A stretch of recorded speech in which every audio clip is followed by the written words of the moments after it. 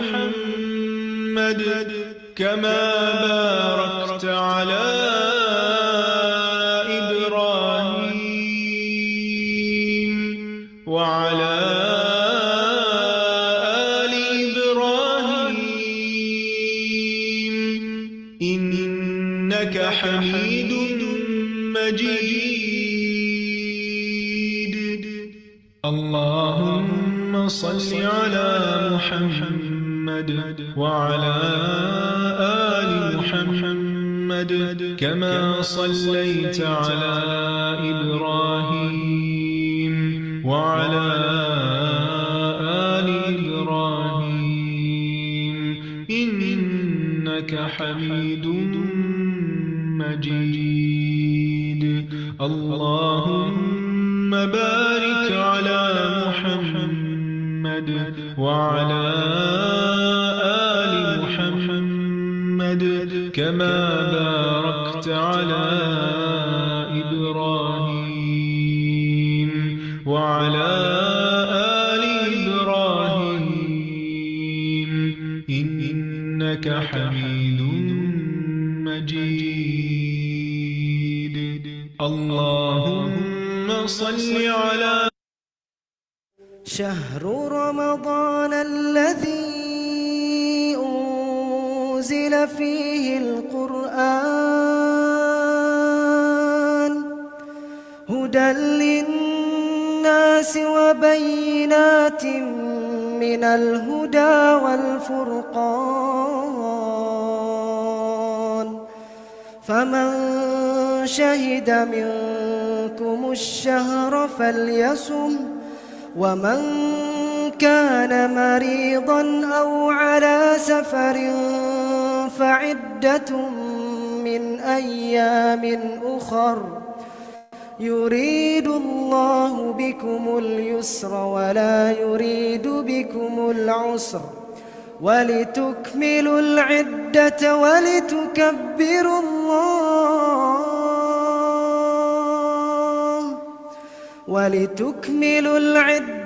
ولتكبروا الله على ما هداكم ولعلكم تشكرون.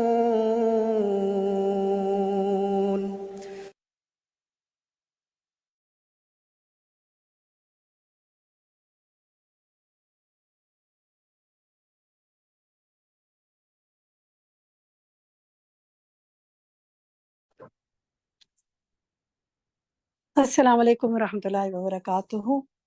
الحمد للہ رب العالمین والصلاة والسلام علی سید المرسلین اما بعد فاعوذ باللہ من الشیطان الرجیم بسم اللہ الرحمن الرحیم. میرے سب ساتھیوں آپ کو خوش آمدید، اہلا وسہلا و مرحبا. پارہ 10 الحمدللہ ہم اب ایک مائلسٹون تک آ گئے ہیں. 10واں پارہ آج مکمل کریں گے انشاءاللہ. ہم سورۃ الانفال بھی پڑھیں گے اور سورۃ التوبہ بھی. اور سورۃ التوبہ میں انشاءاللہ آپ کو بہت ہی موٹیویٹنگ اور بہت ہی ایسے عمل کے پوائنٹ ملیں گے انشاءاللہ. اور استاذہ نے اتنی خوبصورتی سے اس کو سمجھایا ہے کہ مجھے امید ہے کہ آپ کو بہت فائدہ ہوگا انشاءاللہ. ایک دعا کے ساتھ آغاز کرتے ہیں اپنی بات کا کہ ربنا ظلمنا انفسنا وَإِن لَّمْ تَغْفِرْ لَنَا وَتَرْحَمْنَا لَنَكُونَنَّ مِنَ الْخَاسِرِينَ. اے ہمارے رب، ہم نے اپنے اوپر ظلم کیا، اگر تو نے ہم سے درگزر نہ فرمایا اور ہم پر رحم نہ کیا تو یقیناً ہم خسارے میں ہوں گے، ہم برباد ہو جائیں گے. تو یا اللہ تو ہمیں معاف فرما دے. تو جناب اللہ سبحانہ وتعالیٰ کے پاک نام سے ہم نے آغاز کیا. آج تو میں آپ سے یہ پوچھنا چاہوں گی ابتدا میں کہ آپ یہ بتائیے کہ یہ جو ایکٹیویٹی ہم کر رہے ہیں ترجمے کی، اس سے آپ کو کیا فائدہ ہو رہا ہے؟ ہم اس کو پڑھتے ہیں، ترجمہ پوچھتے ہیں، آپ بتاتے ہیں، پھر آپ میں سے جو شخص بتاتا ہے وہ اس کی دہرائی بھی پورے فریز کی کرتے ہیں، یعنی آیت کی ترجمہ پڑھ کے سناتے ہیں. تو جو پڑھتے ہیں ان کو اور جو سنتے ہیں ان کو کیا کوئی فائدہ ہو رہا ہے؟ شمائلہ آپ کچھ بتائیں گی؟ السلام علیکم. جی میں اس ایکٹیویٹی میں زیادہ حصہ تو نہیں لیتی ہوں کہ مجھے لگتا ہے کہ میں شاید غلط بتا دوں گی اور مجھے نہیں آئے گا. تو لیکن جب میں سن رہی ہوتی ہوں، غور کر رہی ہوتی ہوں، تو مجھے کافی سمجھ آ رہا ہوتا ہے اور مطلب پتہ چل رہے ہوتے ہیں الحمدللہ۔ چلے الحمدللہ، کچھ سن کر انسان سیکھتا ہے اور کچھ بتا کے سیکھتا ہے، دونوں طریقے سے سیکھتے ہیں، تو الحمدللہ آپ سیکھنے والوں میں سے ہیں۔ اللہ تعالیٰ آپ کے علم میں برکت فرمائے۔ طاہرہ یاسمین آپ کہیے۔ جی بالکل فائدہ ہو رہا ہے، اس سے ایسا ہوتا ہے کہ ہم اور بھی زیادہ ایکٹیولی سنتے ہیں، بہت پوری کنسنٹریشن کے ساتھ سنتے ہیں، اور ہمیں ترجمے کا دوبارہ ریوائز بھی ہو جاتی ہے وہ آیت۔ چلیں ٹھیک ہے الحمدللہ۔ کوئی ایسا ورڈ آپ میں سے جیسے میں ساتھیوں سے پوچھ رہی ہوں، آپ بتا سکتے ہیں کہ کوئی ایسا لفظ جو آپ کو بھولا ہوا تھا اس سے یاد آ گیا یا نیا سیکھ لیا، وہی بتا سکتے ہیں آپ؟ ٹھیک ہے، اگر کوئی ذہن میں رہے کبھی تو ضرور بتائیے گا، کیونکہ سیکھنے کا عمل جو ہے نا وہ بہت سلولی اینڈ گریجولی ہوتا ہے، اور قطرہ قطرہ کر کے انسان سیکھ رہا ہوتا ہے، تو ورڈ بائی ورڈ بھی آپ سیکھیں گے نا ایک دن سارا قرآن آ جائے گا انشاءاللہ سمجھ میں، انشاءاللہ۔ تسنیم آپ کہیے۔ جی السلام علیکم۔ وعلیکم السلام۔ ہاں یہ ایکٹیویٹی بہت اچھی لگتی ہے، چھوٹی چھوٹی عربک کے وہ ترجمہ پتہ چل جاتا ہے، اور جو بھولا ہوا ہوتا ہے وہ بھی یاد آ جاتا ہے، جیسے بھی پچھلی دفعہ میں نے کیا تھا اس کا لعب و لہب کا، تو کیا کہتے ہیں کھیل تماشا ایک دم ذہن میں آ گیا کہ وہ فوراً مطلب ایکٹیو ہو جاتا ہے انسان اس معاملے میں، بہت اچھا لگتا ہے، اور یاد دہانی بھی جاتی ہے، اور شوق سے پڑھنے کا بھی موقع ملتا ہے۔ الحمدللہ آپ کے اللہ ساتھ ساتھ مجھے بھی موقع ملتا ہے نا، میری بھی دہرائی ہو جاتی ہے، کیونکہ جب اس کو جی بنانا ہوتا ہے پریزنٹیشن کو، تو جو ٹیم بنا رہی ہوتی ہے اس کی بھی ساری دہرائی ہو جاتی ہے، تو ہم مل جی جل کر سیکھتے ہیں الحمدللہ۔ اور دیکھیں یاد رکھیں قرآن پاک تو مسلسل دہراتے رہنے کا صحیح سے یاد رہتا ہے نا۔ ٹھیک ہے، سہرش کچھ کہنا چاہیں گی آپ؟ جی باجی، کل کے پارے سے پارہ نمبر 9 سے آیت نمبر لکھیے 204 اعراف کی، جس کا ترجمہ کا مفہوم مجھے اپنے لیے سمجھ میں آیا کہ قرآن جب پڑھا جا رہا ہو تو اسے غور سے سننا چاہیے، خاموش رہنا چاہیے، تاکہ اللہ سبحانہ تعالیٰ بے رحم کرے۔ یہ ہمارے عمل کے لیے سب سے بہت زیادہ ضروری چیز ہے کہ ہم اس پہ غور و فکر نہیں کرتے جب قرآن پڑھ رہا ہو یا پڑھایا جا رہا۔ بہت اہم آیت ہے، اور دیکھیں مجھ سے پچھلے دنوں کسی نے سوال کیا کہ ہم استاذہ نے بھی اس پہ بات کی تھی پہلے، تو انہوں نے پوچھا کہ مجھے یہ بتائیں کہ جس وقت ہم تراویح پڑھ رہے ہوتے ہیں امام کے پیچھے، تو ہم کیا مصحف سے دیکھ کر پڑھیں، اس سے کنسنٹریشن زیادہ رہے گی، ہمیں زیادہ سمجھ آئے گا؟ تو میں نے تو انہیں یہی کہا کہ بہتر ہے کہ آپ جو امام پڑھ رہے ہیں اس کو سنیں، کیونکہ قرآن میں حکم کیا ہے کہ جب پڑھا جائے تو اسے سنو۔ اور کیا آپ خود آزما کر دیکھیں کہ جب آپ کوئی چیز سن رہے ہیں اور ساتھ پڑھ رہے ہوں تو کنسنٹریشن دونوں چیزوں پہ نہیں رہتی، پھر یا تو فوکس پڑھنے پہ زیادہ ہوتا ہے یا پھر فوکس سننے پہ زیادہ ہوتا ہے۔ تو ہمیں کوشش اس وقت سننے کی کرنی چاہیے، پڑھتے وقت جب ہم پڑھتے ہیں تب پڑھ لیں، اور اگر ترجمہ سیکھنے کی کوشش کریں تو پھر توجہ بھی رہے گی اس کے اندر۔ اور یقین کریں اتنی بیٹی ہے جس وقت لوگ بعض اوقات مصحف لے کر لائنوں میں صفوں میں کھڑے ہوتے ہیں، کبھی پہ رکھ رہے ہیں، کبھی اس کو کسی اور جگہ رکھ رہے ہیں۔ دیکھیں امام اگر مصحف سے پڑھا بھی رہا ہے نا تو وہ تو پھر زبانی نہ پڑھائے، اگر مصحف سے بھی پڑھائے تو اس کی دلیل ملتی ہے، اور وہ اگر رکھتے ہیں تو وہ پراپر جگہ بناتے ہیں نا۔ تو اگر آپ جماعت میں پڑھ رہے ہیں تو بہتر ہے کہ آپ مسجد وغیرہ میں کوئی اتنی پراپر جگہ تو نہیں ہوتی کہ آپ قرآن سائڈوں پہ رکھتے پھریں، تو صف کے ساتھ صف میں لوگ ملے ہوتے ہیں ایک دوسرے کے ساتھ، تو بہتر ہے کہ سننے پہ توجہ دیں۔ ہاں انفرادی طور پر اگر گھر میں پڑھ رہے ہیں اور دیکھ کر پڑھ رہے ہیں اور پراپر انتظام کیا ہوا ہے کر لیں۔ بہرحال یہ اس سے مجھے ایک بات ذہن میں آئی تو میں نے شیئر کر لی۔ چلیں اور بتائیں جی، نور شمع آپ کچھ کہنا چاہتی ہیں؟ جی میرے لیے اپنے لیے میں نے عمل کے پوائنٹ میں یہ لکھا ہے کہ سورۃ الاعراف سے آیت نمبر 150 اور 151 سے جو موسیٰ علیہ السلام اور ہارون علیہ السلام کا جو واقعہ ہے، اس سے میں نے یہ سبق لیا ہے کہ اگر کوئی سوری کرے تو فوراً معاف کر دینا چاہیے، اور غصہ کا جواب غصہ سے نہیں بلکہ نرمی سے، حلم سے، پیار سے دینا چاہیے، اور اپنے ساتھ ساتھ اپنے بھائیوں یعنی دوسروں کے لیے بھی دعا کرنی چاہیے۔ بارک اللہ فی عملک، بہت ہی اچھے آپ نے پوائنٹس بتائے، جزاک اللہ خیر۔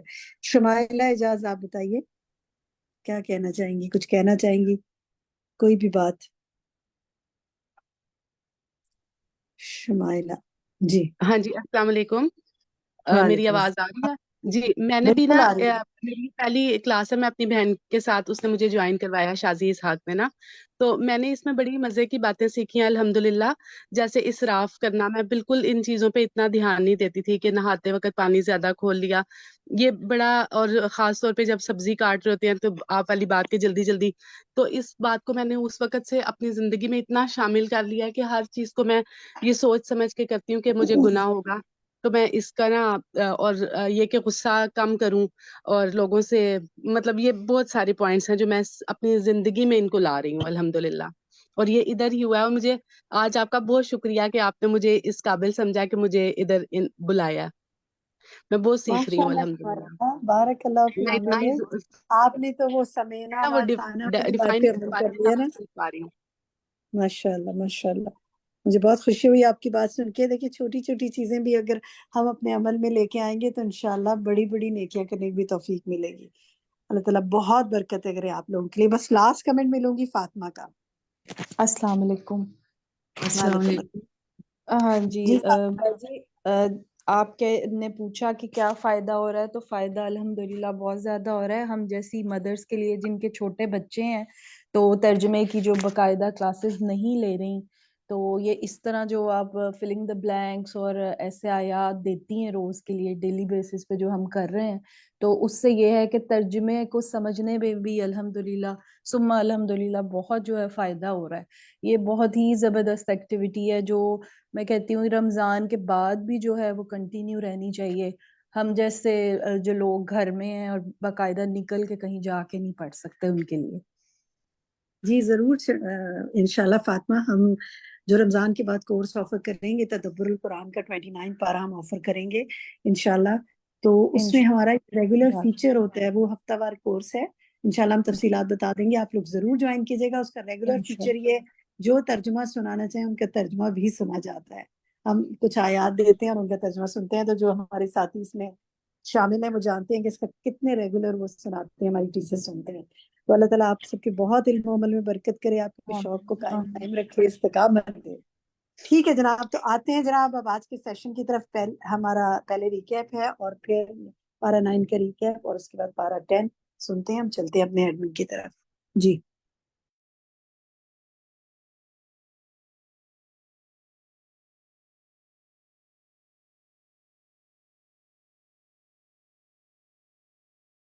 السلام علیکم ورحمۃ اللہ وبرکاتہ.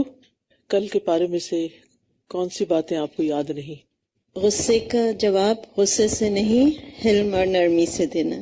جب انسان کی آزمائش بڑی ہو جائے تو اللہ سے صبر مانگنا چاہیے تاکہ استقامت ملے. خذ العفو وامر بالعرف وعارض عن الجاہلین.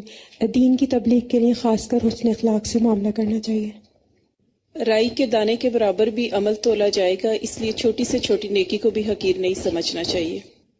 اگر تم اللہ سے ڈرو گے تو وہ تمہیں حق اور باطل میں فرق کرنے کی کسوٹی دے دے گا. تقوی کے ذریعے فرقان ملتا ہے. السلام علیکم ورحمۃ اللہ وبرکاتہ. نحمده ونصلي على رسوله الكريم، اما بعد فاعوذ باللہ من الشیطان الرجیم. بسم اللہ الرحمن الرحیم. رب اشرح لي صدری ويسر لي امری واحلل عقدۃ من لسانی یفقهوا قولی. الحمد للہ الذی خلق السماوات والارض وامسکهما بقدرته ورفع السماء بقوته ودحى الارض بمشیئته وملأ الکون برحمته. تمام قسم کی حمد اللہ کے لیے ہے جس نے آسمانوں اور زمین کو پیدا کیا اور اپنی قدرت سے ان دونوں کو تھامے ہوئے ہے، اور اپنی قوت کے ساتھ آسمان کو بلند کیا اور اپنی مشیت کے ساتھ زمین کو بچھایا اور ہموار کیا اور کائنات کو اپنی رحمت سے بھر دیا. ہم شروع کریں گے آج 10واں پارہ. وَاعْلَمُوا أَنَّمَا غَنِمْتُم مِّن شَيْءٍ فَأَنَّ لِلَّهِ خُمُسَهُ وَلِلرَّسُولِ وَلِذِي الْقُرْبَى وَالْيَتَامَى وَالْمَسَاكِينِ وَابْنِ السَّبِيلِ إِن كُنتُمْ آمنتم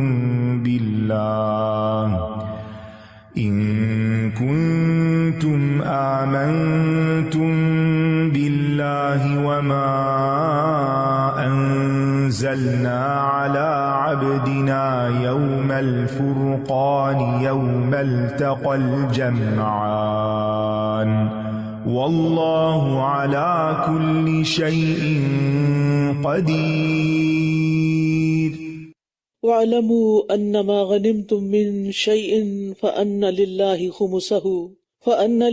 خُمُسَهُ وَلِلرَّسُولِ وَلِذِي الْقُرْبَى وَالْيَتَامَى وَالْمَسَاكِينِ وَابْنِ السَّبِيلِ إِن كُنتُمْ آمَنتُم بِاللَّهِ وَمَا أَنزَلْنَا عَلَى عَبْدِنَا يَوْمَ الْفُرْقَانِ يَوْمَ الْتَقَى الْجَمْعَانِ وَاللَّهُ عَلَى كُلِّ شَيْءٍ قَدِيرٌ۔ اور جان لو کہ جو چیز بھی تم غنیمت میں پاؤ تو اس کا 5واں حصہ اللہ اور رسول کا ہے، اور رسول کے قرابت داروں اور یتیموں اور مسکینوں اور مسافروں کے لیے ہے، اگر تم اللہ پر اور اس چیز پر ایمان لائے ہو جو ہم نے اپنے بندے پر فیصلے کے دن یعنی جنگ بدر میں نازل کی، جس دن 2 جماعتیں آمنے سامنے ہوئیں، اور اللہ ہر چیز پر خوب قدرت رکھنے والا ہے۔ غنیمتوں کے بارے میں سوال کیا گیا تھا، بیچ میں اصلاح کی گئی اور یہاں اب اس کی تقسیم کا طریقہ بتایا جا رہا ہے۔ غنیمت سے مراد وہ مال ہے جو کافروں سے لڑائی پر فتح اور غلبہ حاصل ہونے کے بعد حاصل ہوتا ہے۔ پہلی امتوں میں مال غنیمت کا استعمال جائز نہیں تھا، سارا مال ایک جگہ جمع کر دیا جاتا اور آسمان سے ایک آگ آتی اور اسے جلا کر بھسم کر دیتی، لیکن امت مسلمہ کے لیے یہ مال حلال کر دیا گیا۔ رسول اللہ صلی اللہ علیہ وسلم نے فرمایا، احلت لی الغنائم، میرے لیے غنیمت کے مال حلال کر دیے گئے ہیں۔ نبی صلی اللہ علیہ وسلم بہت انصاف کے ساتھ اس کو تقسیم کیا کرتے تھے، اور یہ بھی کہ یہاں پر ہم دیکھتے ہیں کہ 5واں حصہ اللہ اور رسول کا ہے۔ اللہ سبحانہ تعالیٰ کو تو اس مال میں سے کچھ نہیں چاہیے، یہ تو صرف برکت کے لیے یعنی کہ اللہ سبحانہ تعالیٰ کا نام لیا گیا ہے، اور رسول اللہ صلی اللہ علیہ وسلم کے حصے میں جو آتا وہ آپ قرابت داروں، یتیموں اور مسکینوں اور مسافروں پر خرچ کرتے، اور اس میں سے جو بچ جاتا وہ پھر فی سبیل اللہ استعمال ہو جاتا۔ اس کے بعد باقی جو فوجی جنگ میں حصہ لیتے تھے ان کے اوپر تقسیم کر دیا جاتا تھا۔ پھر جنگ بدر پر مزید کچھ تبصرہ ہے۔ اذ انتم بالعدوۃ الدنیا وہم بالعدوۃ القصویٰ والرکب اسفل منکم، جب تم وادی کے قریبی کنارے پر اور وہ دور کے کنارے پر تھے، اور قافلہ تم سے نیچے ساحل کی طرف تھا، اور اگر تم آپس میں جنگ کا وعدہ کر لیتے تو مقرر وقت کے بارے میں ضرور اختلاف کرتے، لیکن یہ اس لیے ہوا تاکہ اللہ اس کام کو پورا کر دے جو ہو کر رہنے والا تھا، تاکہ جو ہلاک ہو واضح دلیل سے ہلاک ہو، اور جو زندہ رہے واضح دلیل سے زندہ رہے، اور یقیناً اللہ خوب سننے والا خوب جاننے والا ہے۔ پھر فرمایا، جب اللہ آپ کو خواب میں ان کافروں کی تعداد کم کر کے دکھا رہا تھا، اور اگر وہ انہیں آپ کو زیادہ دکھاتا تو تم ضرور ہمت ہار جاتے اور تم اس معاملے میں باہم جھگڑنے لگتے، لیکن اللہ نے بچا لیا، بے شک وہ سینوں کے بھید خوب جاننے والا ہے۔ نبی صلی اللہ علیہ وسلم نے خواب میں دیکھا کہ کافروں کی تعداد زیادہ نہیں، اسی کی خبر آپ نے صحابہ کو دی، جس کا فائدہ یہ ہوا کہ مسلمانوں میں ہمت اور ثابت قدمی پیدا ہو گئی۔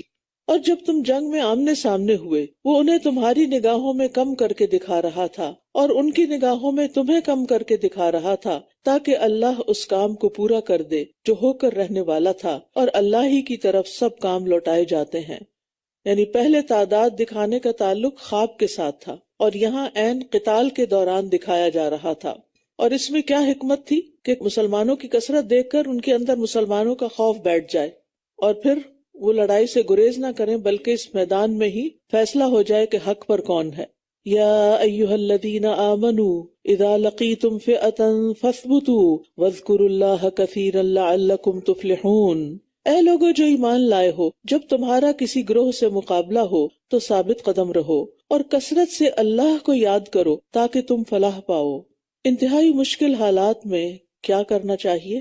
نمبر 1 صبر کے ساتھ ثابت قدمی، اور نمبر 2 کثرت سے اللہ کا ذکر۔ مسلمان کو ہر حال میں کثرت سے اللہ کا ذکر کرنا چاہیے، خاص طور پر جب وہ تنگ حالات سے گزر رہا ہو۔ جو شخص رب سے محبت کرتا ہے اور جو اس میں مخلص ہے اور سچا ہے، یہ نہیں ہو سکتا کہ وہ نعمت ملنے پر اپنے رب کو بھول جائے یا تکلیف آنے پر اپنے رب کو بھول جائے۔ وہ ہر حال میں اللہ تعالیٰ کو یاد ہی رکھے گا، اور یہی کامیابی کی علامت ہے۔ جب انسان ایسے حالات میں اللہ تعالیٰ کو یاد کرتا ہے، اللہ تعالیٰ سے دعا کرتا ہے، تو پھر اس کے بعد جب اسے کامیابی نصیب ہوتی ہے تو وہ یہی سمجھتا ہے کہ یہ کامیابی مجھے اللہ نے دی ہے، اللہ سے دعا کرنے کی وجہ سے، اللہ کو یاد کرنے کی وجہ سے میرے حصے میں آئی ہے۔ تو ذکر کسی حال میں بھی ترک نہیں کرنا چاہیے، اور سب سے زیادہ مصروف عمل میں بھی ذکر کو نہیں بھولنا چاہیے۔ یعنی آپ سوچئے کہ جنگ کے وقت سے بڑھ کر کون سا وقت زیادہ مصروفیت اور پریشانی کا ہو سکتا ہے، کہ جب دشمن سامنے ہو اور انسان کو اپنی جان کا خطرہ ہو تو اس وقت بھی اللہ کو نہیں بھولنا۔ یعنی انتہائی مشکل سے مشکل حالات میں، انتہائی شدید گھبراہٹ کے وقت بھی اگر کوئی سہارا ہے تو اللہ ہی کا سہارا ہے، لہٰذا اس کو مت بھولو۔ اور کامیابی اور اللہ کی دی ہوئی توفیق اللہ کے ذکر کو کثرت کے ساتھ کرنے سے ملی ہوئی ہے۔ وَأَطِيعُوا اللَّهَ وَرَسُولَهُ وَلَا تَنَازَعُوا فَتَفْشَلُوا وَتَذْهَبَ رِيحُكُمْ وَاصْبِرُوا إِنَّ اللَّهَ مَعَ الصَّابِرِينَ، اور اللہ اور اس کے رسول کی اطاعت کرو اور باہم جھگڑا مت کرو ورنہ تم کم ہمت ہو جاؤ گے اور تمہاری ہوا اکھڑ جائے گی، اور صبر سے کام لو، بے شک اللہ صبر کرنے والوں کے ساتھ ہے۔ جھگڑا انسان کو ناکامی کی طرف لے جاتا ہے، کیونکہ اس میں انسان باہمی غضبناک ہوتا ہے، اور باہمی غضب جب زیادہ ہو جاتا ہے، یعنی دو لوگ ایک دوسرے پر زیادہ غصہ کر رہے ہوتے ہیں تو اس سے لوگوں کا آپس میں تعاون ختم ہو جاتا ہے اور ساری انرجیز ایک دوسرے کے خلاف استعمال ہونے لگتی ہیں، اور پھر انسان کا دل ایسی چیزوں میں مشغول ہو جاتا ہے جہاں ہونا نہیں چاہیے، اور اس کا نقصان پھر یہ ہوتا ہے کہ جھگڑے کی وجہ سے دشمن قابو پا جاتا ہے۔ یعنی جب جنگ کے مشکل حالات اور مشکل مقامات آتے ہیں تو جھگڑے کی وجہ سے کوئی کسی کی مدد نہیں کرنا چاہتا، اور پھر انسان غیر ضروری چیزوں کی طرف چل پڑتا ہے، اس طرح دشمن کو موقع دیتا ہے کہ وہ ان پہ قابو پا لے۔ تو ہمیں ہمارے دین میں آپس کے اختلافات سے منع کیا گیا ہے۔ نبی صلی اللہ علیہ وسلم نے معاذ بن جبل اور ابو موسیٰ اشعری کو یمن بھیجا۔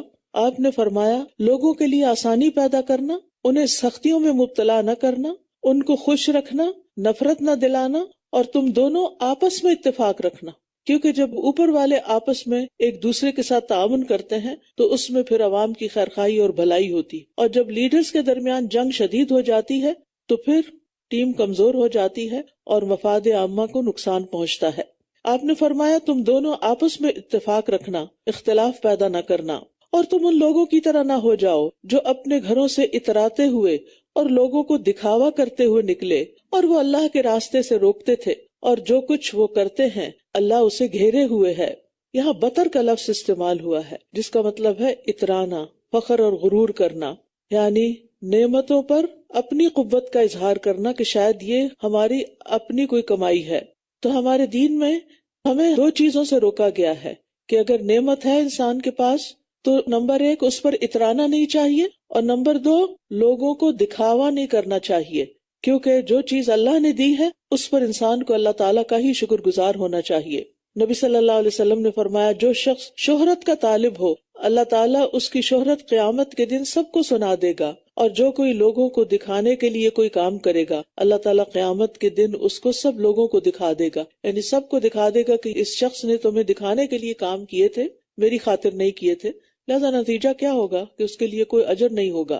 وَإِذْ زَيَّنَ لَهُمُ الشَّيْطَانُ أَعْمَالَهُمْ وَقَالَ لَا غَالِبَ لَكُمُ الْيَوْمَ مِنَ النَّاسِ، اور جب شیطان نے ان کے اعمال ان کے لیے خوبصورت بنا دیے اور کہنے لگا کہ آج کے دن لوگوں میں سے کوئی تم پر غالب آنے والا نہیں، اور میں خود بھی تمہارا حمایتی ہوں۔ پھر جب دونوں جماعتوں نے ایک دوسرے کو دیکھا تو وہ اپنی ایڑیوں پر پلٹ گیا اور کہنے لگا، میں تم سے بری ہوں، میں وہ کچھ دیکھ رہا ہوں جو تم نہیں دیکھ رہے، بے شک میں اللہ سے ڈرتا ہوں اور اللہ سخت سزا دینے والا ہے۔ مشرکین مکہ جب مکہ سے روانہ ہوئے تو انہیں اپنے حریف قبیلے بنو بکر بن کنانہ سے اندیشہ تھا کہ وہ پیچھے سے انہیں نقصان نہ پہنچائے، چنانچہ شیطان سراقہ بن مالک کی صورت بن کے آیا جو بنو بکر بن کنانہ کے ایک سردار تھے، اور انہیں فتح و نصرت کی خوشخبری دی جو سب جھوٹ تھا، اور اپنی حمایت کا بھی پورا یقین دلایا۔ لیکن جب میدان جنگ میں سب پہنچے اور شیطان بھی وہاں موجود تھا تو ملائکہ کی صورت میں امداد الہی نظر آئی تو ایڑیوں کے بل بھاگ کھڑا ہوا، کیونکہ شیطان تو ملائکہ کو دیکھ سکتا ہے، تو اس کو پتا چل گیا کہ اب یہاں میرا بس نہیں چلے گا۔ اب یہاں شیطان کہہ رہا ہے کہ وہ اللہ سے ڈرتا ہے، جو کہ سچ بات نہیں۔ اگر وہ اللہ سے ڈرے تو سب سے پہلے توبہ کرے اپنے گناہ کی۔ ہم لوگ بھی بعض اوقات صرف زبانی کلامی کہتے رہتے ہیں اللہ سے بڑا ڈر لگتا ہے، واقعی اگر اللہ سے ڈر لگتا ہے تو پھر تو انسان کو اللہ ہی کی طرف راغب ہونا چاہیے۔ اللہ کی محبت اور اللہ کا خوف انسان کو اللہ کی اطاعت کی طرف لے جاتا ہے۔ اس محبت کا دعویٰ جھوٹا ہے جس میں اطاعت نہ ہو. اسی لیے فرمایا گیا نا ان کنتم تحبون اللہ فاتبعونی یحببکم اللہ، اگر تم اللہ سے محبت کرتے ہو تو میرا یعنی رسول اللہ صلی اللہ علیہ وسلم کا اتباع کرو، تو اس کے نتیجے میں پھر اللہ تعالیٰ تم سے محبت کرے گا. وَيَغْفِرْ لَكُمْ ذُنُوبَكُمْ، اور وہ تمہارے گناہ بھی معاف کر دے گا. تو اطاعت کے بغیر صرف اللہ کا خوف ہونا کافی نہیں، یعنی اللہ تعالیٰ کی بات بھی ماننی چاہیے اور نافرمانیوں کو چھوڑ بھی دینا چاہیے. جب منافقین اور وہ لوگ جن کے دلوں میں ایک بیماری تھی کہہ رہے تھے کہ ان لوگوں کو ان کے دین نے دھوکے میں ڈال رکھا ہے اور جو اللہ پر توکل کرتا ہے تو یقیناً اللہ بہت زبردست خوب حکمت والا ہے. اور کاش آپ اس وقت دیکھیں جب فرشتے ان لوگوں کو فوت کرتے ہیں جنہوں نے کفر کیا، وہ ان کے چہروں اور پیٹھوں پر مارتے ہیں. استغفر اللہ، یعنی کفر کی حالت میں جس کی ڈیتھ ہوتی ہے فرشتے جب اس کی جان نکالتے ہیں تو ان کے چہروں پہ بھی مارتے ہیں اور پیٹھوں پہ بھی مارتے ہیں اور کہتے ہیں جلانے والی آگ کے عذاب کا مزہ چکھو، یعنی پھر اس کے بعد قبر کا عذاب شروع ہو جاتا ہے. یہ اس وجہ سے ہے جو تمہارے ہاتھوں نے آگے بھیجا، یعنی تمہارے اپنے اعمال کا یہ نتیجہ ہے، اور بے شک اللہ بندوں پر کچھ بھی ظلم کرنے والا نہیں. یہاں اللہ تعالیٰ اپنی ذات سے ظلم کی نفی کر رہے ہیں کہ اللہ تعالیٰ بغیر کسی وجہ کے کسی کو سزا نہیں دیتے، عذاب نہیں دیتے. سورۃ الکہف میں آتا ہے وَلَا يَظْلِمُ رَبُّكَ أَحَدًا، اور تیرا رب کسی پر ظلم نہیں کرتا. سورۃ طٰہٰ میں آتا ہے وَمَن يَعْمَلْ مِنَ الصَّالِحَاتِ وَهُوَ مُؤْمِنٌ فَلَا يَخَافُ ظُلْمًا وَلَا هَضْمًا، اور جو شخص اچھی قسم کے اعمال کرے اور وہ مومن بھی ہو تو وہ نہ کسی بے انصافی سے ڈرے گا اور نہ حق تلفی سے. یعنی ایمان اور عمل صالح کے ساتھ پھر انسان کو امن نصیب ہو جاتا ہے. اللہ سبحانہ تعالیٰ نے اپنی ذات پہ ظلم کو حرام قرار دیا ہے. ایک حدیث قدسی میں ہے رسول اللہ صلی اللہ علیہ وسلم نے فرمایا، اللہ تعالیٰ فرماتا ہے میرے بندو میں نے ظلم اپنے اوپر حرام قرار دے رکھا ہے اور اسے تمہارے درمیان بھی حرام ٹھہرایا، یعنی بندے بھی بندوں پہ ظلم نہ کریں، لہٰذا تم ایک دوسرے پر ظلم نہ کرو. میرے بندو یہ تمہارے اپنے ہی اعمال ہیں جن کو میں محفوظ رکھتا ہوں، پھر تمہیں ان کا پورا بدلہ دوں گا. پھر جو خیر پائے وہ اللہ کا شکر ادا کرے اور جو اس کے سوا پائے وہ اپنے آپ ہی کو ملامت کرے. کدأب آل فرعون والذین من قبلہم، ان کا حال آل فرعون اور ان لوگوں کی طرح ہوا جو ان سے پہلے تھے، جنہوں نے اللہ کی آیات کا انکار کیا تو اللہ نے انہیں ان کے گناہوں کی وجہ سے پکڑ لیا. بے شک اللہ بہت قوت والا سخت سزا دینے والا ہے. یعنی آیات کو جھٹلانے اور عذاب میں مبتلا ہونے میں یہ اہل مکہ کس کی طرح ہیں؟ فرعون کی طرح، یعنی پہلی قوموں کے جو منکرین تھے ان کی طرح. تو یہاں سیکھنے کا سبق یہ ہے کہ ہمیں سابقہ لوگوں کے انجام سے عبرت پکڑنی چاہیے کہ جب انہوں نے رسولوں کی بات نہیں مانی تو ان کا انجام کیا ہوا. اللہ تعالیٰ فرماتے فَسِیرُوا فِی الْأَرْضِ فَانظُرُوا کَیْفَ کَانَ عَاقِبَةُ الْمُکَذِّبِینَ، تو تم زمین میں چل پھر کے دیکھ لو کہ جھٹلانے والوں کا انجام کیسا برا ہوا. تو اس سے یہ بھی پتہ چلتا ہے کہ گناہوں کی اپنی ایک نحوست ہوتی ہے. گناہوں کے برے نتائج انسان کے سامنے دنیا میں بھی آ جاتے ہیں. اللہ تعالیٰ نے پچھلی قوموں کے پکڑ کے بارے میں فرمایا فَأَخَذَهُمُ اللَّهُ بِذُنُوبِهِمْ، اللہ نے ان کو ان کے گناہوں کے سبب پکڑا. اللہ سبحانہ تعالیٰ کی یہاں صفت القوی استعمال ہوئی ہے، تو اللہ سبحانہ تعالیٰ بہت ہی قوت والا ہے، طاقت والا ہے. جس کی طاقت پوری اور کامل ہے اس پر کسی حال میں بھی عاجزی غالب نہیں آتی، کمزوری اس میں نہیں آتی. انسانوں کے پاس اگر قوت ہوتی ہے تو پھر کسی وقت ویکنس بھی فیل ہو رہی ہوتی ہے، ذہنی قوت ہو، جسمانی قوت ہو، روحانی قوت، ہر ایک میں ڈکلائن ہوتا ہے. لیکن اللہ سبحانہ تعالیٰ کی قوت میں کوئی کمی نہیں ہوتی.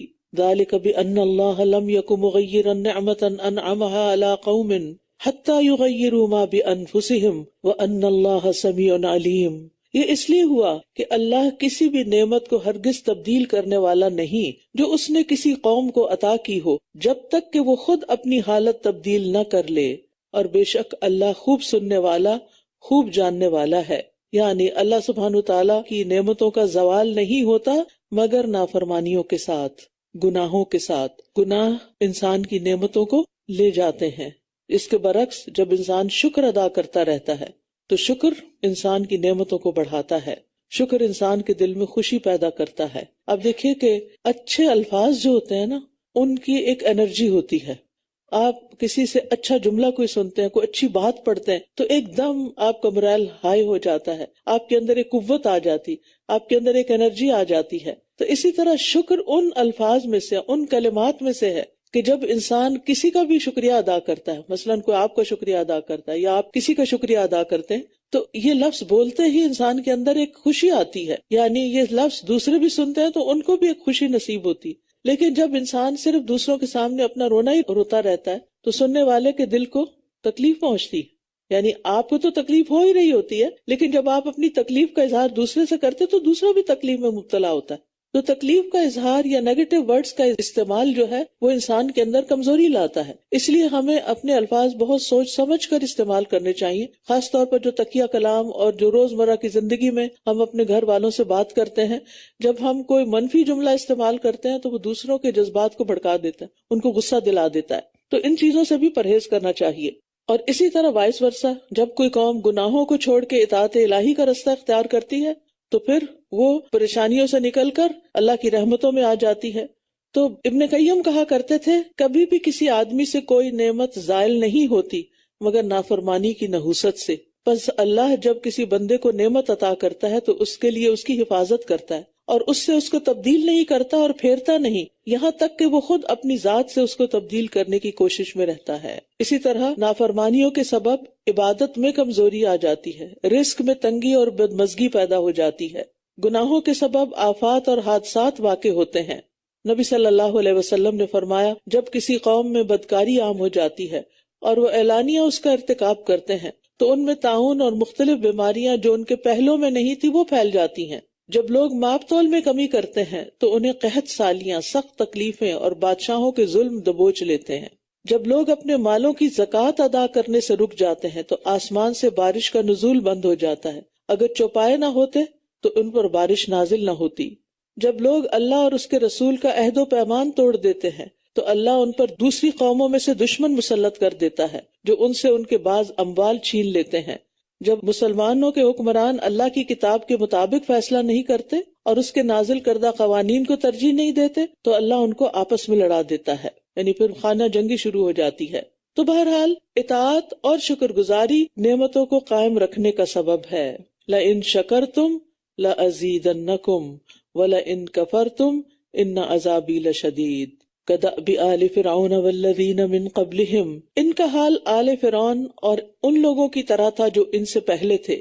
انہوں نے اپنے رب کی آیات کو جھٹلایا تو ہم نے ان کے گناہوں کی پاداش میں انہیں ہلاک کر دیا، اور آل فرعون کو ہم نے غرق کر دیا اور وہ سبھی ظالم تھے. یعنی پچھلی جتنی قومیں بھی ہلاک ہوئیں وہ اپنی ہی نافرمانیوں کی اور گناہوں کی وجہ سے ہلاک ہوئیں. ان شر الدواب عند اللہ الذین کفروا فہم لا یؤمنون. بے شک اللہ کے نزدیک تمام جانداروں میں بدترین وہ لوگ ہیں جنہوں نے کفر کیا تو وہ ایمان نہیں لاتے. یاد رکھیے جانور بھی اپنے رب کو پہچانتے ہیں، اپنے رب کی معرفت رکھتے ہیں اور وہ اللہ کے مطیع اور فرما بردار ہیں. اس کے برعکس انسانوں میں سے کچھ لوگ ہیں جو اللہ کو نہیں مانتے، جو اللہ تعالیٰ کی بات نہیں مانتے. اس لیے اللہ تعالیٰ نے ان کو یہ نہیں کہا ان شر الناس، بلکہ کیا کہا ان شر الدواب بھی. ان کو انسان بھی نہیں کہا، جانور کہا، کہ جانوروں میں بدترین جانور وہ ہیں جو کفر کرتے ہیں اور ایمان نہیں لاتے. ابن کثیر کہتے ہیں کہ انسانوں میں سے جو شخص اللہ کی اطاعت کرتا ہے وہ قیامت کے دن اپنے جیسے فرشتوں سے افضل ہوگا، اور جو اللہ کے ساتھ کفر کرتا ہے تو جانور اس سے زیادہ کامل ہوں گے. تو اس سے کیا پتہ چلتا ہے؟ انسان کا مقام فرشتوں تک بھی پہنچ سکتا ہے اور جانوروں سے بھی نیچے گر سکتا ہے. ثم رددناہ اسفل سافلین. وہ لوگ جن سے آپ نے عہد دیا پھر وہ ہر بار اپنے عہد کو توڑ دیتے ہیں اور وہ ڈرتے بھی نہیں ہیں. پھر اگر جنگ میں آپ ان پر قابو پا لیں تو ان کو ایسی سخت سزا دیں کہ ان کے ذریعے سے ان کو بھی تتر بتر کر دے جو ان کے پیچھے ہیں، شاید کہ وہ نصیحت پکڑیں. فشرد بہم کا مطلب ہے ان کو ایسی مار مارو کہ جس سے ان کے پیچھے ان کے حمایتیوں اور ساتھیوں میں بھگدڑ مچ جائے، حتیٰ کہ وہ آپ کی طرف اس اندیشے سے رخ ہی نہ کریں کہ کہیں ان کا بھی وہی حشر نہ ہو جو ان کے آگے جانے والوں کا ہوا. وَإِمَّا تَخَافَنَّ مِن قَوْمٍ خِيَانَةً. اور اگر آپ کو کسی قوم کی خیانت یعنی بدعہدی کا اندیشہ ہو تو آپ ان کا معاہدہ ان کی طرف برابری کی بنیاد پر پھینک دیجئے، بے شک اللہ خیانت کرنے والوں کو پسند نہیں کرتا. یہاں خیانت سے مراد کسی معاہد قوم سے نقض عہد کرنا ہے، یعنی جس قوم سے کوئی صلح کا معاہدہ کر رکھا ہے ان کے اوپر مثلاً حملہ کر دینا تو اگر آپ کے کچھ ایسے ارادے ہیں تو پہلے معاہدہ ختم کرنا ہوگا، باقاعدہ اس سے مطلع کیا جائے گا اور کہا جائے گا کہ آج کے بعد ہمارے اور تمہارے درمیان کوئی معاہدہ نہیں، تاکہ دونوں فریق پھر اپنی اپنی حفاظت کے خود ذمہ دار ہوں۔ اب یہاں پر آپ دیکھیے کہ اس آیت سے یہ پتہ چلتا ہے کہ مسلمان بھی اگر عہد توڑتا ہے، اوپر خیانت کی بات ہوئی یا عہد کی بات ہوئی، تو یہ اللہ تعالیٰ کو پسند نہیں ہے۔ اسی لیے ہم دیکھتے ہیں کہ جب حضرت معاویہ اور رومیوں کے درمیان معاہدہ ہوا اور معاہدے کی مدت ختم ہونے کے قریب آئی تو انہوں نے روم کی سرزمین کے قریب اپنی فوجیں جمع کرنی شروع کر دی۔ مطلب یہ تھا کہ معاہدے کی مدت ختم ہوتے ہی رومیوں پہ حملہ کر دیا جائے۔ اور عمر بن عبسہ کے علم میں جب یہ بات آئی تو انہوں نے رسول اللہ صلی اللہ علیہ وسلم کی حدیث بیان فرمائی اور اسے معاہدے کی خلاف ورزی قرار دیا، جس پر حضرت معاویہ نے اپنی فوجیں واپس بلا لی۔ تو بات یہ ہے کہ عہد شکنی، کسی سے وعدہ کر لینا اور پھر اس کو پورا نہ کرنا، یہ منافقت کی علامت ہے۔ نبی صلی اللہ علیہ وسلم نے فرمایا 4 باتیں جس میں ہوگی وہ خالص منافق ہوگا، اور جس میں ان میں سے کوئی ایک بھی ہوگی اس میں نفاق کی ایک خصلت ہوگی، یہاں تک کہ وہ اسے چھوڑ دے۔ جب اس کے پاس امانت رکھی جائے تو خیانت کرے، جب بات کرے تو جھوٹ بولے، جب عہد کرے تو دغا بازی کرے، جب جھگڑے تو بےہودہ گوئی کرے، یعنی گالی گلوچ کرے۔ وَلَا يَحْسَبَنَّ الَّذِينَ كَفَرُوا سَبَقُوا إِنَّهُمْ لَا يُعْجِزُونَ، اور جن لوگوں نے کفر کیا وہ ہرگز یہ گمان نہ کریں کہ وہ نکل بھاگے ہیں، بے شک وہ اللہ کو عاجز نہیں کر سکتے۔ ایسے اگر ہم سب بھی یہ سوچیں کہ ہم اگر اللہ کی اطاعت نہیں کرتے اور اس کی نافرمانی کا کوئی کام کرتے ہیں، کہاں جائیں گے بھاگ کر؟ کس بات کے انتظار میں؟ یعنی انسان اگر کہیں بھاگنا شروع بھی کر دے لٹرلی کہ میں اللہ سے بھاگ رہا ہوں، تو ہے کوئی جائے پناہ؟ ہے کوئی بھاگنے کی جگہ؟ وہ کون سی جگہ ہے زمین میں، وہ کون سی جگہ ہے آسمان میں کہ جہاں اللہ کی قدرت کام نہ کرے اور جہاں انسان کو اللہ تعالیٰ پکڑ نہ سکے؟ کہیں بھی نہیں۔ لہٰذا نہ سامنے اور نہ چھپ کر کہیں بھی اللہ کی نافرمانی نہیں کرنی چاہیے۔ پھر فرمایا وَأَعِدُّوا لَهُم مَّا اسْتَطَعْتُم مِّن قُوَّةٍ وَمِن رِّبَاطِ الْخَيْلِ، اور اپنی استطاعت کے مطابق ان کے مقابلے کے لیے قوت اور باندھے ہوئے گھوڑوں سے تیاری کر رکھو، جن کے ساتھ تم اللہ کے دشمنوں اور اپنے دشمنوں کو ڈراؤ گے، اور ان کے علاوہ کچھ دوسروں کو بھی جنہیں ابھی تم نہیں جانتے، اللہ انہیں جانتا ہے، اور اللہ کے راستے میں جو چیز بھی تم خرچ کرو گے وہ تمہیں پوری پوری لوٹا دی جائے گی اور تم ظلم نہ کیے جاؤ گے۔ تو اس سے پتہ چلتا ہے کہ انسان کو برے وقت کے لیے تیاری کر کے رکھنی چاہیے، اور انسان کو جب نعمتیں مل جاتی ہیں تو وہ سمجھتا ہے یہ ہمیشہ میرے پاس رہیں گی، حالانکہ ایسا نہیں ہوتا۔ اور خاص طور پر دین کے کام کے لیے انسان کو اپنے آپ میں سکلز پیدا کرنی چاہیے۔ آپ دیکھیں کہ کوئی بھی چیز جب اس کو تراشا خراشا جاتا ہے، مثلا ہیرا ہے، تو اگر را ہیرا ہو تو اس کی قیمت کچھ اور ہوگی، لیکن جب اسے تراش دیا جاتا ہے تو پھر اس کی قیمت کیا ہوتی ہے؟ کچھ اور ہو جاتی ہے۔ اسی طرح آپ دیکھیں کہ آپ گھر میں کھانا بناتے ہیں تو اس کی ورث کچھ اور ہوتی ہے، آپ کسی بڑے ریسٹورینٹ میں کھانے جاتے ہیں تو اس کی ورث کچھ اور ہوتی ہے۔ فرق کس چیز کا ہوتا ہے؟ آپ گھر میں بناتے ہیں وہی آٹا دال چاول ہوتی ہے، لیکن آپ اس کو بس ایک عام سادے طریقے سے مکس کر لیتے ہیں، پکا لیتے ہیں روٹین کے مطابق۔ لیکن جب آپ کسی خاص ریسٹورینٹ میں جاتے ہیں کھانے کے لیے تو وہاں کیا ہوتا ہے؟ وہی آٹا دال چاول ہوتی ہے، لیکن اس کی پریزنٹیشن الگ ہوتی ہے، اس کو بنانے کی ٹیکنیک الگ ہوتی ہے، اس کا ٹیسٹ الگ ہوتا ہے۔ چیزیں وہی ہیں لیکن ایک خاص اسکل کے ساتھ، ایک خاص پروپورشن کے ساتھ اس کو جب بنایا گیا تو اس کی ورث زیادہ ہو گئی۔ اسی طرح ایک عام انسان ہے، اس کے پاس اللہ نے بہت سی فیکلٹیز دی ہیں، لیکن اگر اس کے پاس کوئی اسکل سیٹ نہیں ہے تو کسی کام کا نہیں ہے، اس کی کوئی ورث نہیں ہے۔ اسی لیے آپ دیکھیں کہ جن لوگوں کے پاس latest up to the mark یعنی موجودہ حالات کے مطابق مارکیٹ میں جس چیز کی ویلیو ہوتی ہے، جب وہ اس کے مطابق اپنی سکلز کو انہینس کر لیتے ہیں، حاصل کر لیتے ہیں، تو پھر کیا ہوتا ہے؟ ان کی سیلری یہاں سے وہاں چلی جاتی ہے، ان کو بڑی بڑی کمپنیز ہائر کر لیتی ہیں۔ ہے تو وہ بھی انسان، اور ایک جاہل انسان بھی انسان ہے، 2 آنکھیں اس کے پاس بھی ہیں اور اس کے پاس بھی ہیں، اس کے پاس بھی 2 ہاتھ ہیں، اس کے پاس بھی ہیں، دونوں کی ڈیٹ آف برتھ ایک ہے، عمر ایک ہے، ایک نے کچھ پڑھا لکھا نہیں، کوئی سکلز حاصل نہیں کی، اور دوسرے نے اپنی زندگی لگا دی محنت کرتے کرتے اپنی تراش خراش میں، اپنے آپ کو چمکانے میں۔ تو اب آپ خود سوچئے کہ دونوں کی قیمت میں کتنا بڑا فرق ہے۔ اسی طرح ایک شخص ایمان نہیں لاتا اور ایک شخص کلمہ پڑھ لیتا ہے۔ ایک شخص کے پاس مال ہے، وہ مال کے اوپر سانپ بن کے بیٹھا ہوا ہے، اور دوسرا جو ہے وہ دن رات اللہ کے راستے میں خرچ کر رہا ہے، اللہ کے بندوں پہ بھی خرچ کر رہا ہے، دین کی خدمت میں بھی خرچ کر رہا ہے۔ کیا یہ دونوں برابر ہو سکتے ہیں؟ قُلْ هَلْ يَسْتَوِي الَّذِينَ يَعْلَمُونَ وَالَّذِينَ لَا يَعْلَمُونَ، وہ لوگ جو جانتے ہیں اور وہ لوگ جو نہیں جانتے کیا برابر ہو سکتے؟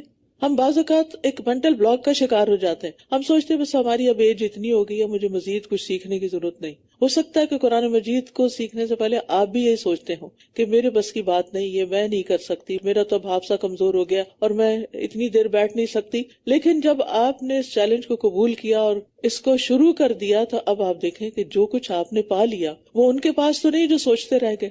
تو اگر آپ واقعی چاہتے ہیں کہ اللہ کی خاطر بھی کوئی کام کریں تو پھر اللہ کے دین کو بھی سیکھنے کی ضرورت ہے اور اس میں محنت کرنے کی ضرورت ہے, اس پر وقت لگانے کی ضرورت ہے, اپنی سکلز کو انہینس کرنے کی ضرورت ہے, اپنے فیکلٹیز کو شارپ کرنے کی ضرورت ہے, اپنے دماغ کو بھی تیز کرنے کی ضرورت ہے, اور اس کے لیے جو جو طریقے ہو سکتے ہیں وہ اختیار کرنے کی ضرورت ہے. ایمان صرف آرزوؤں اور تمناؤں کا نام نہیں کہ آپ بس وشفل تھنکنگ کرتے رہیں اور آپ سوچیں کہ آپ بہت کچھ کر رہے ہیں یا کر سکتے ہیں اور کر لیں گے, اب ایک وقت آئے گا تو ہو جائے گا. لیکن ایسے نہیں ہوتا. اگر آپ واقعی کچھ کرنا چاہتے ہیں تو اس کی تیاری کریں. اگر آپ نے ٹریول کرنا ہو تو کیا کرتے ہیں؟ تیاری کرتے ہیں. جب آپ کو یہاں آنا ہوتا ہے تو وہ دن آپ کا کیسا ہوتا ہے؟ آپ تیاری کرتے ہیں, ہر چیز روٹین میں آ جاتی ہے, ریگولیٹ ہو جاتی ہے. تو یہاں اللہ تعالیٰ تیاری کرنے کے لیے کہہ رہے وَأَعِدُّوا لَهُمْ, ان کے لیے تیار کر کے رکھو. اس زمانے میں ظاہر ہے کہ گھوڑوں سے اور ان چیزوں سے کام لیا جاتا تھا, یعنی جو جنگی آلات تھے, تو مسلمانوں کو حکم دیا جا رہا ہے کہ وہ تیار کرو. آج آپ اگر اللہ کے دین کی تبلیغ کرنا چاہتے ہیں, لوگوں کو تعلیم دینا چاہتے ہیں, تو پہلے اپنے اندر تو کچھ ڈالیں, پہلے خود کو تو تیار کریں. لیکن اگر کوئی اچھا طالب علم نہیں ہے تو وہ اچھا استاد بھی نہیں ہو سکتا, کیونکہ اس نے بحیثیت طالب علم کوئی کمٹمنٹ نہیں نبھائی, کوئی محنت نہیں کی, چیزوں میں غور و فکر نہیں کیا, کانسیپٹس کو اچھی طرح کلیئر نہیں کیا. تو جب بتانے کی باری آئے گی تو اس کے اندر کوئی کانفیڈنس نہیں ہوگا. کانفیڈنس کب آتا ہے؟ دنیاوی معاملات میں بھی کانفیڈنس کس کو آتا ہے؟ کس کے پاس ہوتا ہے؟ جس کے پاس کوئی علم ہوتا ہے, کوئی اسکل ہوتی ہے, کوئی نالج ہوتا ہے.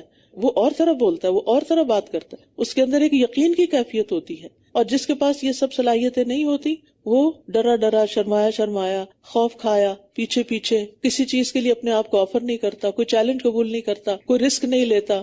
تو کیا ایسے ہی بزدلوں کی طرح زندگی بسر کر کے چلے جانا ہے؟ کسی بھی ہائی اچیور کو دیکھیں, اس کی زندگی خطرات اور مشکلات سے خالی نہیں تھی. ہر کامیابی کے پیچھے ایک لمبی طویل ایفرٹ ہوتی ہے. تو اس لیے جلدی تو نہ کریں, لیکن اپنے اس سفر کو روکیں بھی نہیں. ایک کے بعد ایک چیز سیکھتے چلے جائیں. زندگی کو آرام طلبی کا حصہ نہ بنائیں کہ آپ صبح اٹھیں, آرام کر کے تھوڑی دیر کے بعد پھر کھا پی کے پھر آرام شروع کر دیں, پھر تھوڑی دیر کے بعد ادھر ادھر ٹہل ٹہل کے پھر آرام شروع کر دیں. ایسے تھوڑی ہوتا ہے, ایسے تو کامیابی نہیں ہوتی, ایسے تو اعلیٰ درجات نہیں پائے جاتے. اپنے آپ کو تھکائیں, اپنے آپ پر محنت کریں, اپنی ذات میں کوئی ایسا پوٹینشیل تلاش کریں کہ جو اللہ نے آپ کو عطا کر کے اللہ نے آپ پر انعام کیا ہے. اب میں سے ہر ایک کو, جتنے لوگ بھی یہ بات سن رہے ہیں, ہر ایک اپنے اندر جھانکے, اپنے اندر کی خوبی کو تلاش کرے, اپنے اندر کی قوت کو تلاش کرے, اپنے اندر کے عطیے کو, جو اللہ نے وہ گفٹ جو آپ کے اندر رکھا ہے, جو صرف آپ کو ملا ہے, آپ پر انعام ہوا ہے, اس کو پھر اللہ کی اطاعت اور دین کی خدمت کے لیے استعمال کرے. اس سے آپ دین کا کام, آپ اچھا بول سکتے ہیں, آپ اچھا لکھ سکتے ہیں, آپ اچھی طرح لوگوں کے ساتھ کمیونیکیٹ کر سکتے ہیں. آپ کیا کر سکتے ہیں؟ آپ کو اللہ نے مال دیا ہے, آپ کو اللہ نے وقت دیا, آپ کو اللہ نے اچھی کمیونیکیشن سکلز دی ہیں, آپ لوگوں کا دل بڑھا سکتے ہیں. آپ کیا کر سکتے ہیں؟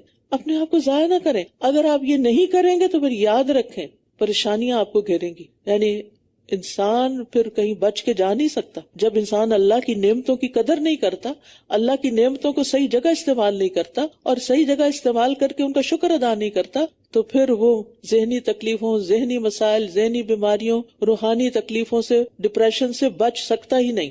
آپ دینے والے بنے. جب آپ دیں گے تو کئی گنا واپس آپ کی طرف لوٹے گا. اللہ نے کیا وعدہ کیا ہے؟ ایک نیکی کا اجر کتنا ملتا ہے؟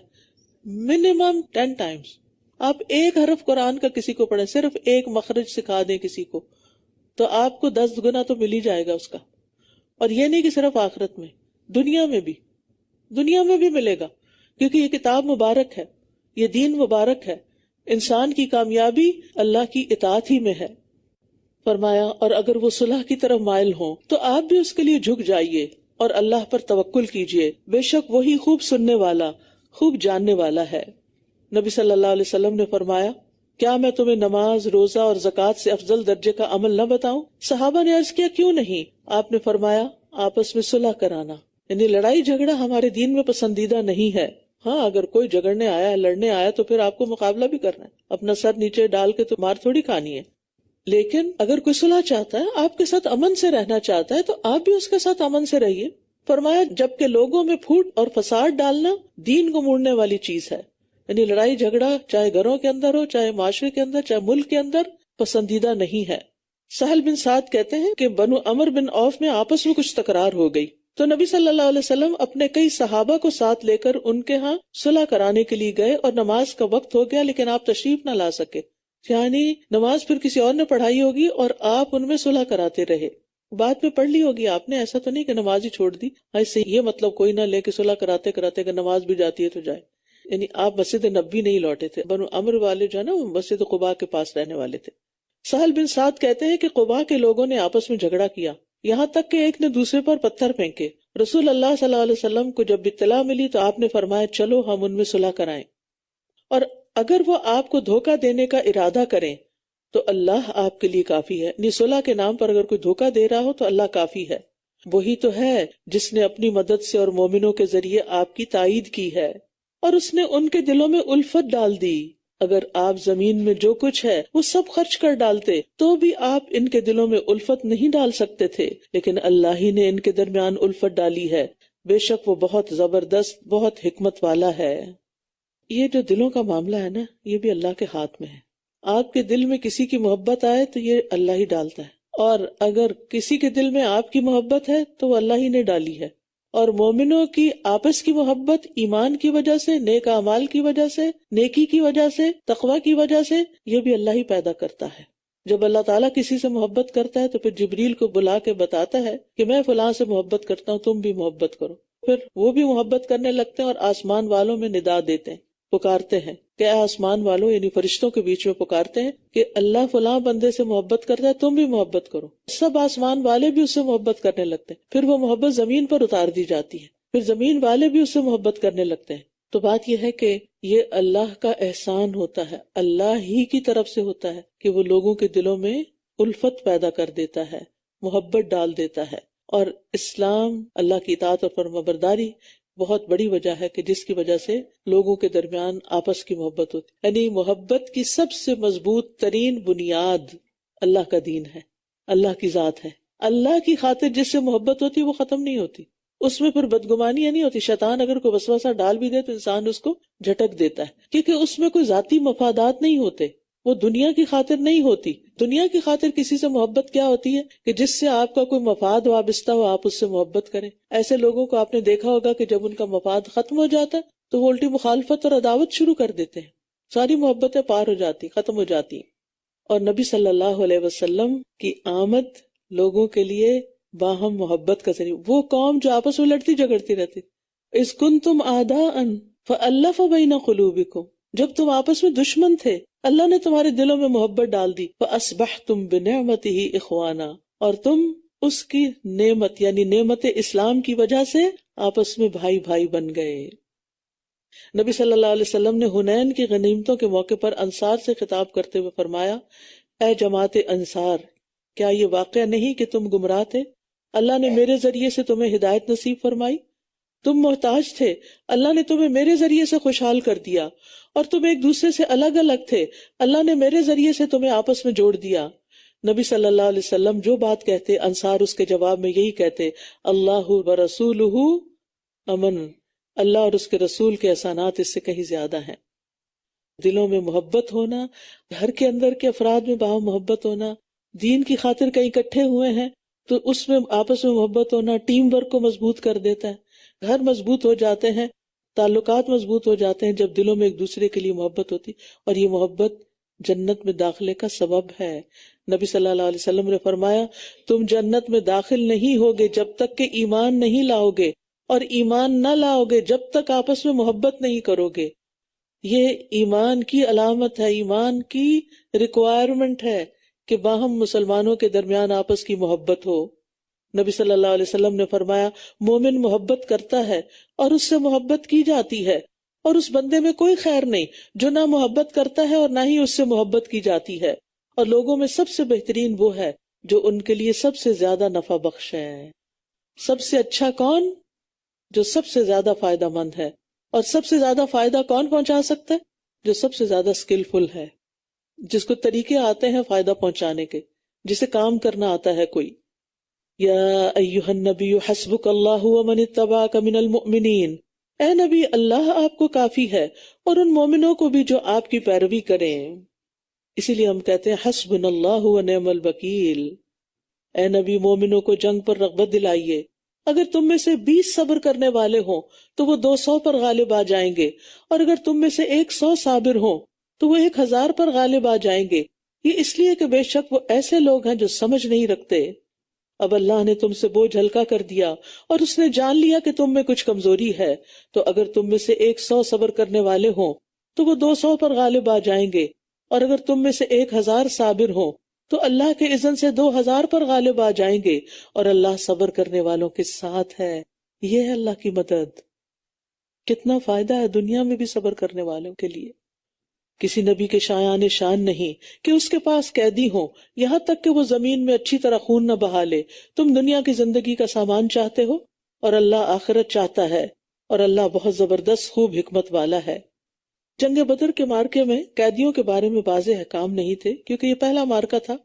جب نبی صلی اللہ علیہ وسلم نے 70 قیدیوں کے بارے میں مشورہ کیا کہ ان کو قتل کیا جائے یا فدیہ لے کے چھوڑ دیا جائے، تو جواز کی حد تک دونوں چیزوں کی گنجائش تھی. دونوں باتیں زیر غور آئیں، اور ہوا یہ کہ زیادہ بہتر صورت اختیار کرنے کی بجائے جواز کی صورت اختیار کر لی گئی. اس لیے اللہ تعالیٰ کی طرف سے عتاب آیا. اگر اللہ کی طرف سے پہلے سے ہی لکھا ہوا نہ ہوتا تو جو فدیہ تم نے لیا ہے اس کے بدلے ضرور تمہیں بہت بڑا عذاب پہنچتا. تو جو غنیمت تم نے حاصل کی اسے حلال اور پاک سمجھتے ہوئے کھاؤ اور اللہ سے ڈرو، بے شک اللہ بہت بخشنے والا نہایت رحم کرنے والا ہے. اے نبی جو قیدی تمہارے ہاتھوں میں ہیں ان سے کہہ دیجئے اگر اللہ تمہارے دلوں میں کوئی بھلائی جان لے گا تو وہ تمہیں اس سے بہتر عطا کر دے گا جو تم سے فدیے میں لیا گیا ہے، اور وہ تمہیں بخش دے گا، اور اللہ بہت بخشنے والا نہایت رحم کرنے والا ہے. تو بات یہ ہے کہ جو کوئی اللہ کے لیے کسی چیز کو چھوڑتا ہے اللہ تعالیٰ اس سے بہتر عوض اس کو عطا کرتا ہے. اور اگر یہ آپ سے خیانت کا ارادہ کریں تو در حقیقت اس سے پہلے یہ اللہ سے خیانت کر چکے ہیں، تو اس نے انہیں تمہارے قابو میں دے دیا، اور اللہ بہت علم والا بہت حکمت والا ہے. ان الذین آمنوا وہاجروا وجاہدوا باموالہم وانفسہم فی سبیل اللہ، بے شک جو لوگ ایمان لائے اور انہوں نے ہجرت کی اور اللہ کے راستے میں اپنے مالوں اور جانوں سے جہاد کیا، اور وہ جنہوں نے مہاجرین کو پناہ دی یعنی انصار اور مدد کی، یہی لوگ ایک دوسرے کے دوست ہیں. اور جو لوگ ایمان لائے مگر انہوں نے ہجرت نہ کی، تمہارے لیے ان کی سرپرستی کا کوئی ذمہ نہیں جب تک کہ وہ ہجرت نہ کر جائیں، اور اگر وہ دین کے معاملے میں تم سے مدد مانگے تو تم پر مدد کرنا لازم ہے، مگر اس قوم کے خلاف نہیں کہ تمہارے اور ان کے درمیان پختہ معاہدہ ہو، اور جو کچھ تم کرتے ہو اللہ اسے خوب دیکھنے والا ہے. تو یہاں پر صحابہ کی کیٹیگریز بتائی جا رہی ہیں. سب سے فضیلت میں اول مہاجرین ہیں، پھر اس کے بعد انصار ہیں، اور یہ ایک دوسرے کے حمایتی اور مددگار ہیں. بعض نے کہا وارث ہیں، لیکن وراثت کا حکم منسوخ ہو گیا تھا. اور مہاجرین و انصار کے علاوہ ایک تیسری قسم کے لوگ بھی ہیں جو مسلمان ہونے کے بعد اپنے ہی علاقوں اور قبیلوں میں مقیم رہے. تو مہاجرین کی یہاں فضیلت بتائی جا رہی ہے، اور انصار سے تو آپ بہت ہی محبت کرتے تھے. نبی صلی اللہ علیہ وسلم نے فرمایا خبردار، لوگ میرے اوپر کا کپڑا ہے اور انصار میرے نیچے کا، یعنی جو بہت کلوز ہیں، یعنی جو جسم سے ملا ہوتا ہے. اگر لوگ ایک وادی میں چل رہے ہوں اور انصار ایک پہاڑی گھاٹی پر، تو میں انصار کی گھاٹی پر چلوں گا. دین کی خدمت کرنے والوں اور دین کی مدد کرنے والوں سے خاص محبت کرنی چاہیے، انصار اللہ سے. اور جن لوگوں نے کفر کیا وہ ایک دوسرے کے مددگار ہیں، یعنی یہ محبتیں آئیڈیالوجی بیسڈ ہیں. اگر تم ایسا نہیں کرو گے تو زمین میں فتنہ اور بہت بڑا فساد برپا ہوگا. یعنی اگر تم نے ایمان کی بنیاد پر ایک دوسرے کی حمایت نہ کی، ایک دوسرے سے تعاون نہ کیا، ایک دوسرے سے محبت نہ کی، تو پھر نقصان ہوگا. اور جو لوگ ایمان لائے اور انہوں نے ہجرت کی اور اللہ کے راستے میں جہاد کیا، اور وہ لوگ جنہوں نے مہاجرین کو پناہ دی اور مدد کی، یہی لوگ سچے مومن ہیں. ان کے لیے بخشش اور عزت والا رزق ہے. اور جو اس کے بعد ایمان لائے اور ہجرت کی اور تمہارے ساتھ مل کر جہاد کیا، تو یہی لوگ تم میں سے ہیں. اور اللہ کی کتاب میں رشتہ دار ایک دوسرے کے زیادہ حقدار ہیں، یعنی مال وراثت وغیرہ کے. بے شک اللہ ہر چیز کو خوب جاننے والا ہے. یہاں ایک بڑا اہم نقطہ یاد رکھنے کی ضرورت ہے.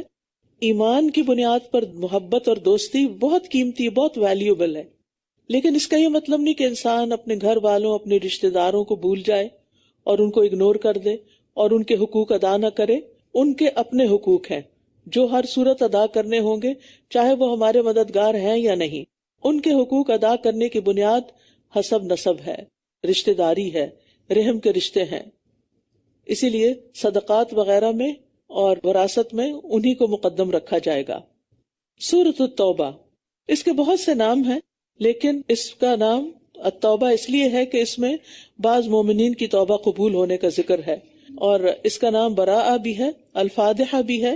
یہ قرآن مجید کی واحد سورت ہے جس کے آغاز میں بسم اللہ الرحمن الرحیم درج نہیں، اور یہ 7 طویل صورتوں میں سے 7ویں صورت ہے جن کو 7 طوال کہا جاتا ہے. براءة من اللہ ورسولہ إلى الذین عاہدتم من المشرکین فسیحوا فی الأرض 4 أشہر واعلموا أنکم غیر معجز اللہ وَأَنَّ اللَّهَ مُخْزِي الْكَافِرِينَ. اعلان برات ہے اللہ اور رسول کی طرف سے ان مشرکوں کے خلاف جن سے تم نے معاہدہ کر رکھا تھا. فتح مکہ کے بعد 9 ہجری میں رسول اللہ صلی اللہ علیہ وسلم نے حضرت ابو بکر صدیق، حضرت علی اور دیگر صحابہ کو قرآن کریم کی یہ آیت اور یہ احکام دے کر بھیجا کہ وہ مکہ میں عام اعلان کر دیں.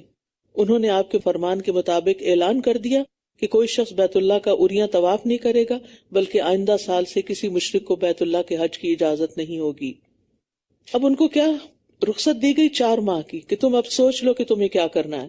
تو اب تم زمین پر 4 مہینے چل پھر لو اور جان لو کہ تم اللہ کو عاجز کرنے والے نہیں ہو، اور یہ کہ اللہ کافروں کو رسوا کرنے والا ہے. مہلت دینے کا مقصد کیا تھا؟ کہ اتنی مدت میں خوب اپنے بارے میں سوچ لیں کہ یا تو مسلمان ہو جائیں یا پھر اس علاقے کو چھوڑ دیں، کسی اور جگہ اپنا ٹھکانہ بنا لیں. اگر اس کے بعد وہ یہاں رہیں گے تو ان کو پکڑ کر گھیر کر گھات لگا کے جیسے ممکن ہوگا قتل کر دیا جائے گا، کیونکہ اب اس سرزمین کو اللہ کے دشمنوں سے پاک کرنا تھا. کیونکہ نبی صلی اللہ علیہ وسلم آخری رسول تھے اور آپ کو مکہ کی زمین پر توحید کو اسٹیبلش کرنا تھا. اور اللہ اور اس کے رسول کی طرف سے حج اکبر کے دن تمام لوگوں کے لیے اعلان ہے کہ اللہ مشرکوں سے بری ذمہ ہے اور اس کا رسول بھی، لہٰذا اگر تم توبہ کر لو تو یہ تمہارے لیے بہتر ہے، اور اگر تم نے روگردانی کی تو جان لو کہ تم اللہ کو عاجز نہیں کر سکتے. اور جن لوگوں نے کفر کیا انہیں دردناک عذاب کی خوشخبری دے دیجئے. حج اکبر حج کو کہتے ہیں اور حج اصغر عمرے کو کہتے ہیں. یہ نہیں کہ جمعے کے دن جو حج ہوتا ہے وہ حج اکبری ہے. سوائے ان مشرکوں کے جن سے تم نے معاہدہ کیا تھا، پھر انہوں نے اس معاہدے میں تم سے کچھ کمی نہیں کی اور نہ ہی تمہارے خلاف کسی کی پشت پناہی کی، تو تم بھی ان کے ساتھ ان کے معاہدے کی مدت پوری کرو. بے شک اللہ متقی لوگوں سے محبت کرتا ہے. پھر جب حرمت والے مہینے گزر جائیں تو مشرکوں کو جہاں کہیں پاؤ قتل کر دو اور انہیں پکڑ لو اور گھیرو اور ان کے ہر گھات پر بیٹھ جاؤ. پھر اگر وہ توبہ کر لیں اور نماز قائم کریں اور زکوٰۃ ادا کریں تو ان کا راستہ چھوڑ دو. بے شک اللہ بہت بخشنے والا، نہایت رحم کرنے والا ہے. اب یہ جو ہے کہ جہاں سے ان کو پاؤ ان کو قتل کر دو، یہ ہر ایک کے لیے نہیں کہا گیا کہ جہاں کسی کافر کو دیکھیں قتل کر دیں. یہ ایک خاص کانٹیکسٹ میں بات کی جا رہی ہے. بات یہ ہے کہ موجودہ دنیا میں انسان کو جو رہنے بسنے کا موقع دیا گیا ہے وہ کسی کا حق نہیں ہے، ایک آزمائش ہے، امتحان ہے. اللہ تعالیٰ جب تک چاہتا ہے کسی کو اس زمین پہ بساتا ہے، اور جب اس کی مدت ختم ہو جاتی ہے تو یا تو وہ ختم ہو جاتا ہے، یا اگر جیسے پچھلی قوموں میں جب پیغمبر آئے اور لوگوں کو بہت بہت مہلت دی گئی، جیسے 950 سال نوح علیہ السلام کی قوم کو دی گئی، پھر جب انہوں نے ان کی بات نہیں مانی تو کیا ہوا؟ اللہ کا عذاب آ گیا، انہیں ختم کر دیا گیا. نبی صلی اللہ علیہ وسلم کے مخاطبین کے ساتھ بھی یہی معاملہ ہوا. ان پر کوئی آسمانی یا زمینی آفت نہیں آئی، بلکہ ان کو دعوت پہنچائی گئی اور پھر ان کو ایک لمبا عرصہ دیا گیا سوچنے سمجھنے کے لیے، اور پھر اس کے بعد آخری الٹیمیٹم دے دیا گیا کہ اگر تم مسلمان ہونا چاہو تو ہو جاؤ، امن سے یہاں رہو، نہیں ہونا چاہتے کہیں اور چلے جاؤ، لیکن اب یہاں نہیں تم رہ سکتے، اگر رہے تو پھر تمہاری خیر نہیں. اور یہ نبی صلی اللہ علیہ وسلم کی اس امت کی بات ہے، امت دعوت کی بات ہے کہ جس نے نہیں مانا تو ان کے ساتھ وہی سلوک ہوا جیسے پچھلی قوموں کے ساتھ ہوا جب انہوں نے اللہ کی بات نہیں مانی. اور اگر مشرکوں میں سے کوئی آپ سے پناہ طلب کرے تو اسے پناہ دے دیجئے یہاں تک کہ وہ اللہ کا کلام سن لے. سبحان اللہ، یعنی ابھی بھی ان کے ساتھ کیسی نرمی کی جا رہی ہے. پھر اسے اس کی جائے امن تک پہنچا دیجئے. یہ اس لیے کہ یہ وہ لوگ ہیں جو علم نہیں رکھتے. تو اس سے یہ پتہ چلتا ہے کہ مشرک اگر پناہ مانگے تو پناہ دینا واجب ہے. اور پھر آپ دیکھیے کہ اگر کوئی اللہ کی بات سننا چاہتا ہے اور اسلام کو سمجھنے کا شوق رکھتا ہے تو اس کے ساتھ تعاون کرنا چاہیے. یہ نہیں سوچنا چاہیے یہ کسی مطلب سے آ رہا ہے، اس کا کوئی مقصد ہے، یعنی شک نہ کریں بلا وجہ. ٹھیک ہے، اگر اس کے اندر تڑپ ہے، طلب ہے تو اللہ اس کو ہدایت دے دے گا، اور اگر نہیں تو اللہ تعالیٰ آپ کو اس کے شر سے محفوظ رکھے گا. ان مشرکوں کے لیے اللہ اور اس کے رسول کے نزدیک کوئی عہد کس طرح ہو سکتا ہے سوائے ان لوگوں کے جن سے تم نے مسجد حرام کے پاس معاہدہ کیا تھا. تو جب تک وہ تمہارے ساتھ سیدھے رہیں تم بھی ان کے ساتھ سیدھے رہو. بے شک اللہ متقی لوگوں سے محبت کرتا ہے.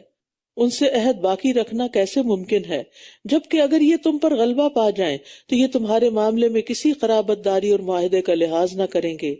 یہ اپنے منہ کی باتوں سے تمہیں راضی کرتے ہیں حالانکہ دل ان کے انکار کرتے ہیں اور ان کی اکثریت نافرمان ہے. انہوں نے اللہ کی آیات کو بہت کم قیمت میں بیچ ڈالا پھر اس کے راستے سے روکا. یقیناً بہت برا ہے جو کچھ یہ کر رہے ہیں. کسی مومن کے بارے میں یہ کسی قرابت داری اور معاہدے کا لحاظ نہیں رکھتے اور یہ ہیں ہی حد سے بڑھ جانے والے، یعنی یہ قطع رحمی کرنے والے ہیں اور عہد شکنی کرنے والے ہیں. ان دونوں کی یہاں مذمت کی جا رہی ہے کہ ایسے لوگ پھر کسی معاہدے کا پاس نہیں رکھتے. پھر اگر یہ توبہ کر لیں اور نماز قائم کریں اور زکوٰۃ ادا کریں تو یہ دین میں تمہارے بھائی ہیں، اور ہم آیات کو ان لوگوں کے لیے کھول کھول کر بیان کرتے ہیں جو علم رکھتے ہیں. تو یاد رکھیے توبہ کی شرائط میں سے کیا ہے؟ نماز اور زکوٰۃ کی ادائیگی. یعنی خالی یہ کہہ دینا اللہ میں بڑا گناہ گار ہوں میری توبہ، لیکن نہ نماز پڑھے، نہ روزہ رکھے، نہ کوئی زکوٰۃ دے، تو پھر یہ جھوٹی توبہ ہے. توبہ انسان کو عمل بدلنے کی دعوت دیتی ہے. اور اگر یہ اپنے عہد و پیمان دے دینے کے بعد اپنی قسمیں توڑ دیں اور تمہارے دین میں تانا زنی کریں تو تم بھی کفر کے ان علمبرداروں سے جنگ کرو، شاید کہ یہ باز آ جائیں، کیونکہ ان کی قسموں کا کوئی اعتبار نہیں. کیا تم ایسے لوگوں سے جنگ نہیں کرو گے جنہوں نے اپنی قسمیں توڑ دی اور رسول کو مکہ سے نکالنے کا ارادہ کیا اور انہوں نے ہی پہلی مرتبہ تم سے جنگ چھیڑنے کی ابتدا کی تھی؟ کیا تم ان سے ڈرتے ہو؟ تو اللہ زیادہ حقدار ہے کہ تم اس سے ڈرو اگر تم واقعی مومن ہو. تم ان سے جنگ کرو، اللہ تمہارے ہاتھوں انہیں عذاب دے گا اور انہیں ذلیل و رسوا کرے گا اور ان کے خلاف تمہاری مدد کرے گا، اور مومن قوم کے سینوں کو شفا بخشے گا اور ان کے دلوں کا غصہ دور کر دے گا، اور اللہ جس پر چاہے مہربان ہوتا ہے، اور اللہ خوب علم والا بہت حکمت والا ہے. کیا تم نے سمجھ رکھا ہے کہ تم یوں ہی چھوڑ دیے جاؤ گے؟ حالانکہ اللہ نے ابھی ان لوگوں کو جانا ہی نہیں جنہوں نے تم میں سے جہاد کیا اور جنہوں نے اللہ اور اس کے رسول اور مومنوں کے سوا کسی کو دلی دوست نہیں بنایا، اور جو کچھ تم کرتے ہو اللہ اس کی خوب خبر رکھنے والا ہے.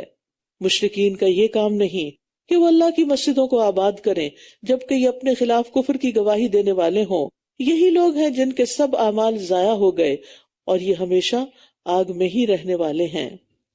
یہاں مساجد اللہ سے مراد مسجد حرام ہے کیونکہ یہ تمام مساجد کا قبلہ اور مرکز ہے. عربوں میں واحد کے لیے بھی جمع کا استعمال جائز ہوتا ہے اور اسی طرح بعضوں کا جمع بول کے واحد کا استعمال. تو یہاں یہ بات سمجھ میں آ رہی ہے کہ ایمان کے بغیر نیک اعمال بے وقت ہیں.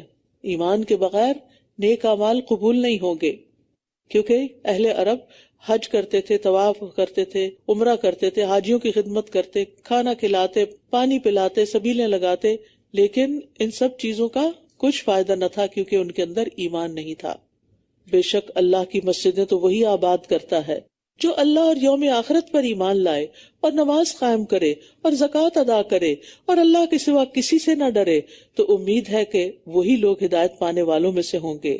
تو ایمان کے ساتھ ساتھ نیک اعمال بھی بجا لانے چاہیے.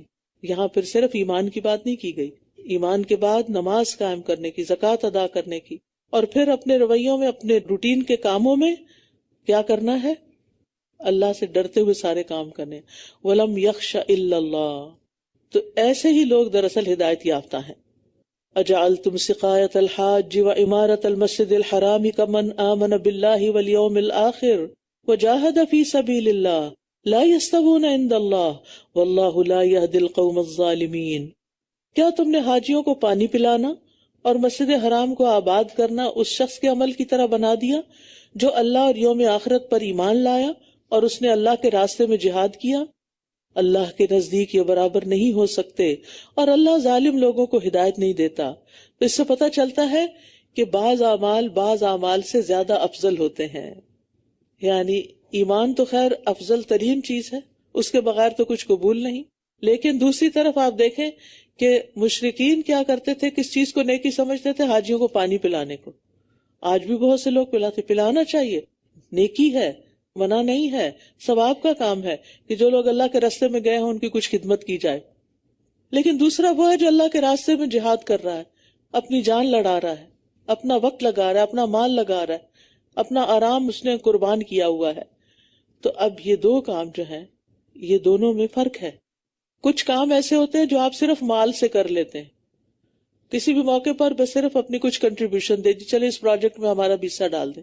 اور دوسرے وہ لوگ ہوتے ہیں کہ جو اپنے آپ کو بھی آفر کرتے ہیں، مال بھی لگاتے ہیں اور اپنا وقت بھی لگاتے ہیں، صلاحیتیں بھی لگاتے ہیں.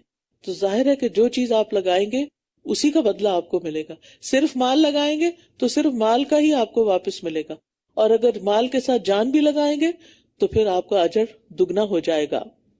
ابو ہریرہ کہتے ہیں کہ میں نے نبی صلی اللہ علیہ وسلم کو فرماتے ہوئے سنا، اللہ کے راستے میں گھڑی بھر کھڑا ہونا حجر اسود کے سامنے لیلۃ القدر کے قیام سے بہتر ہے. اللہ کے راستے میں ایک گھڑی کھڑا ہونا، یعنی سرحدوں کی حفاظت کے لیے یا دین کی خدمت اور دین کی حفاظت کے لیے. رسول اللہ صلی اللہ علیہ وسلم سے سوال کیا گیا کون سا عمل سب سے افضل ہے؟ آپ نے فرمایا اللہ اور اس کے رسول پر ایمان لانا. پوچھا گیا پھر اس کے بعد کیا؟ آپ نے فرمایا اللہ کی راہ میں جہاد کرنا. پوچھا گیا اس کے بعد؟ آپ نے فرمایا حج مقبول. تو اللہ کے راستے میں سخت محنت کرنا، بھاگ دوڑ کرنا، کوشش کرنا، یہ بہت عظیم کاموں میں سے ہے، بہت اجر و ثواب کا باعث ہے.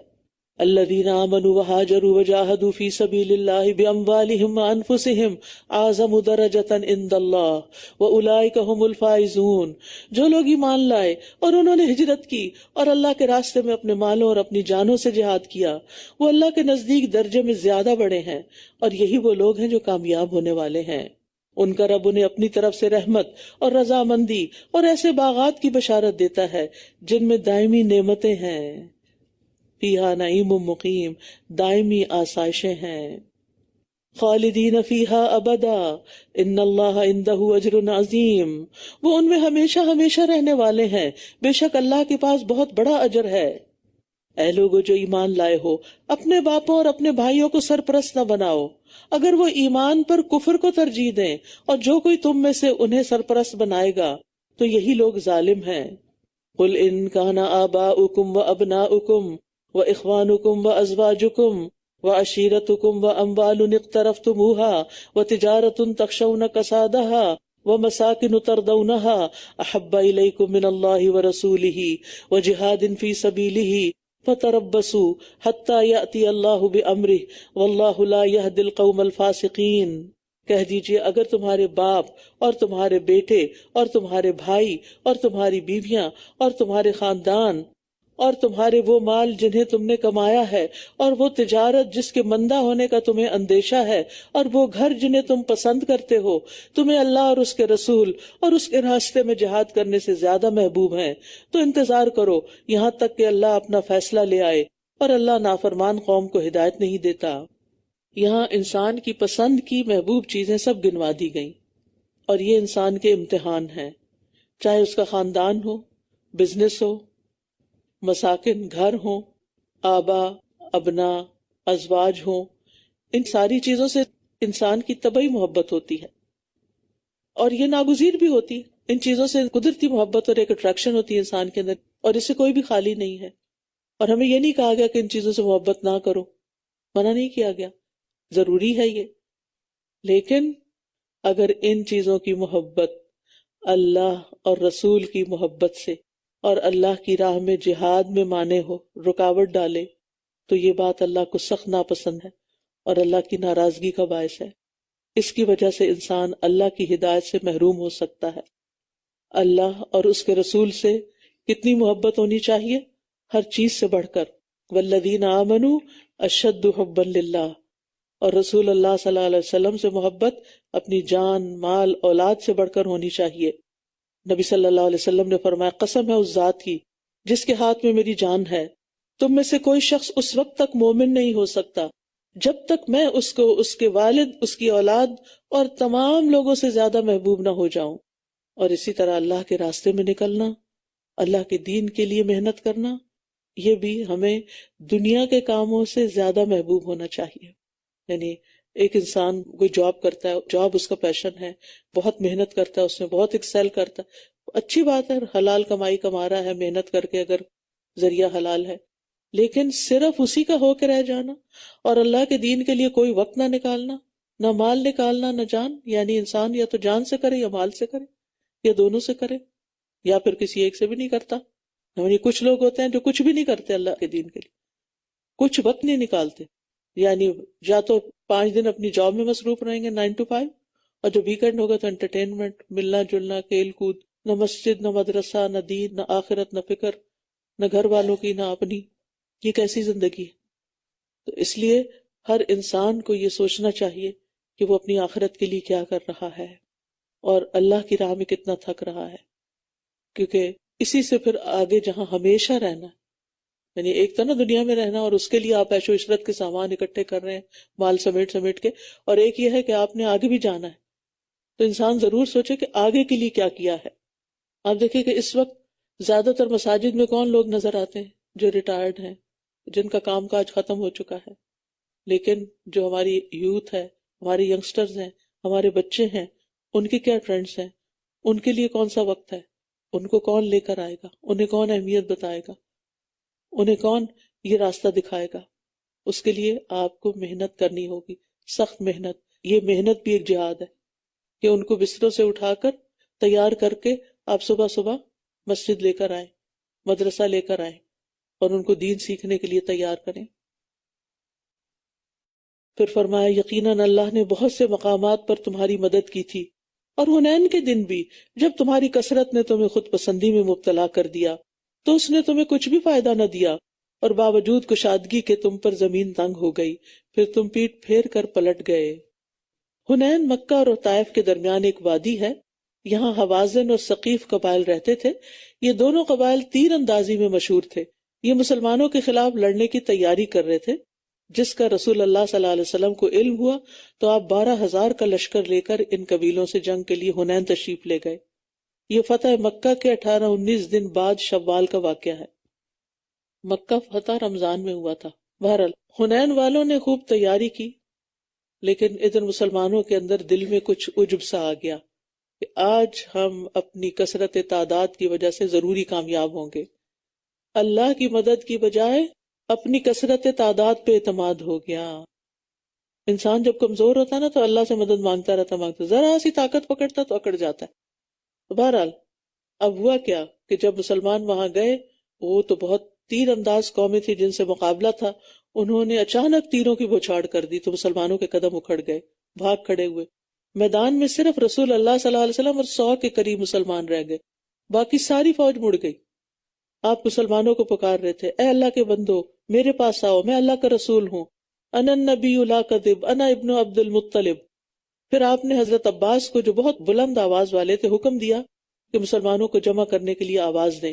جب انہوں نے آواز سنی تو دوبارہ میدان میں اور جم کے لڑے۔ پھر اللہ نے فتح عطا کی اور اس میں 6,000 لوگوں کو قیدی بنایا گیا، اتنے لوگ ہاتھ آئے۔ تو بہرحال سبق یہاں سے کیا ملتا ہے کہ خود پسندی، اپنی طاقت پر بھروسہ اللہ تعالیٰ کو پسند نہیں آتا۔ اسباب جتنے بھی اچھے ہوں آپ کے پاس، اللہ کی طرف رجوع کریں، اللہ سے دعا کریں اور مدد مانگیں۔ اسباب سے دل جوڑنے کی بجائے اللہ پر بھروسہ کریں۔ پھر اللہ نے اپنے رسول اور مومنوں پر اپنی سکینت اتاری اور ایسے لشکر اتارے جنہیں تم نے نہیں دیکھا، اور اس نے ان لوگوں کو عذاب دیا جنہوں نے کفر کیا، اور ایسے کافروں کا یہی بدلہ ہے۔ پھر اس کے بعد اللہ جس پر چاہے گا مہربان ہوگا، اور اللہ بہت بخشنے والا، نہایت رحم کرنے والا ہے۔ تو اس سے یہ پتہ چلتا ہے کہ کسی نے کتنے ہی بڑے گناہ کا ارتکاب کیوں نہ کیا ہو، اللہ کی رحمت اور بخشش سے ہرگز مایوس نہیں ہونا چاہیے۔ اے لوگو جو ایمان لائے ہو، بے شک مشرکین ناپاک ہیں، وہ اپنے اس سال کے بعد مسجد حرام کے قریب نہ آئیں، اور اگر تمہیں کسی مفلسی کا ڈر ہے تو عنقریب اللہ اگر چاہے گا تو اپنے فضل سے تمہیں غنی کر دے گا، بے شک اللہ خوب علم والا بہت حکمت والا ہے۔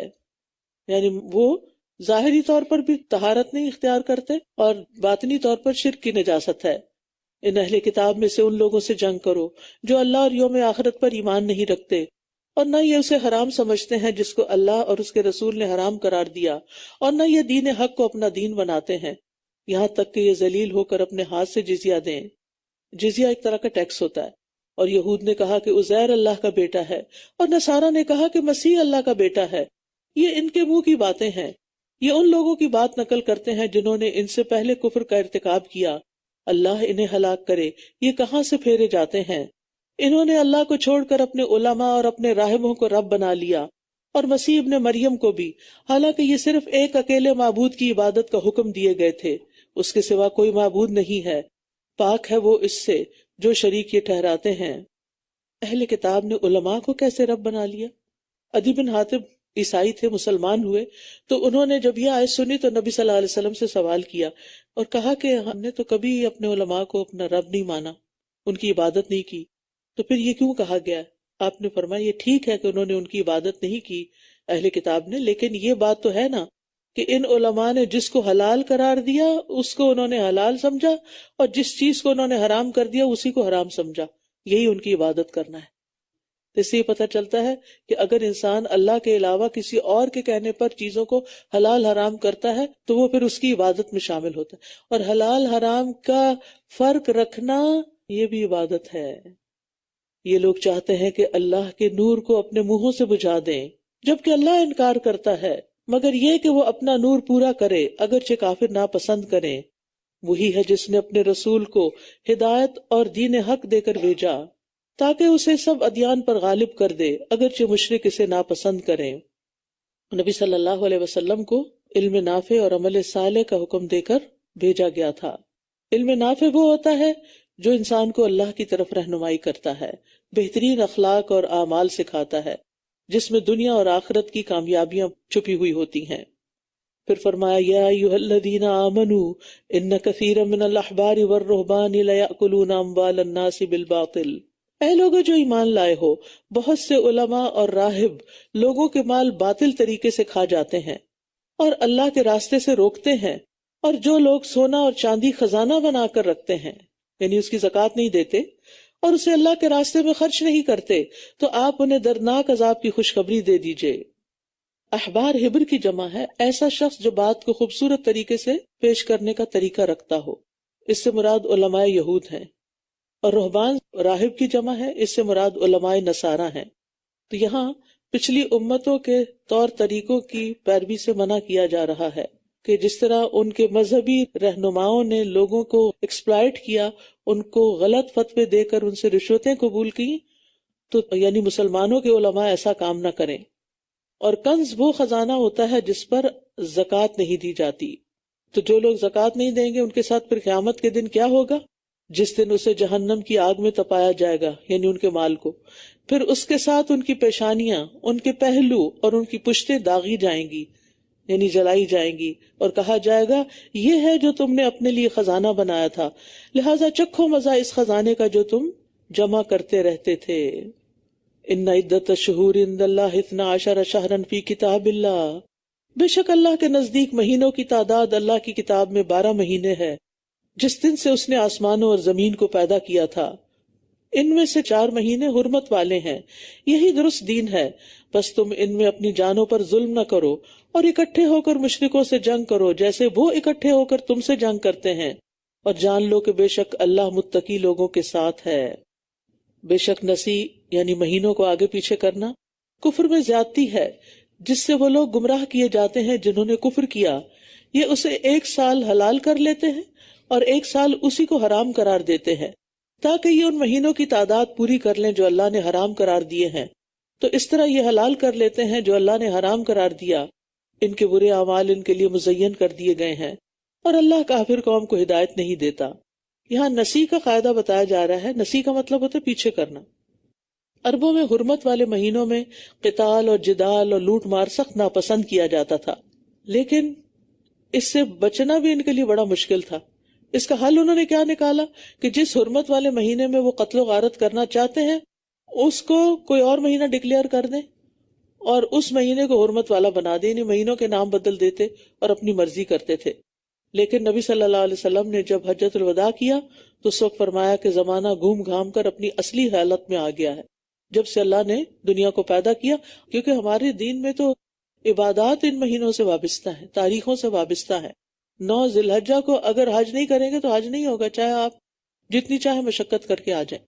تو اس لیے جب نبی صلی اللہ علیہ وسلم نے حج کیا تو عین اپنے صحیح وقت پر، واقعی جس طرح اللہ نے پیدا کیا تھا اس کے مطابق اس دن پر وہ 9 ذی الحجہ آیا. پھر فرمایا اے لوگو جو ایمان لائے ہو، تمہیں کیا ہو گیا ہے کہ جب تم سے کہا جاتا ہے کہ تم اللہ کے راستے میں نکلو تو تم بوجھل ہو کر زمین سے لگ جاتے ہو؟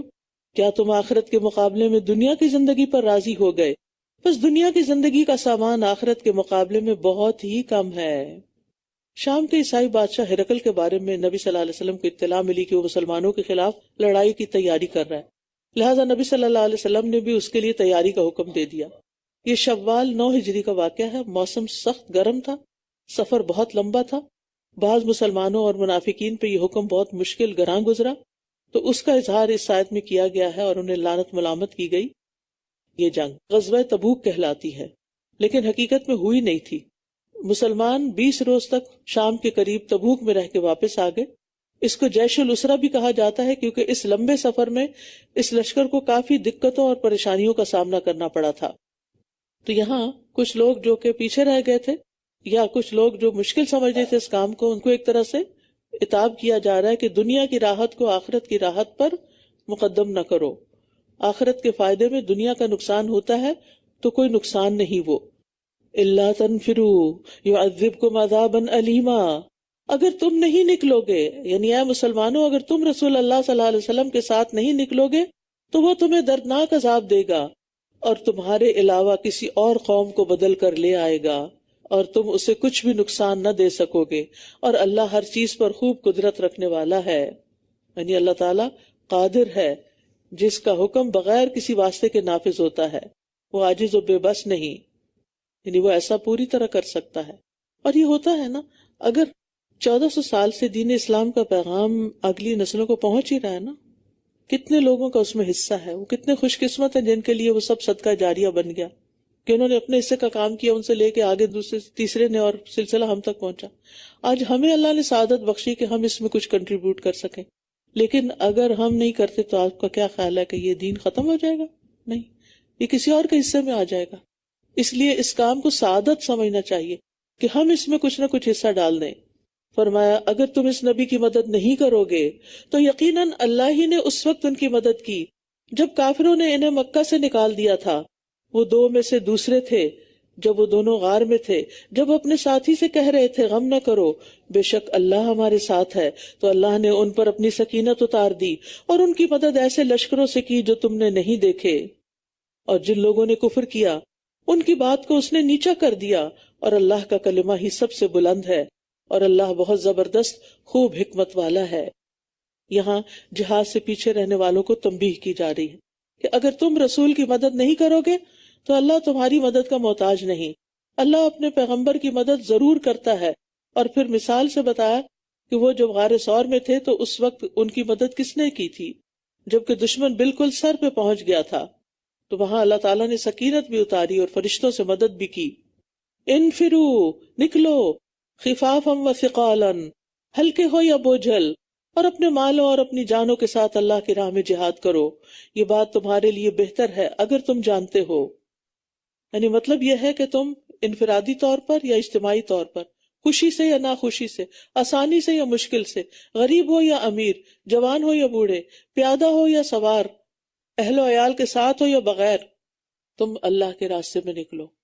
ہر کوئی اپنی اپنی کیپیسٹی کے مطابق کچھ نہ کچھ حصہ دین کی خدمت کے لیے اپنے وقت، اپنی جان مال کا ضرور لگائے. صحابہ کرام اپنے آخری وقت تک جہاد کرتے رہے. انس رضی اللہ عنہ کہتے ہیں کہ ابو طلحہ جو ان کے ستیلے باپ تھے، ام سلیم کے شوہر تھے، انہوں نے یہ آیت پڑھی، کہنے لگے، یہ ابو طلحہ بھی ویسے کیسے عمل کرنے والے تھے، لن تنالوا البر حتی تنفقوا کی آیت پڑھی تو سارا باغ صدقے میں دے دیا. یہ آیت پڑھی تو کہنے لگے میں سمجھتا ہوں کہ اللہ تعالیٰ نے ہم بوڑھوں اور جوانوں سب کو نکلنے کے لیے کہا ہے. ان کی اولاد نے کہا، ابا جان آپ نے رسول اللہ صلی اللہ علیہ وسلم کے ہمراہ جنگیں لڑی حتیٰ کہ وہ فوت ہو گئے، ابو بکر اور عمر کے ساتھ بھی، اور وہ چلے گئے، تو ہم آپ کی جگہ جنگ کریں گے. مگر وہ نہ مانے، چنانچہ انہوں نے سمندر کا سفر اختیار کیا یہاں تک کہ فوت ہو گئے. 7 دن تک انہیں دفن کرنے کے لیے کوئی جزیرہ نہ ملا، کشتی میں ہی فوت ہو گئے. اس دوران ان کے جسم میں کوئی تبدیلی نہ آئی، اللہ کے راستے میں تھے نا. اسی طرح مقداد بن اسود جو تھے بڑھاپے اور بھاری جسم کے باوجود نکلے. ایک آدمی نے کہا، کاش آپ اس سال جنگ کے لیے نہ جائیں. کہا، سورۃ توبہ ہمیں بیٹھنے کی اجازت نہیں دیتی. اللہ تعالیٰ نے فرمایا، انفروا خفافا وثقالا. ابو ایوب انصاری رسول اللہ صلی اللہ علیہ وسلم کے ساتھ بدر میں شریک ہوئے، پھر 1 سال کے سوا کبھی مسلمانوں سے کسی جنگ میں پیچھے نہیں رہے. تاریخ کی کتابوں میں آتا ہے کہ 90 سال کی عمر میں قسطنطینیہ کانسٹینٹینوپل جانے والے ترکی جانے والے لشکر میں آپ شریک ہوئے. ان کے امیر یزید بن معاویہ تھے. بیمار ہوئے تو یزید ان کی بیمار پرسی کے لیے آئے. پوچھا کوئی خواہش ہو تو بتائیں. فرمایا میری خواہش یہ کہ جب میں فوت ہو جاؤں تو سوار ہو کر دشمن کی سرزمین میں جہاں تک تم آگے جا سکو جاؤ، جب آگے بڑھنے کی گنجائش نہ رہے تو مجھے وہاں دفن کر کے آنا، پھر واپس آ جانا. ابو ایوب بھی یہ آیت پڑھا کرتے تھے، انفروا خفافا وثقالا، نکلو ہلکے ہو یا پوچھل. ہمیں ذرا سے کوئی کام آ جاتا ہے، ذرا سا کوئی ٹائم ٹیبل اوپر نیچے ہو جاتا ہے، ہم فوراً چھٹی کر لیتے ہیں، ہم اپنے مقصد کو ہی بھول جاتے ہیں. کبھی کوئی عذر آڑے آ جاتا ہے، کبھی کوئی عذر آڑے آ جاتا ہے. تو یہاں پر مالوں کو پہلے رکھا گیا، وجاہدوا باموالکم وانفسکم. بعض اوقات انسان خود آ جاتا ہے لیکن مال نہیں لگاتا، لیکن دونوں چیزیں ہوں تو پھر ترقی تیزی سے ہوتی ہے. سہل بن سعد کہتے ہیں نبی صلی اللہ علیہ وسلم نے فرمایا، اللہ کی راہ میں ایک دن مورچے پہ رہنا دنیا و ما فیہا سے بہتر ہے. جنت میں تم میں سے کسی کے کوڑا رکھنے کی جگہ دنیا و ما فیہا سے بہتر ہے. کسی شخص کا صبح یا شام کے وقت اللہ کی راہ میں چلنا ساری دنیا و ما فیہا سے بہتر ہے. اور یاد رکھیں، علم کے راستے میں چلنا بھی، اور خاص طور پر دین کے علم کے راستے میں چلنا بھی، اللہ کے راستے میں چلنا ہے. ابھی ہمیں اپنا اجر نظر نہیں آتا نا، اس لیے ہمیں سستی آ جاتی ہے کہ چلو آج آرام کر لیتی ہوں، آج گھر میں ذرا لیٹ کے سن لوں گی. لیکن جس کو اجر پتا ہوتا ہے وہ تھکا ہارا بھی ہو تو اٹھ کے کھڑا ہو جاتا ہے اور جا کے تھکاوٹ اتر جاتی ہے. لیکن کچھ لوگوں کی زیادہ ہو جاتی ہے جن کا دل نہیں لگتا ایسی مجلسوں میں. اگر مال غنیمت کا حصول قریب اور سفر درمیانہ ہوتا تو وہ ضرور آپ کی پیروی کرتی ہے. یعنی اگر دنیا کا کوئی مال ملنا ہوتا تو نکل جاتے. جابس پہ تو کبھی ہم چھٹی نہیں کرتے اس بہانے سے کہ آج میں تھکی ہوئی ہوں تو دیر سے اٹھوں گی تو میں فون کر دیتی ہوں آج نہیں میں آ سکتی. اگر مال غنیمت کا حصول قریب اور سفر درمیانہ ہوتا تو وہ ضرور آپ کی پیروی کرتے، لیکن مسافت ان پر دور ہو گئی اور ان قریب وہ اللہ کی قسمیں کھائیں گے کہ اگر ہم استطاعت رکھتے تو ضرور تمہارے ساتھ نکلتے. یہ اپنی جانوں کو ہلاک کر رہے ہیں اور اللہ جانتا ہے کہ بے شک یہ واقعی جھوٹے ہیں. یہ آیت غزوہ تبوک سے پیچھے رہ جانے والوں کے بارے میں آئی جن کی اکثریت منافقین کی تھی. اگر مال ملنے کی کوئی توقع ہوتی اور سفر زیادہ دور نہ ہوتا تو ضرور ساتھ چل پڑتے کہ کچھ فائدہ حاصل کر لیں گے. اف اللہ عنک لما اذنت لہم، اللہ نے آپ کو معاف کر دیا، آپ نے انہیں کیوں پیچھے رہنے کی اجازت دی، یہاں تک کہ سچ بولنے والے آپ پر ظاہر ہو جاتے اور آپ جھوٹوں کو بھی جان لیتے. جو لوگ اللہ اور یوم آخرت پر ایمان رکھتے ہیں وہ آپ سے کبھی اجازت نہیں مانگیں گے اس سے کہ وہ اپنے مالوں اور اپنی جانوں سے جہاد کریں، اور اللہ متقی لوگوں کو خوب جاننے والا ہے. بے شک آپ سے وہی لوگ اجازت مانگتے ہیں جو اللہ اور یوم آخرت پر ایمان نہیں رکھتے اور جن کے دل شک میں پڑے ہوئے ہیں، لہٰذا یہ اپنے شک میں ہی ڈاما ڈول ہیں. یعنی شک سے نیکی کے کاموں میں رغبت کم ہو جاتی ہے. اور اگر وہ نکلنے کا ارادہ کرتے تو اس کے لیے ساز و سامان تیار کرتے، لیکن اللہ کو ان کا اٹھنا پسند نہ تھا تو اس نے انہیں روک دیا اور کہہ دیا گیا بیٹھنے والوں کے ساتھ تم بھی بیٹھے رہو. تو بات یہ کہ اگر ارادہ ہوتا تو ضرور تیاری کرتے. تو یہ ایمان کی علامت ہے کہ اطاعت کے کام کے لیے وقت سے پہلے تیاری کر لی جائے. نماز کا وقت قریب ہے، پہلے سے گھڑی دیکھ کر رکھی جائے کتنی دیر رہ گئی اور پھر اس کے مطابق اپنے کام وائنڈ اپ کیے جائیں. یاد رکھیں کہ نیکی کے کاموں میں سستی کا مظاہرہ کرنا نفاق کی علامات میں سے ہے. اسی لیے اللہ سبحانہ وتعالیٰ پھر توفیق چھین لیتے ہیں. پھر فرمایا اور اگر یہ تم میں نکلتے بھی تو تمہارے لیے خرابی کے سوا کسی چیز میں اضافہ نہ کرتے اور تمہارے درمیان فتنہ پیدا کرنے کے لیے ضرور گھوڑے دوڑاتے، اور تم میں ایسے لوگ ہیں جو ان کی باتیں کان لگا کے سنتے ہیں اور اللہ ظالموں کو خوب جاننے والا ہے. مسلمانوں کو تسلی دی جا رہی ہے کہ کوئی بات نہیں، اگر یہ نہیں آئے، اگر یہ آتے تو تمہارے لیے مشکلات ہی کھڑی کرتے، چغل خوری کر کے تمہارے اندر فتنہ برپا کرتے، انتشار پھیلاتے، غلط رائے دیتے، غلط مشورے دیتے، تمہارے درمیان عداوت پیدا کرتے. یقیناً ان لوگوں نے اس سے پہلے بھی فتنہ ڈالنا چاہا اور آپ کے لیے کئی معاملات الٹ پلٹ کر دیے، یہاں تک کہ حق آ گیا اور اللہ کا حکم ظاہر ہو گیا، اگرچہ یہ ناپسند کرنے والے تھے. یعنی منافقین جب سے آپ مدینہ آئے تھے تو آپ کے خلاف فتنے تلاش کرتے رہتے اور معاملات خراب کرتے. جنگ احد کے موقع پر انہوں نے کیا کیا؟ راستے سے ہی واپس لوٹ گئے. ہر موقع پر انہوں نے کوئی نہ کوئی ایسا کام کیا کہ جس سے مسلمانوں کو نقصان ہو. اور ان میں سے کوئی وہ ہے جو کہتا ہے مجھے پیچھے رہنے کی اجازت دے دیجیے اور مجھے فتنے میں نہ ڈالیے. خبردار، فتنے میں تو یہ پڑ چکے ہیں، بے شک جہنم کافروں کو ضرور گھیرنے والی ہے. یعنی اگر آپ مجھے اجازت نہیں دیں گے تو پیچھے رکنے پر مجھے گناہ ہوگا، تو مجھے گناہگار نہ کیجیے، آپ مجھے یہ کام کہہ کے گناہگار نہ کریں. ایک نے کہا کہ وہاں رومی عورتیں ہوں گی تو ان کو دیکھ کے میں صبر نہیں کر سکتا، تو فتنہ ہے میرے لیے، بہتر ہے میں نہ جاؤں. اگر آپ کو کوئی بھلائی پہنچتی ہے، یہ تو ایسا ہی ہے کہ کوئی کہے کہ میں مسجد نماز اس لیے نہیں پڑھنے جاتا کیونکہ کچھ عورتیں بھی آج کل مسجد چلی جاتی ہیں تو وہ میرے لیے فتنے کا باعث ہے. اگر آپ کو کوئی بھلائی پہنچتی ہے تو وہ انہیں بری لگتی ہے، اور اگر آپ کو کوئی مصیبت پہنچتی ہے تو یہ کہتے ہیں ہم نے تو اپنا بچاؤ پہلے ہی کر لیا تھا، اور یہ اتراتے ہوئے واپس لوٹ جاتے ہیں. قُلْ لَن يُصِيبَنَا إِلَّا مَا كَتَبَ اللَّهُ لَنَا هُوَ مَوْلَانَا وَعَلَى اللَّهِ فَلْيَتَوَكَّلِ الْمُؤْمِنُونَ. کہہ دیجئے ہمیں ہرگز کوئی نقصان نہیں پہنچے گا مگر وہی جو اللہ نے ہمارے لیے لکھ دیا، اور اس میں بھی کوئی خیر ہوگی، پھر وہی ہمارا مولا ہے اور اللہ ہی پر مومنوں کو توکل کرنا چاہیے. بڑا ہی حوصلہ دینے والی آیت ہے یہ. یعنی جب انسان کو یہ پتہ چلتا ہے نا کہ اللہ کی طرف سے مقدر ہر صورت میں ہو کر رہنا ہے، جو مقدر میں وہ ہو کے رہے گا، جو مصیبت یا بھلائی ہمیں پہنچتی ہے تقدیر کا حصہ ہے، تو انسان کے لیے تکلیف برداشت کرنا آسان ہو جاتا ہے. وَقُلْ لَن يُصِيبَنَا إِلَّا مَا كَتَبَ اللَّهُ لَنَا. نعمت اللہ کی طرف سے ہے تو تکلیف بھی اسی کے اذن سے آتی ہے. اور کتنی سچی ہے یہ بات کہ جس نے قضاء و قدر میں اللہ کے راز کو پا لیا اس پر مصیبتیں آسان ہو گئیں. کہہ دیجئے تم ہمارے بارے میں جس کا انتظار کر رہے ہو وہ دو بھلائیوں میں سے ایک ہے، اور ہم تمہارے بارے میں انتظار کر رہے ہیں کہ اللہ تمہیں اپنے پاس سے کوئی سزا دے یا ہمارے ہاتھوں سے، بس تم انتظار کرو، بے شک ہم بھی تمہارے ساتھ انتظار کر رہے ہیں. یعنی یا کامیابی یا شہادت، دونوں میں سے جو بھی ہمیں حاصل ہو وہ ہمارے لیے خیر ہی خیر کا باعث ہے. لیکن تمہارے لیے یا تو تم قتل ہوگے یا قیدی ہو جاؤ گے یا پھر آخرت کا عذاب، تو یہ سب پر اللہ قادر ہے. کہہ دیجئے خوشی سے خرچ کرو یا ناخوشی سے، تم سے ہرگز قبول نہ کیا جائے گا کیونکہ تم ہو ہی نافرمان لوگ. تو اللہ کی نافرمانیوں سے بچنا چاہیے، کیونکہ اللہ کی بعض نافرمانیاں گناہ ایسے ہوتے ہیں جو ڈیلیٹ بٹن کی طرح ہوتے ہیں، جو نیکیوں کو ضائع کر دیتے ہیں. نیک اعمال کی قبولیت کی اول شرط کیا ہے؟ ایمان. اور منافقین میں ایمان ہی تو نہیں تھا، اور ان کے صدقات قبول ہونے میں یہی بات مانے ہوئی کہ انہوں نے اللہ اور اس کے رسول کا انکار کیا، اور یہ نماز کے لیے نہیں آتے مگر اس حال میں کہ یہ سست ہوتے ہیں، اور یہ خرچ نہیں کرتے مگر اس حال میں کہ یہ ناپسند کرنے والے ہیں. یعنی یہ دونوں کام ان کے اوپر بڑے بھاری ہیں.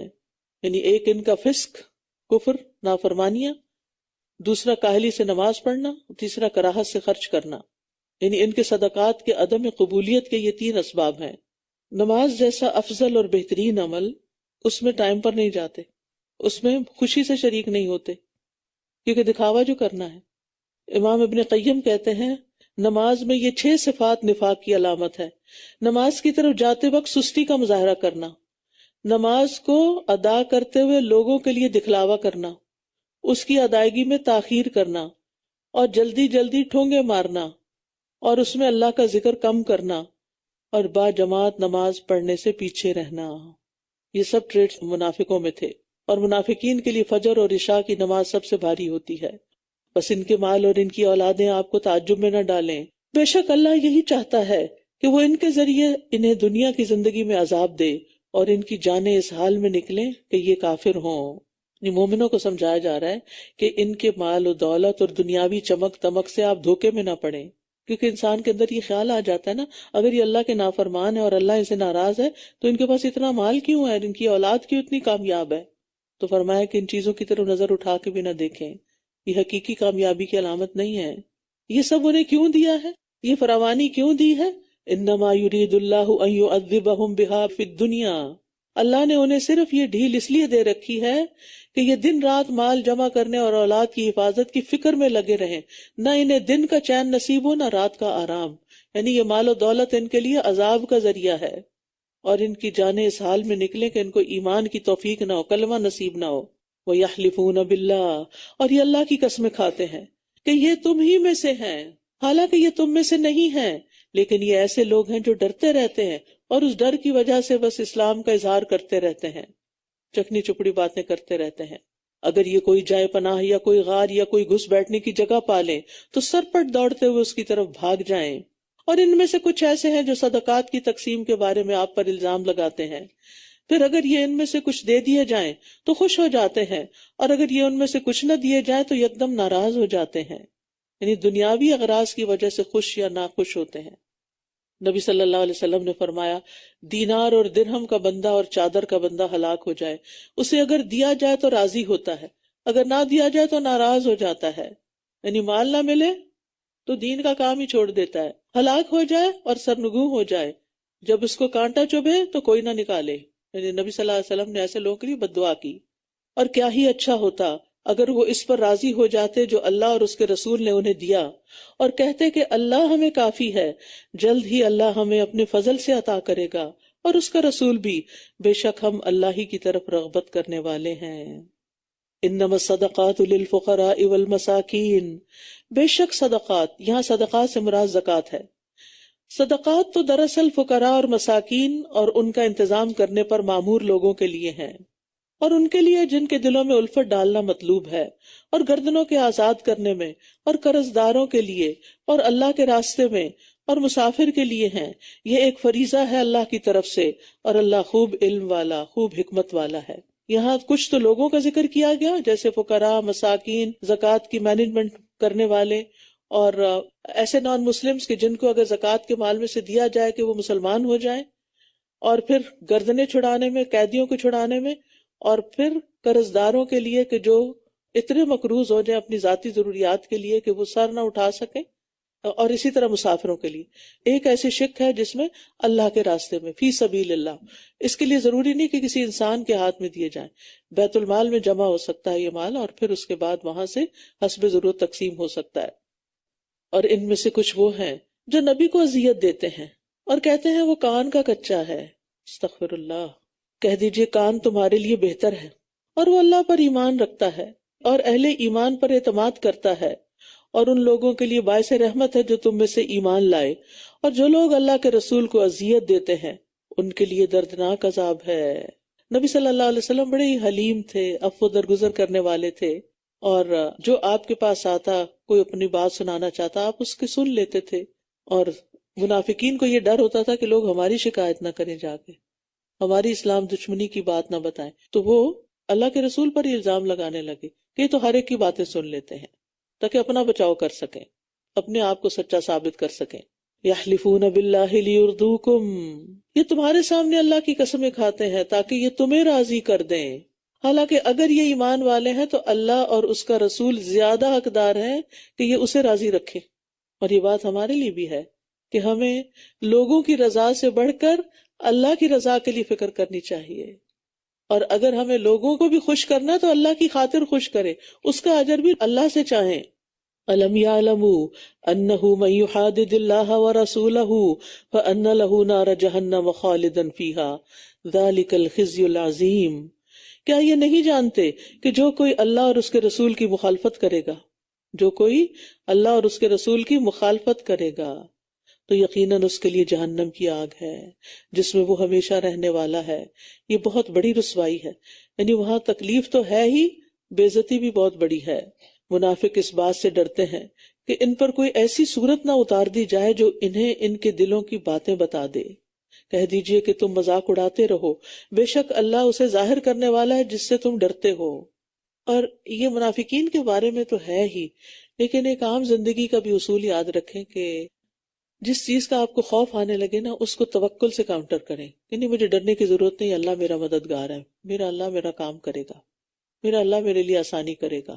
توکل توکل، کیونکہ کہا جاتا ہے اور اس پر ریسرچز بھی ہو رہی ہیں کہ جس چیز سے بعض اوقات ہم ڈرتے ہیں اس کی کوئی حقیقت نہیں بھی ہوتی، تو بعض اوقات وہ اوور تھنکنگ کی وجہ سے سوچ سوچ کے وہ ہو بھی جاتی ہے، کیونکہ وہ ایک لا آف اٹریکشن آپ نے پڑھا ہوگا کہ جن چیزوں کے بارے میں ہم سوچتے رہتے ہیں ان کی طرف ایک اٹریکشن ہو جاتی ہے اور ان چیزوں کی بھی ہو جاتی ہے. اسی لیے کہتے ہیں کہ جب کتے کے پاس سے گزرے تو ڈرے نہ، کیونکہ اس کی سینسز اتنی تیز ہیں کہ وہ ہمارے ڈر کو بھی محسوس کر لیتا ہے اور پھر ہماری کمزوری سمجھتے ہوئے وہ اٹیک بھی کر سکتا ہے. تو اپنے اوپر کنٹرول رکھے، بھاگے نہیں. اسی طرح بھینس کو دیکھ کے کبھی نہیں بھاگے، کیونکہ وہ پیچھے بھاگ پڑتی ہے. وہ جانور ہوتا ہے نا کہ اگر آپ بھاگے تو وہ آپ کو گرا دیں گے. وہ کیوں ایسا سمجھتے ہیں؟ وہ سمجھتے ہیں آپ ان پہ اٹیک کرنے لگے ہیں، تو وہ اپنے دفاع میں. اسی طرح جیسے سانپ ہے تو اس کو جب یہ محسوس ہوتا ہے کہ آپ اسے مارنے لگے ہیں تو وہ فوراً اٹیک کرتا ہے، اور یہی باقی جانوروں کا حال بھی ہے. تو اس سے یہ پتہ چلتا ہے کہ انسان کو بس اللہ سے ڈر کے غلط کام کو چھوڑ دینا چاہیے، کیونکہ اللہ سبحانہ وتعالی دلوں کے رازوں سے واقف ہے. اور اگر آپ ان سے پوچھیں تو یہ ضرور کہیں گے ہم تو بس گپ شپ اور دل لگی کر رہے تھے. یعنی جب آپ کے پاس کوئی خبر آتی اور آپ تحقیق کرنا چاہتے تو یہ بس ٹال مٹول کر دیتے. کہہ دیجئے کیا اللہ سے اور اس کی آیات سے اور اس کے رسول سے تم مذاق کر رہے تھے؟ یعنی منافقین کی حقیقت کھل جاتی تو اس پر وہ بہانے بنانے لگتے.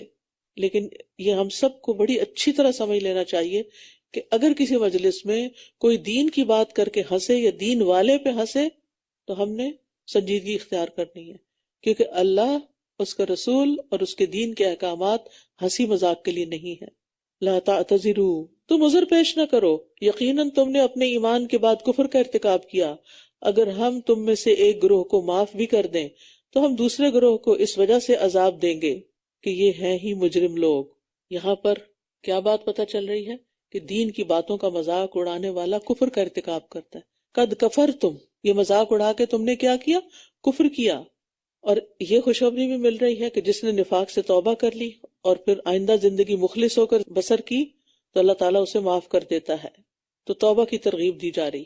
المنافقون والمنافقات بعضهم من بعض، منافق مرد اور منافق عورتیں سب ایک ہی طرح کے ہیں.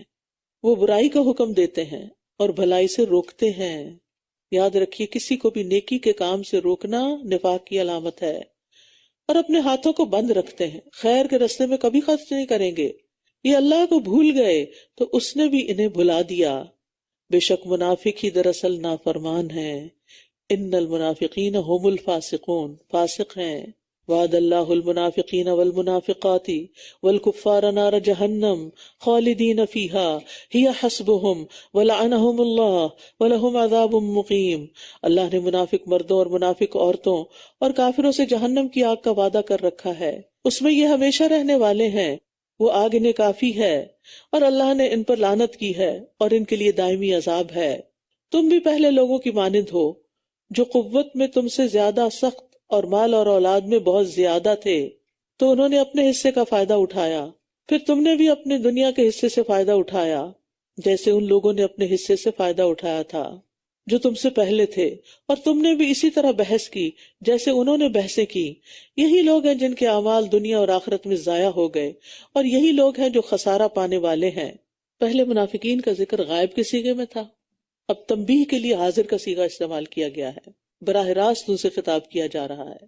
اب منافقین کی پچھلے گمراہ لوگوں سے کیا مشابہت ہے؟ دو طرح سے. ایک، دنیا میں انہوں نے اپنے تقدیر میں لکھے ہوئے حصے کا فائدہ اٹھایا تو تم نے بھی انہی کی طرح اپنے نصیب سے فائدہ اٹھایا. انہوں نے انبیاء کا مذاق اڑایا تو تم نے بھی یہی کام کیا. اب آخرت میں ان کے اعمال بھی ضائع ہوئے، خائب و خاسر ہوئے، تو اب تمہارے بھی ایسے ہی ہوں گے. توبہ کر لو تو اور بات ہے. کیا ان منافقوں کو ان لوگوں کی خبر نہیں پہنچی جو ان سے پہلے آئے تھے؟ قوم نوح اور عاد اور سمود اور قوم ابراہیم اور مدین والوں کی، اور ان بستیوں کی جو الٹا دی گئیں. ان کے رسول ان کے پاس کھلی نشانیاں لے کر آئے تھے، پھر اللہ ان پر ظلم کرنے والا نہ تھا، لیکن وہ خود ہی اپنی جانوں پر ظلم کیا کرتے تھے. والمؤمنون والمؤمنات بعضهم اولیاء بعض، اور مومن مرد اور مومن عورتیں ایک دوسرے کے مددگار ہیں. وہ نیکی کا حکم دیتے ہیں اور برائی سے روکتے ہیں، اور وہ نماز قائم کرتے ہیں اور زکوٰۃ ادا کرتے ہیں، اور وہ اللہ اور اس کے رسول کی اطاعت کرتے ہیں. یہی وہ لوگ ہیں جن پر اللہ ضرور رحم فرمائے گا، بے شک اللہ بہت زبردست خوب حکمت والا ہے۔ منافقین کے بعد اہل ایمان کے اچھے اوصاف کا ذکر کیا جا رہا ہے۔ ان کی اچھی عادتیں کیا ہیں کہ وہ سب ایک دوسرے کے اولیاء یعنی دوست، محبت کرنے والے، مدد کرنے والے ہیں، ایک دوسرے کے کام آنے والے ہیں۔ یہ مومن کی تعریف ہے۔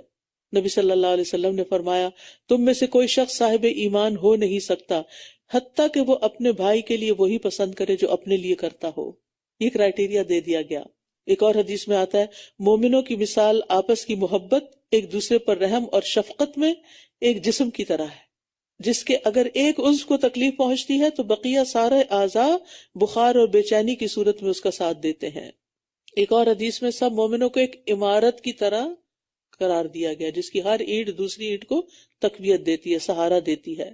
وعد اللہ المؤمنین والمؤمنات جنات تجری من تحتها الانہار خالدین فیہا ومساکن طیبۃ فی جنات عدن ورضوان من اللہ اکبر ذالک هو الفوز العظیم۔ اللہ نے مومن مردوں اور مومن عورتوں سے ایسے باغات کا وعدہ کر رکھا ہے جن کے نیچے نہریں بہتی ہیں، وہ ان میں ہمیشہ رہنے والے ہیں، اور ہمیشگی کے باغات میں پاکیزہ گھروں کا وعدہ بھی ہے، اور اللہ کی طرف سے رضامندی سب سے بڑی چیز ہے، یہی تو عظیم الشان کامیابی ہے۔ اے نبی کفار اور منافقین سے جہاد کیجئے اور ان پر سختی کیجئے، اور ان کا ٹھکانہ جہنم ہے اور وہ لوٹ کر جانے کی بہت بری جگہ ہے۔ اصل میں منافقین کے ساتھ اب تک بہت حسن سلوک ہو رہا تھا، لیکن اس سے ان کی سرکشی میں ہی اضافہ ہوا۔ نبی صلی اللہ علیہ وسلم مدینہ آنے پر طویل مدت تک ان سے نرمی برتتے رہے، ان کی سازشوں کو اگنور کرتے رہے، لیکن اس حسن سلوک کی وجہ سے ان کی سرکشی اور بڑھ گئی کہ کوئی نقصان نہیں، کچھ نہیں ہوتا۔ کچھ لوگ ایسے ہوتے ہیں نا کہ اگر آپ ان کے ساتھ نرمی کریں تو اور سر چڑھ جاتے ہیں، لیکن کچھ لوگ ہوتے ہیں کہ آپ نرمی کریں تو وہ آپ کے دوست بن جاتے ہیں۔ تو آخر میں اب منافقین پر سختی کرنے کا حکم دیا گیا۔ تو سورۃ توبہ قرآن مجید کے آخر میں نازل ہونے والی صورتوں میں سے ہے، اور آخری حکم کیا ہے کہ اب نرمی اور درگزر کی بجائے ان پہ سختی کی جائے۔ آپ اب تک جو نرمی اور چشم پوشی سے کام لے رہے تھے، اب ان کے قصور پر ان کو پکڑا جائے۔ یہ لوگ اللہ کی قسمیں کھاتے ہیں کہ انہوں نے وہ بات نہیں کہی، حالانکہ یقینی طور پر انہوں نے کلمہ کفر کہا تھا، اور انہوں نے اپنے اسلام لانے کے بعد کفر اختیار کیا اور اس کام کا ارادہ کیا جو یہ پورا نہ کر سکے، اور انہوں نے صرف اس بات کا انتقام لیا کہ اللہ اور اس کے رسول نے اپنے فضل سے انہیں غنی کر دیا ہے۔ پھر اگر یہ توبہ کر لیں تو یہ ان کے حق میں بہتر ہوگا، اور اگر یہ منہ موڑتے ہیں تو اللہ انہیں دنیا اور آخرت میں دردناک عذاب دے گا، اور ان کے لیے زمین میں نہ کوئی دوست ہوگا اور نہ کوئی مددگار۔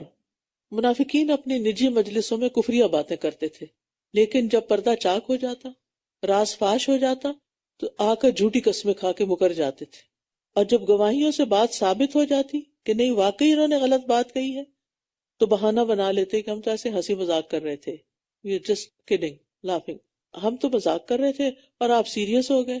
یہ بات عام طور پہ لوگ کرتے ہیں نا، جب کہ آپ کے مذاق کو مائنڈ کرے، کہتے ہیں کہ تم تو ایسے سیریس ہو جاتے ہو، اور پھر یہ کہ قسمیں کھانے لگتے، قسموں کو ڈھال بنا لیتے۔ تو یہ ان کا طرز عمل تھا۔ اور ان میں سے بعض وہ ہیں جنہوں نے اللہ سے عہد کیا تھا کہ اگر وہ ہمیں اپنے فضل سے کچھ عطا کرے گا تو ہم ضرور صدقہ کریں گے اور ہم ضرور نیک لوگوں میں سے ہو جائیں گے۔ ہم میں سے بھی بہت سے لوگ یہ کرتے ہیں نا کہ اگر ہمارے پاس اتنا مال آ جائے تو پھر ہم اتنا تو ضروری اللہ کے راستے میں دے دیں گے، اور جب وہ مال آ جاتا ہے تو پھر ہم سوچ میں پڑ جاتے ہیں، پھر ہم اس میں کم کر دیتے ہیں یا ختم ہی کر دیتے ہیں اپنے پروگرام کو۔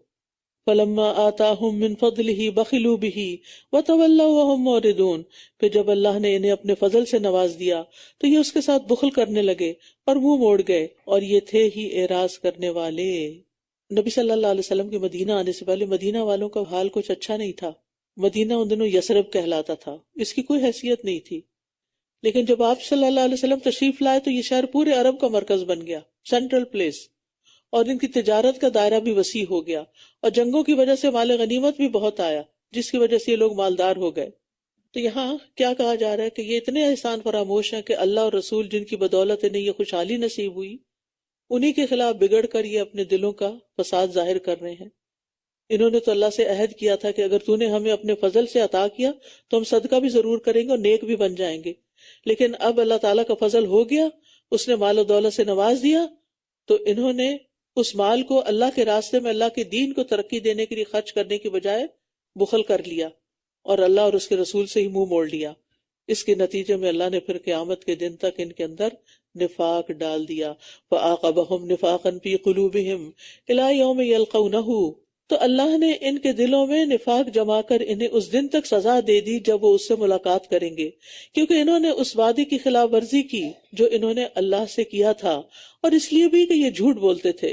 أَلَمْ يَعْلَمُوا أَنَّ اللَّهَ يَعْلَمُ سِرَّهُمْ وَنَجْوَاهُمْ وَأَنَّ اللَّهَ عَلَّامُ الْغُيُوبِ، کیا یہ نہیں جانتے کہ بے شک اللہ ان کے رازوں اور ان کی سرگوشیوں کو جانتا ہے، اور یہ کہ اللہ تمام غیبوں کو خوب جاننے والا ہے، علام الغیوب ہے. اگر یہ یقین ہو جائے نا انسان کو کہ اللہ تعالیٰ میرے دل کے حال کو بھی جانتا ہے، تو انسان سب سے پہلے تو اسے صاف کرنے کی فکر کرے. آپ دیکھیں کہ اگر کوئی گیسٹ آ رہا ہو آپ کے گھر میں اور آپ کا سب کچھ بکھرا پڑا ہو، تو آپ کیا کرتے ہیں؟ کیوں صفائی کرتے ہیں؟ پڑا رہے، کیا ہو جائے گا؟ امیج خراب ہو جائے گا نا، اس لیے جلدی جلدی ہر چیز ٹھکانے کر دیتے، صاف ستھرا کر دیتے ہیں. وہ تو انسان ہے جو آ رہے ہیں، وہ اگر امیج خراب بھی لے جائے تو آپ کا کیا بگڑے گا؟ لیکن یہاں تو اللہ ہے جو ہمارے دلوں کو دیکھتا ہے، اللہ دیکھتا ہے. تو جو چیز اللہ دیکھتا ہے اس کو صاف کرنے کی فکر نہیں، اور جو لوگ دیکھتے ہیں ان کو بس خوب صاف کر رہے ہیں. لوگوں کی خاطر جیتے ہیں نا، اللہ کی خاطر نہیں. وہ لوگ جو خوش دلی سے صدقات دینے والے اہل ایمان پر تانا زنی کرتے ہیں، اور ان لوگوں پر بھی جو اپنی محنت کے سوا کچھ نہیں پاتے، تو یہ ان کا مذاق اڑاتے ہیں. اللہ ان کا مذاق اڑاتا ہے اور ان کے لیے دردناک عذاب ہے.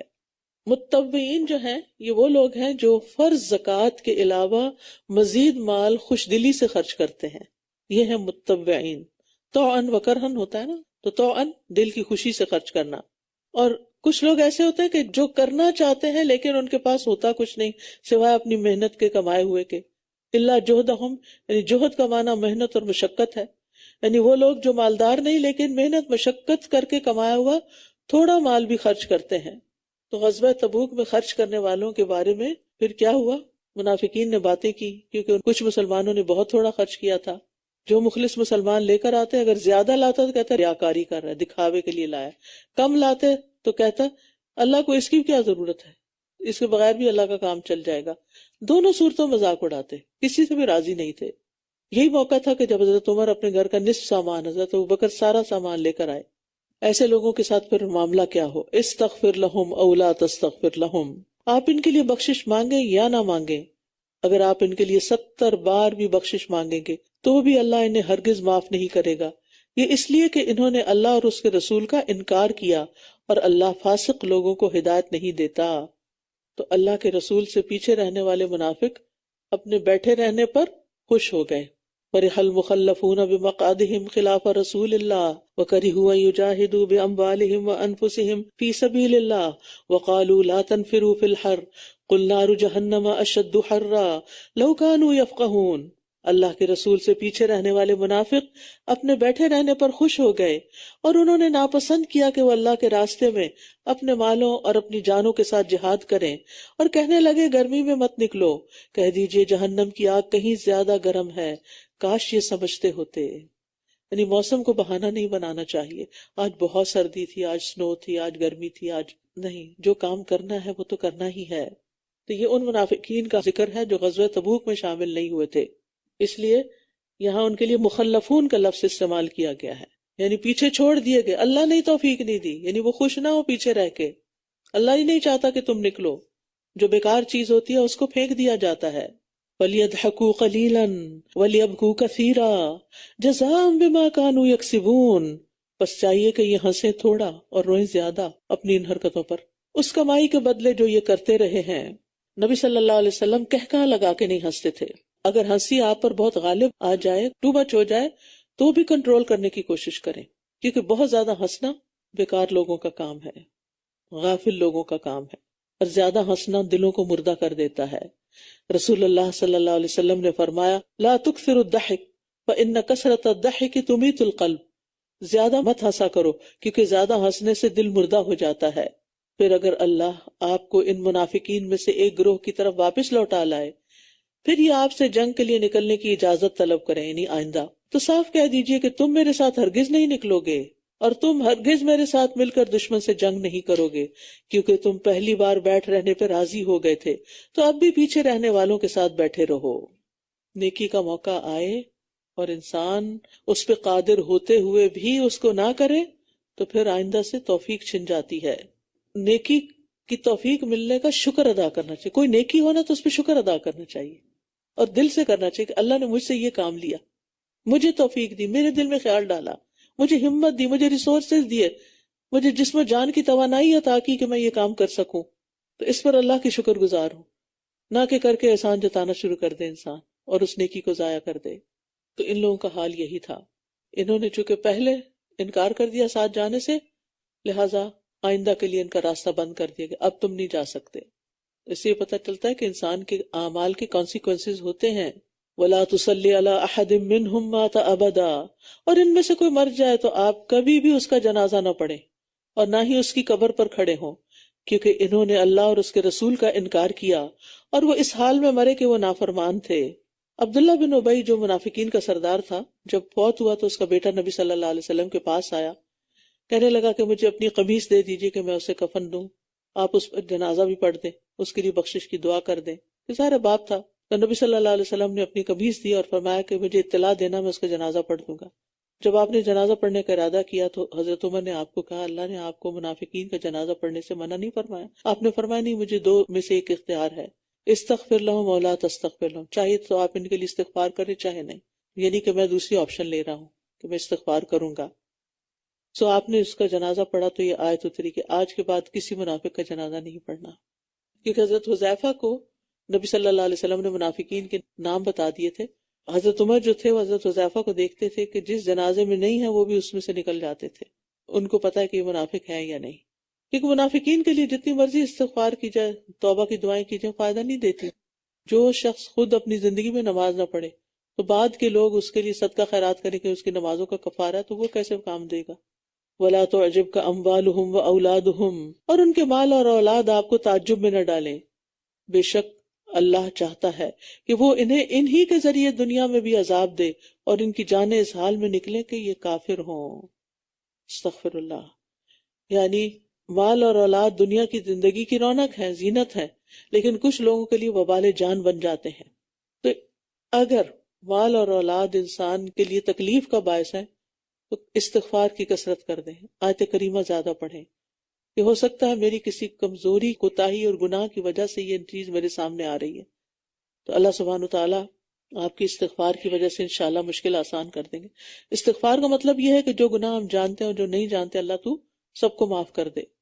اور جب کوئی صورت اتاری جاتی ہے کہ اللہ پر ایمان لاؤ اور اس کے رسول کے ساتھ مل کر جہاد کرو، تو ان میں سے صاحب استطاعت آپ سے اجازت مانگنے لگتے ہیں اور کہتے ہیں ہمیں چھوڑ دیجئے کہ ہم بیٹھنے والوں کے ساتھ ہی رہیں.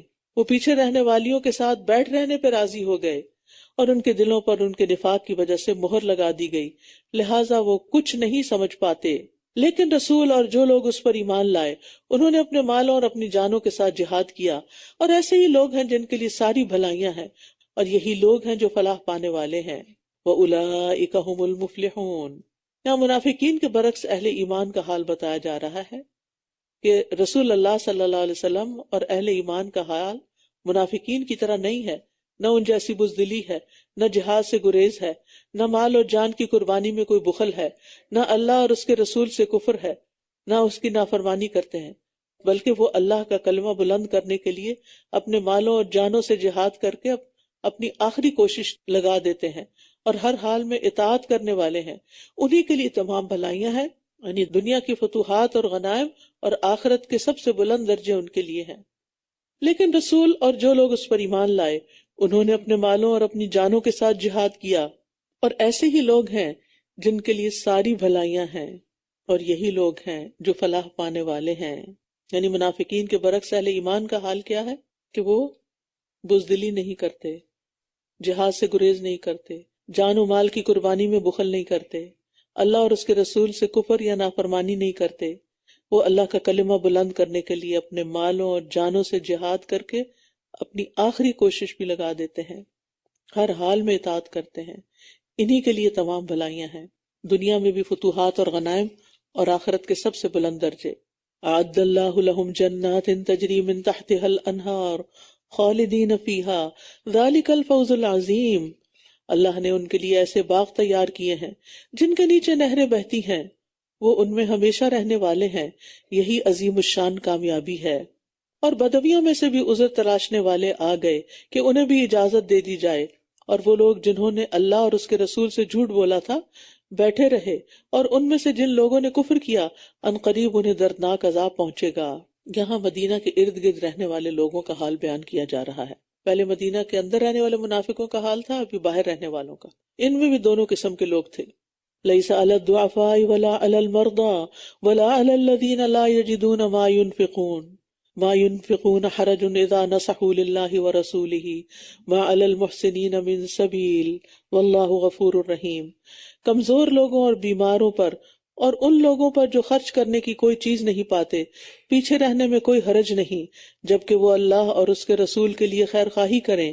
نیکی کرنے والوں پر کوئی مواخذہ نہیں، اور اللہ بہت بخشنے والا بہت رحم کرنے والا ہے۔ انس رضی اللہ عنہ کہتے ہیں کہ نبی صلی اللہ علیہ وسلم ایک غزوے پر تھے، غزوہ تبوک کی تھا۔ آپ نے فرمایا کچھ لوگ مدینہ میں ہمارے پیچھے رہ گئے ہیں، لیکن ہم کسی بھی گھاٹی یا وادی میں چلیں وہ ثواب میں ہمارے ساتھ ہیں، ان کو صرف عذر نے روک رکھا، ورنہ ان کی نیت تھی پوری پوری آنے کی۔ اس سے پتہ چلتا ہے کہ اخلاص نیت کا بھی فائدہ ہوتا ہے، اجر میں انسان برابر کا شریک ہو جاتا ہے۔ رسول اللہ صلی اللہ علیہ وسلم نے فرمایا جو شخص حج کے ارادے سے نکلے اور اسے راستے میں موت آ جائے تو اللہ اس کے لیے قیامت کے دن تک حج کرنے کا ثواب لکھ دیتا ہے، اور جو عمرے کے ارادے سے نکلے اور اسے راستے میں موت آ جائے تو اللہ اس کے لیے بھی قیامت کے دن تک عمرہ کرنے والے کا ثواب لکھ دے گا، اور جو شخص جہاد کے ارادے سے نکلے اور راستے میں موت آ جائے تو اللہ اس کے لیے قیامت تک جہاد کرنے والے کا ثواب لکھ دے گا۔ پھر فرمایا اور ان لوگوں پر بھی کوئی مواخذہ نہیں جو آپ کے پاس اس لیے آئے کہ آپ انہیں سواری مہیا کریں۔ آپ نے کہا کہ میں کوئی بھی ایسی چیز نہیں پاتا جس پر تمہیں سوار کروں، تو وہ اس حال میں پلٹے کہ ان کی آنکھیں رنج و غم کی وجہ سے آنسو بہا رہی تھی کہ وہ کچھ نہیں پاتے جو وہ خرچ کر سکیں۔ یہاں کچھ مخلص مسلمانوں کے ایک گروہ کا ذکر ہے جن کے پاس اپنی سواریاں نہیں تھی، وہ رسول اللہ صلی اللہ علیہ وسلم کے پاس سواریاں لینے کے لیے آئے تھے، تو آپ نے فرمایا میرے پاس دینے کے لیے کچھ بھی نہیں۔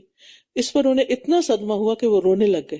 مرد کم ہی روتے، لیکن وہ اللہ کے راستے میں نکلنا چاہ رہے تھے اور نہیں نکل پائے تو رونے لگے، ایسے روئے گویا آنکھیں پانی کے چشمے بن گئی ہوں جس سے آنسوں کی نالیاں رواں ہو گئی ہوں، اور وہ کہتے تھے کہ ہمارے پاس کچھ بھی خرچ کرنے کے لیے نہیں کہ ہم جہاد میں شریک ہو سکیں۔ تو اللہ تعالیٰ نے انہیں بھی گناہ سے بری قرار دیا کیونکہ وہ ساتھ نہیں جا سکے تھے۔ انما السبیل علی الذین یستأذنونک وہم اغنیاء رضوا بأن یکونوا مع الخوالف وطبع اللہ علی قلوبہم فہم لا یعلمون۔ بے شک الزام تو ان لوگوں پر ہے جو آپ سے اجازت طلب کرتے ہیں حالانکہ یہ دولت مند ہے، یہ اس پر راضی ہو گئے کہ وہ پیچھے رہنے والیوں کے ساتھ ہو جائیں، اور اللہ نے ان کے دلوں پر مہر لگا دی، بس وہ جانتے ہی نہیں ہیں۔ وآخر دعوانا ان الحمد للہ رب العالمین۔ سبحانک اللہم وبحمدک اشہد ان لا الہ الا انت استغفرک واتوب الیک۔ السلام علیکم ورحمۃ اللہ وبرکاتہ۔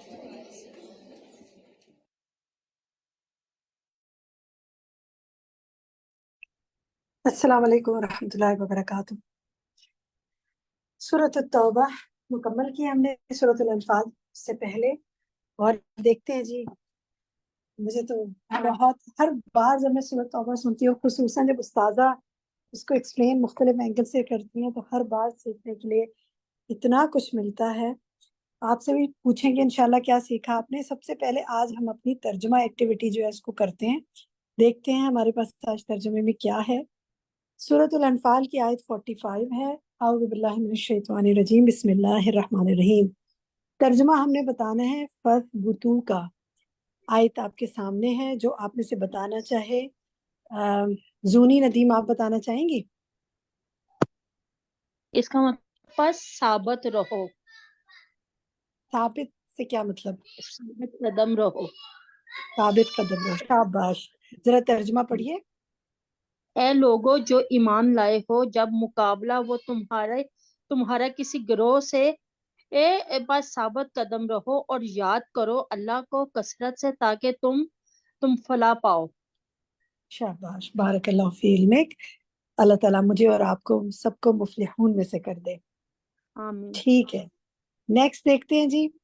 نیکسٹ ترجمہ جو ہے وہ مکمل کرنا ہے سورۃ الانفال کی آیت 46 کا 46، اور ری حکم کا ترجمہ ہمیں بتانا ہے تو ریحانہ نگت آپ بتانا چاہیں گی؟ جی میم، ری حکم ہوا تمہاری یا شان تمہاری.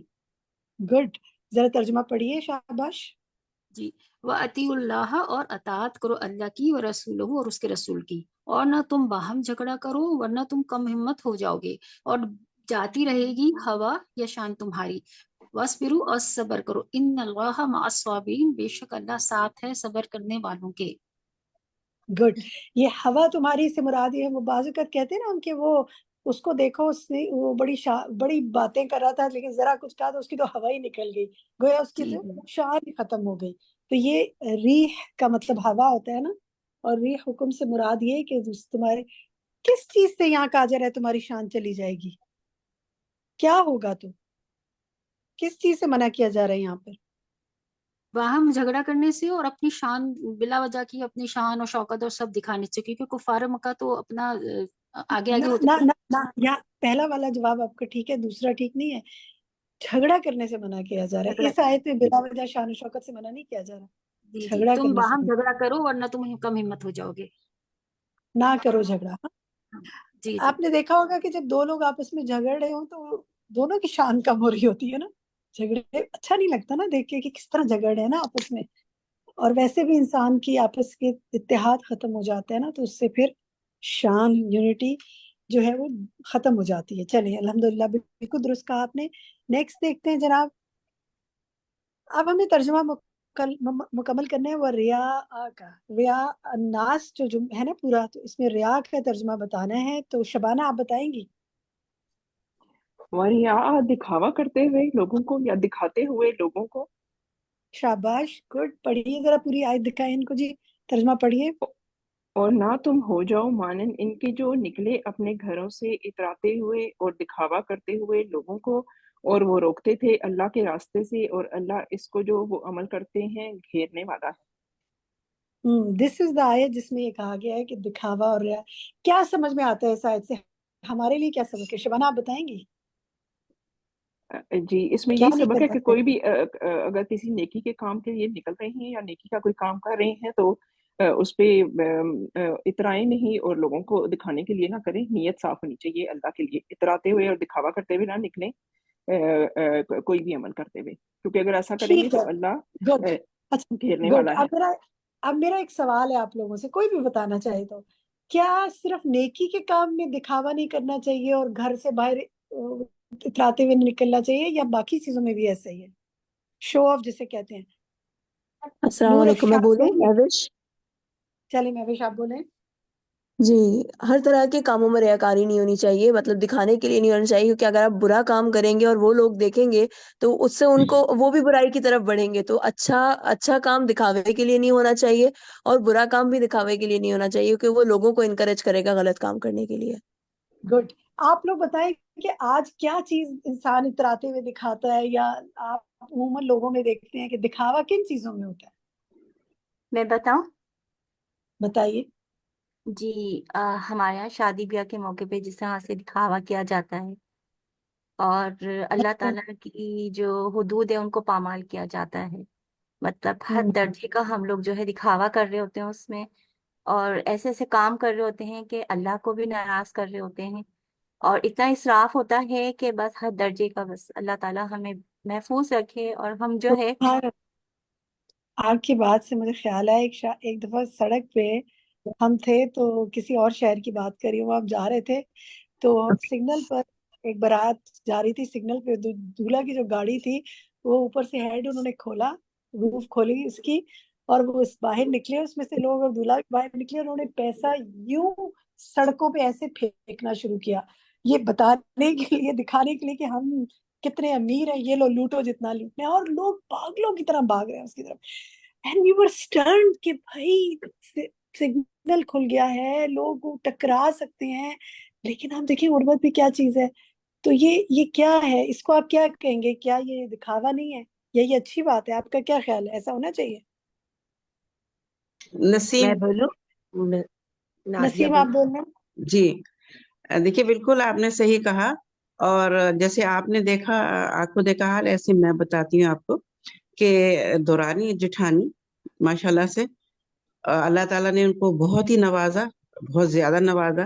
اور جب کسی ان کے فیملی میں کسی کی شادی ہوئی تو ظاہر ہے انہوں نے نئے جوڑے پہننے تھے، تو دونوں نے درزی سے سلوائے. تو ایک جو تھی دورانی تھی یا جٹھانی تھی، وہ درزی کے پاس گئی کہ میرے، اس نے نا کون سا والا جوڑا سلوایا، اس نے دکھا دیا درزی نے بیچارے نے.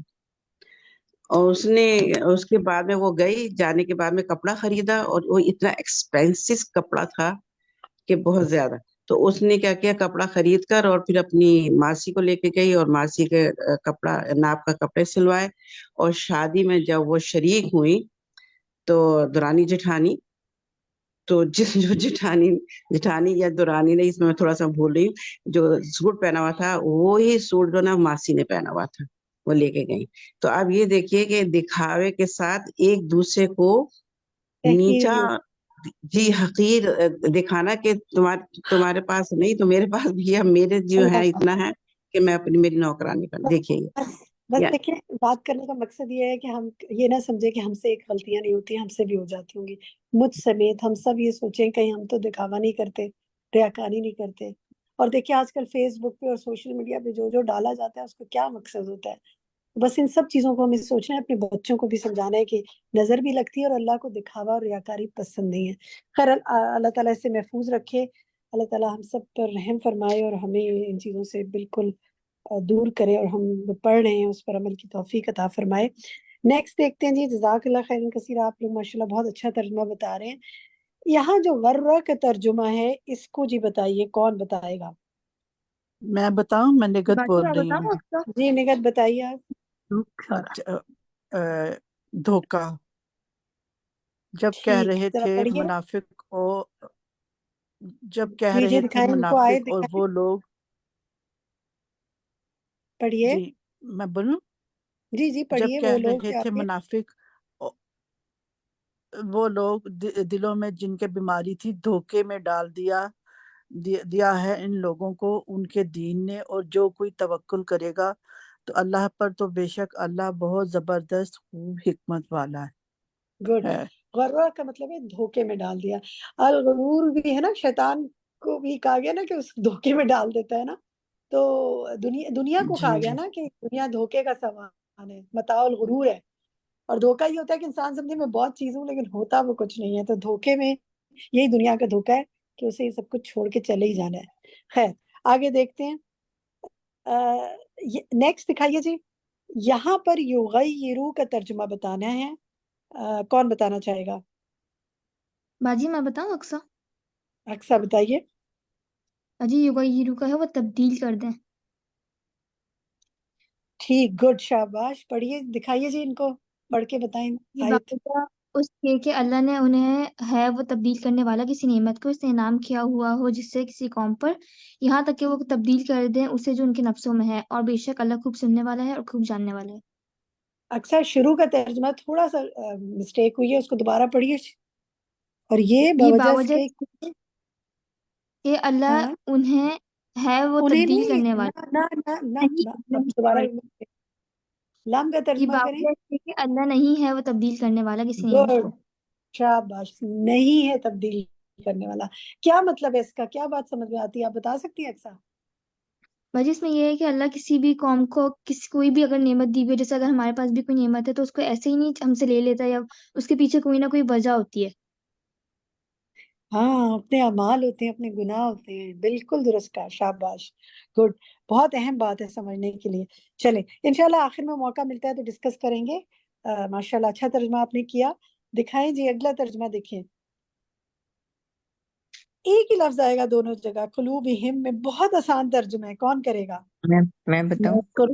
انیلا انیلا زمان کیجیے. نام بتایا کریں، میں نہ کہا کریں، وہ اتنے سارے انیلا لوگ ہوتے ہیں میں پہچان نہیں پاتی. جی انیلا جی، کہیے. قلوبہم ان کے دل، اور آگے بھی ان کے دل. قلوبہم، قلوبہم، ٹھیک ہے. گڈ. ترجمہ دکھائیے، پڑھیے انیلا.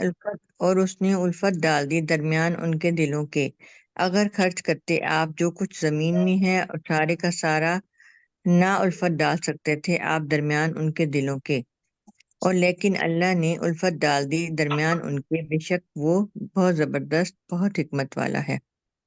آپ بتائیں گے انیلا اس سے کیا بات سمجھ میں آتی ہے آم، یا کوئی اور اچھا ہے شاہدہ پروین شاہدہ پروین چلے بتائیں. جی، اس میں مومنوں کی محبت نیکی تقوی کی وجہ سے بھئی آپس میں ہوتی ہے کہ جب ان کی نیکیاں اتنی بڑھ جاتی ہیں کہ آسمان والے بھی ان سے محبت کرنے لگ جاتے ہیں. اور محبت کی سب سے جو مضبوط بنیاد ہوتی ہے وہ تقوی ہی ہوتی ہے، اور وہ یہ دین کی خاطر ہوتی ہے. دنیا کی وجہ سے جیسے محبت جلدی چلیں ختم گڈ. ہو جاتی ہے. جی اوکے گڈ. یہ تو آپ نے مومنوں کے لحاظ سے بتائی، لیکن ایک اوور آل اور بھی میسج ہے. محبت دلوں میں کون ڈالتا ہے؟ اللہ ڈالتا ہے. اللہ ڈالتا ہے. تو ہم بہت کہتے ہیں نا، یا اللہ میرے بچے مجھ سے محبت کریں، یا اللہ میرا شوہر مجھ سے محبت کرے، یا اللہ میری ماں مجھ سے محبت کرے، میرے والد مجھ سے محبت کرے، اللہ فلاں مجھ سے محبت کرے. حرام محبتوں کی میں بات نہیں کری، میں تو حلال اور جائز کی بات کری. بعض اوقات ہر محبت نہیں مل پاتی نا انسان کو، تو وہ سوچتا ہے مجھے کیوں نہیں ملی. تو کس سے مانگنی چاہیے بتائیے؟ اور ہم اس بندے سے مانگتے رہتے ہیں، نہیں اسی کی منتیں کر لیتے ہیں، اسی کے گرد گھومتے میں رہتے ہیں. کچھ بول سکتی ہوں؟ میں کچھ جی بول سکتی بولیے ہوں؟ پلیز امبر پلیز ضرور بولیے. امبر ملک جی، میں یہی کہہ رہی تھی کہ ہمیں اللہ کی خاطر ہی محبت کرنی چاہیے لوگوں سے، اپنے بہن بھائی رشتہ داروں بچوں سے اور دوستوں سے اللہ کی خاطر کریں، اور اگر ان میں سے کوئی غلط کر رہا ہے تو اس کو بتائیں پیار محبت سے کہ یہ غلط بات ہے، یہ صحیح ہے. اور اللہ کی خاطر ہی محبت کرنے سے جو ہے اللہ راضی ہوگا اور اللہ دے دے اللہ گا. راضی ہوتا ہے. جی بالکل. اور یہ اور کہ دنیا میں نہ بھی تو آخرت میں مل جائے گی. بالکل ٹھیک، بہت اچھا پوائنٹ، ویری نائس. آگے چلتے ہیں جی. ترجمہ مکمل کیجئے جناب. حسبک اللہ کا ترجمہ کیجئے مکمل. کون کرے گا؟ نور افشاں کرے. جی نور افشاں کریں گی. بالکل حسبو کا کافی ہے آپ کو. شاباش. دکھائیے جی ترجمہ کیجئے، پڑھیے. یا ایوہا اے صرف النبی ترجمہ پڑھ لیں، نبی. صرف ترجمہ اچھا، پڑھیں. کافی ہے آپ، اے نبی کافی ہے آپ کو اللہ اور اسے جو پیروی کرے آپ کی مومنوں میں سے. شاباش. اب بتائیے یہ آیت میرے اور آپ کے لیے ہے یا نہیں؟ ہمارے لیے بھی کون کافی ہے؟ اللہ پہ ہی توکل کرنا چاہیے ہر کام کے. وہی کافی ہے. وہ چاہے گا تو ہر کام ہمارا بن جائے گا. ٹھیک ہے نا انشاءاللہ. تو جناب یہ ہمارے لیے بھی مومنین کی بات ہو رہی ہے نا. اللہ تعالیٰ نے ایمان نصیب کیا ہے، اللہ تعالیٰ ہم اس پر توکل کریں. ٹھیک ہے، نیکسٹ دکھائیں جی. ترجمہ مکمل کرنا ہے آپ نے وَنَصَرُوا کا. بہت آسان. کون کرے گا؟ فرحت مسعود آپ کریں گی؟ اور مدد کی. شاباش. دکھائیے جی ترجمہ. اور مدد کی. جی پڑھیے. فرحت پوری آیت کا ترجمہ پڑھیں. والذین آمنوا. عربک نہیں پڑھیں، جی صرف ترجمہ پڑھیں. والذین آمنوا. اچھا، اور وہ جو ایمان لائے اور انہوں نے ہجرت کی اور انہوں نے جہاد کیا اللہ کے راستے میں، اور جنہوں نے پناہ دی اور مدد کی، یہی لوگ ہیں. اور وہ جو مومن ہیں سچے، ان کے لیے بخشش ہے اور رزق اور عزت والا. رزق عزت والا. شاباش ماشاءاللہ. بڑا اچھا آپ لوگ ترجمہ بتا رہے ہیں، مجھے بڑی خوشی ہو رہی ہے ماشاءاللہ. نیکسٹ دکھائیے جی. اشتراؤ کا ترجمہ بتائیے جی. کون بتائے گا؟ رفاقت سلطانہ آپ بتائیں گی؟ جی، اشتراؤ کا مطلب ہے خرید لی یا بیچ دی. ایک فیصلہ کریں. بیچ دی. بیچ بیچ دی. دی. جب بیچ. خرید اور بیچنے والے یہ اشتراؤ کا آتا ہے نا، اس کے بعد جب با آتا ہے نا تو بیچنے کا معنی ہوتا ہے. اگلا ورڈ اگر با سے شروع ہو رہا ہو تو معنی بیچنے کا ہوتا ہے. ٹھیک ہے، تو دکھائیے جی ترجمہ. اچھی کوشش ہے. پڑھیے ترجمہ. انہوں نے بیچ ڈالا اللہ کی آیات کو قیمت تھوڑی میں، پھر انہوں نے روکا اس کے راستے سے، بے شک وہ کتنا برا ہے جو ہیں وہ عمل کر رہے. کس بات کو برا عمل کہا جا رہا ہے یہاں پہ آیات کو بیچنے کا، اللہ تعالیٰ کی آیات کو بیچ دیتے تھے تھوڑی سی قیمت کے، مطلب یعنی اپنی مرضی کا فتویٰ دے دیتے تھے. گڈ. یہ لوگوں برا کو. کام ہے نہیں کرنا. بالکل ٹھیک. بارک اللہ فی علمکم. سب کے لیے دعا ہے کہ اللہ تعالیٰ آپ سب کے علم میں بہت برکت کرے. آگے دکھائے جی. اجعلتم کے بعد والا لفظ سقایتا کا ترجمہ کرنا ہے. جی السلام علیکم. جی وعلیکم السلام. جی نام لیجیے اپنا، کون راہیلا، پڑھے گا؟ جی راہیلا، راہیلا بتائیں، راہیلا بات کر جی۔ بتائیں کیا راہیلا۔ تم نے بنا لیا سکایتن پانی پلانا؟ شاباش، دکھائیے سے ترجمہ پورا پڑھی، کیا تم نے کیا بنا لیا تم نے پانی پلانا حاجیوں کو اور آباد کرنا مسجد حرام کو، مانند اس کے جو ایمان لایا اللہ پر اور آخری دن پر اور اس نے جہاد کیا اللہ کے راستے میں؟ نہیں وہ برابر ہو سکتے اللہ کے نزدیک، اور اللہ نہیں ہدایت دیتا ان لوگوں کو جو ظالم ہیں۔ ٹھیک ہے، گڈ۔ نیکسٹ دکھائیں جی، بہت اہم آیت سورہ توبہ کی آیت 24، وَعَشِيرَتَكُمْ اور وَمَسَاكِن کا ترجمہ کرنا ہے، کون کرے گا؟ طاہرہ یاسمین۔ طاہرہ بتائیے ترجمہ اس کا۔ عشیرتکم تمہارے گروہ، اور مساکین اور تمہارے ٹھکانے یا تمہارے گھر۔ اور گھر، تمہارے نہیں، صرف مساکن میں گھر آئے گا، اور عشیرتکم کا ترجمہ دوبارہ بتائیے کیا ہے؟ تمہارے گھرانے یا تمہارے قبیلے والے۔ خاندان، تمہارے خاندان، عشیر جو رشتہ دار ہوتے ہیں نا، ٹھیک ہے۔ جی۔ دکھائیے جی، یہاں کم آ رہا ہے تو تمہارے آئے گا، لیکن مساکن میں نہیں آئے گا۔ اب یہ آیت جو ہے نا، یہ آیت 24 میں آپ سب کو دے رہی ہوں، آپ کا ہوم ورک ہے یہ، آج آپ لوگوں نے اس کی تلاوت بھی کرنی ہے، اس کا ترجمہ بھی 3 بار پڑھنا ہے۔ یہ بڑی اہم آیت ہے میرے اور آپ کے لیے کہ یہ چیزیں ہیں تمہارے اور اللہ کے درمیان رکاوٹ بن جاتی ہیں، تو ذرا فیصلہ کر لو کہ تم نے کیا کرنا ہے۔ تو اللہ تعالیٰ مجھے اور آپ کو توفیق دے، انشاءاللہ یہ ہم سب پڑھیں گے۔ نیکسٹ دکھائیے جی، اور اگر کل جب آپ صبح کہہ دیتی ہوں، ہماری تو دوپہر میں کلاس ہے نا، کل جب ہماری کلاس شروع ہوگی نا، تو اسٹارٹ میں آپ میں سے کسی نے مجھے بتانا ہے کہ اس آیت کیا سیکھا ہے اس آیت سے، انشاءاللہ ہم کل ڈسکس کریں گے اس کو۔ دکھائی جی، ترجمہ مکمل کریں طوعاً و کرہن کا، کون کرے گا؟ شازیہ بابر آپ کریں گی؟ جی، طوعاً خوشی سے اور کرہن ناخوشی سے۔ ٹھیک ہے جی، دکھائیں اس کی اردو ترجمہ پڑھیے شازیہ آپ۔ کہہ دیجئے خرچ کرو خوشی سے یا ناخوشی سے، ہرگز نہیں وہ قبول کیا جائے گا تم سے، بے شک تم لوگ نافرمان۔ تو جناب ایک بات سمجھ لیں اس آیت سے کہ یہ ضروری نہیں ہے کہ ہم جو خرچ کریں وہ اللہ قبول بھی کر لیں۔ کیا خیال ہے؟ یہاں نہیں قبول کیا جا رہا نا، تو پھر کیا کرنا چاہیے؟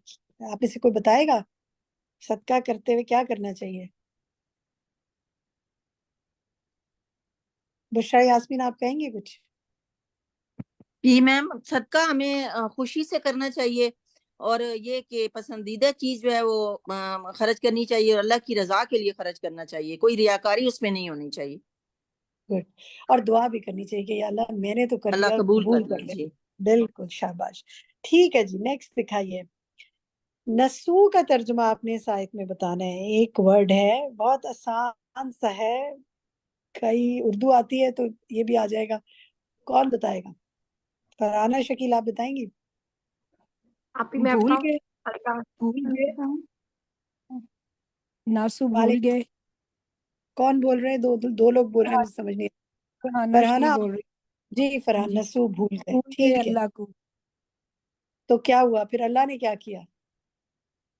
اللہ تعالیٰ نے ان کو فاسق میں شامل کر دیا، نہیں، آگے فاسقوں میں دیکھیں، فنسیہ ہم پڑھے نا، وہ بھول گئے اللہ کو، تو اللہ نے کیا کیا؟ آگے پڑھیں۔ بلا دیا، بے شک منافق ہی فاسق و بد کردار ہیں۔ پورا ترجمہ پڑھیں، وہ ترجمہ دکھائیں جی ان کو، اس پوری منافق آخری لائن کا ذرا ترجمہ پڑھیں، آخری لائن کا ترجمہ پڑھیں پورا۔ اپنے ہاتھوں کو، یہ آ نہیں رہا صحیح وہ قرآن، بھول گئے، میں پڑھتی ہوں، وہ اللہ بھول کو گئے تو اللہ کو، بھلا دیا انہیں، تو اس نے تو بھلا اللہ دیا نے انہیں۔ اس نے بھلا دیا انہیں۔ بے تو کیا شک سبق سیکھا اس سے؟ منافق کہ آپ جو بتائیں اللہ کیا تعالیٰ کو سبق؟ یاد نہیں، جو اللہ کو یاد نہیں کرتے، اللہ بھی ان کو نہیں یاد کرتا۔ ہاں، ہمیں یہ نہیں یاد رکھنا، ہمیں یہ نہیں سوچنا چاہیے کہ اللہ تو یاد رکھے گا ہی ہمیں، اس ہاں میں تو جی، کرم کیے جا رہے ہیں اللہ کا لیکن وہ بھول بھی جاتے ہیں، اللہ کا سبحان اللہ۔ ذکر کرنا چاہیے، ہر ٹائم اللہ کا ذکر کرنا چاہیے، پھر اللہ تعالیٰ بھی ہمیں یاد رکھتے ہیں۔ انشاءاللہ انشاءاللہ انشاءاللہ۔ چلیں جی، بہت ہی پیاری آیات ہم نے آج سنی، اور دعا آپ کے لیے جو ہے ہماری، دکھائی جی دعا کون سی ہے؟ اللہم انی اعوذ بک من الہم والحزن والعجز والکسل والجبن والبخل وغلبۃ الدین وغلبۃ الرجال وغلبۃ الرجال، اے اللہ میں آپ کی پناہ چاہتی ہوں فکر اور غم سے اور کمزوری اور سستی سے اور بزدلی اور بخل سے اور قرض کے بوجھ سے اور غلبے سے رجال کے، یعنی لوگوں کے سخت غلبے سے۔ بہت پیاری دعا ہے، آج کل کے حالات میں تو اور مانگنے والی ہے، جو حالات جا رہے ہیں اللہ تعالیٰ ہمیں ہر شر سے محفوظ رکھے، ہر ظلم سے محفوظ رکھے۔ اور آپ کے ساتھ شیئر کر رہے ہیں جناب زکوٰۃ کی آج آیات، آیت 60 ہم نے پڑھی زکوٰۃ کے حوالے سے، تو آج ہم آپ کے ساتھ زکوٰۃ کا پیمفلٹ شیئر کریں گے گروپ میں، اس کا PDF بھی شیئر کر دیں گے، لنک بھی شیئر کر دیں گے، آپ اور لوگوں سے بھی شیئر کر سکتے ہیں، پڑھ بھی سکتے ہیں، اگر ہارڈ کاپی منگوانا چاہیں تو سیلز آفس سے منگوا سکتے ہیں، اس کی انگلش بھی موجود ہے، وہ بھی شیئر کر دیں گے۔ تقویٰ جو ہے، نیکسٹ دکھائیں جی، انگلش کا پیمفلٹ ہے تقویٰ روزے کا مقصود، اس کو بھی انشاءاللہ آپ کے ساتھ شیئر کریں گے، آپ پڑھیے گا، پھر کل اگر کچھ اس پہ بات کرنی ہوئی تو ضرور کیجیے گا۔ اب کچھ ٹائم ہے میرے پاس، چند منٹ ہیں، 5 منٹ ہیں، میں چاہوں گی آپ میں سے کوئی بھی بات کرنا چاہے جیسے نہیں ابھی کی، کوئی ریفلیکشن دینا چاہیں، کوئی بات کرنا چاہیں تو ہینڈ ریز کریں، اپنی بات کریں۔ کیا سیکھا آج کے سیشن سے؟ مینی ماں کے نام سے ہیں جی، بتائیے، کھولے اپنا مائک، پہلا ہینڈ ریز ہے، مائک کھولیں، مینی ماں کے نام سے آپ ہیں جی۔ جی السلام علیکم ورحمۃ اللہ وبرکاتہ۔ سسٹر میں یہ کہنا چاہوں گی کہ جب مطلب ہم کوئی چیز اللہ کی راہ میں خرچ کرتے ہیں تو وہ ہماری مطلب بہترین، ہماری پسندیدہ چیز ہونی چاہیے۔ بعض وقت ایسا ہوتا ہے کہ ہم مطلب جو ہم کو نہیں چاہیے وہ ہم اللہ کی راہ میں وہ کرتے ہیں نا کہ چلو اس کو دے دیتے ہیں کسی کو ایسے، تو وہ نہیں ہے۔ جو پسندیدہ ہماری اپنی بہت ہی جس پر مطلب ہماری جو خود پسندیدہ جو چیز ہوتی ہے وہ اللہ کی راہ میں جزاک مطلب اللہ خیر۔ آپ بہترین کا سے نام کیا بہترین ہے؟ چیز اللہ کی راہ میں خرچ کرنا۔ اوکے، آپ کا نام کیا ہے؟ کیسے پروناؤنس کریں گے آپ مبینہ، کا نام؟ مبینہ، میرا مبینہ خیال ہے، ہے مبینہ جی جی۔ ہاں، مبینہ لکھنے میں کچھ لکھا نہیں ہوا تھا، ٹھیک، تو میں نے اس لیے پوچھا۔ مبینہ آپ فرسٹ ٹائم جوائن کر رہی ہیں ہمارے ساتھ؟ نہیں جوائن کرتی ہوں actually, I am not always like مطلب وہ اردو نہیں آتی اتنی میری اوکے، اچھی ہے تو بہت اچھا آپ نے آلویز ناٹ پارٹیسپیٹنگ۔ ماشاء اللہ بہت جی اچھا بولا آپ نے، جزاک اللہ خیر، مجھے اچھا لگا آپ نے بات کی آج، الحمدللہ۔ اچھا جزاک مبینہ، اللہ خیر۔ ایسا ہے، یہ بہت اچھا پوائنٹ آپ نے دیا کہ ہمیں اللہ کی راستے میں پسندیدہ چیز دینی چاہیے، یہ نیکی کا اعلیٰ ترین درجہ ہے، بہت اچھا درجہ ہے دینے میں۔ لیکن ایسا بھی ہوتا ہے کہ بعض اوقات آپ کو کوئی چیز ملتی ہے، کوئی تحفہ دیتا ہے، یا آپ کو لے آتے ہیں، آپ کو بعد میں وہ سمجھ نہیں آتی، یا آپ وہ رنگ نہیں پہنتے ہیں، کسی نے کوئی چیز دیا، یا کھانے کی چیز اس پہ آپ نہ کھاتے ہوں، لیکن کسی اور کو آپ کو پتہ ہے دیں گے تو اسے پسند آئے گا، تو اسے دے سکتے ہیں آپ۔ لیکن بس ایسی چیز نہیں ہونی چاہیے کہ ردی ہو، خراب ہو، استعمال کے قابل نہ ہو، بری، اور آپ، یا ایسا نہیں ہونا چاہیے کہ آپ کو پتہ ہے کہ اس کو دیں گے تو اسے بری لگے گی، اس نیت سے نہیں دینی چاہیے۔ لیکن اچھی بات تو یہی ہے کہ جو خود کو، دل کو بہت پسند ہے وہ کسی کو دیا جائے۔ جزاک اللہ خیر کثیرہ، good point. Anyone else, کوئی اور کچھ کہنا چاہے؟ جی السلام افشاں علیکم۔ اشفاق، آپ کچھ کہنا چاہتی ہیں؟ جی آج میں نے اپنے عمل کے لیے ایک پوائنٹ اس میں سے پک کیا ہے کہ خوف کو توکل سے، اللہ کے اوپر توکل سے ڈیل کرنا چاہیے، یہ ایک پوائنٹ میں زبردست، بہت زبردست پوائنٹ ہے، بہت اچھا۔ جب استاذہ بتا رہی تھی میں بھی یہ سوچ رہی تھی کہ کتنا اچھا یہ ٹپ ہے نا، انشاءاللہ اللہ ہے نا میرے ساتھ۔ ہماری ساتھی نسیم نے بھی اس کو 1-2 دن پہلے بات یہ شیئر کی تھی اس حوالے سے۔ کوئی اور بات کوئی کہنا چاہے؟ سید مہر کے نام سے ہیں ہماری ساتھی، آپ کچھ کہنا چاہیں گی؟ شمائلہ، سید مہر آپ کہہ لیں۔ جی، میں نے یہ آج آیت اپنے لیے سبق نکالا ہے کہ ایمان والوں سے دوستی رکھنا ہے، لیکن ساتھ ہی اپنے گھر والوں اور رشتہ داروں کا حقوق ادا کرنا ہے۔ یہ نہیں کہ صرف ایمان والوں سے دوستی رکھے اور رشتہ داروں کے حق ادا نہیں کرے۔ یہ میں نے اپنے لیے سبق آج لیا۔ گڈ پوائنٹ، اور گڈ پوائنٹ۔ نماز، شمائلہ روزہ، اعجاز، زکوٰۃ کے لوگوں میں صلح کرانا ہے، اور یہ پوائنٹ ہے۔ انشاءاللہ۔ شمائلہ اعجاز نے ہاتھ کھڑا کیا تھا۔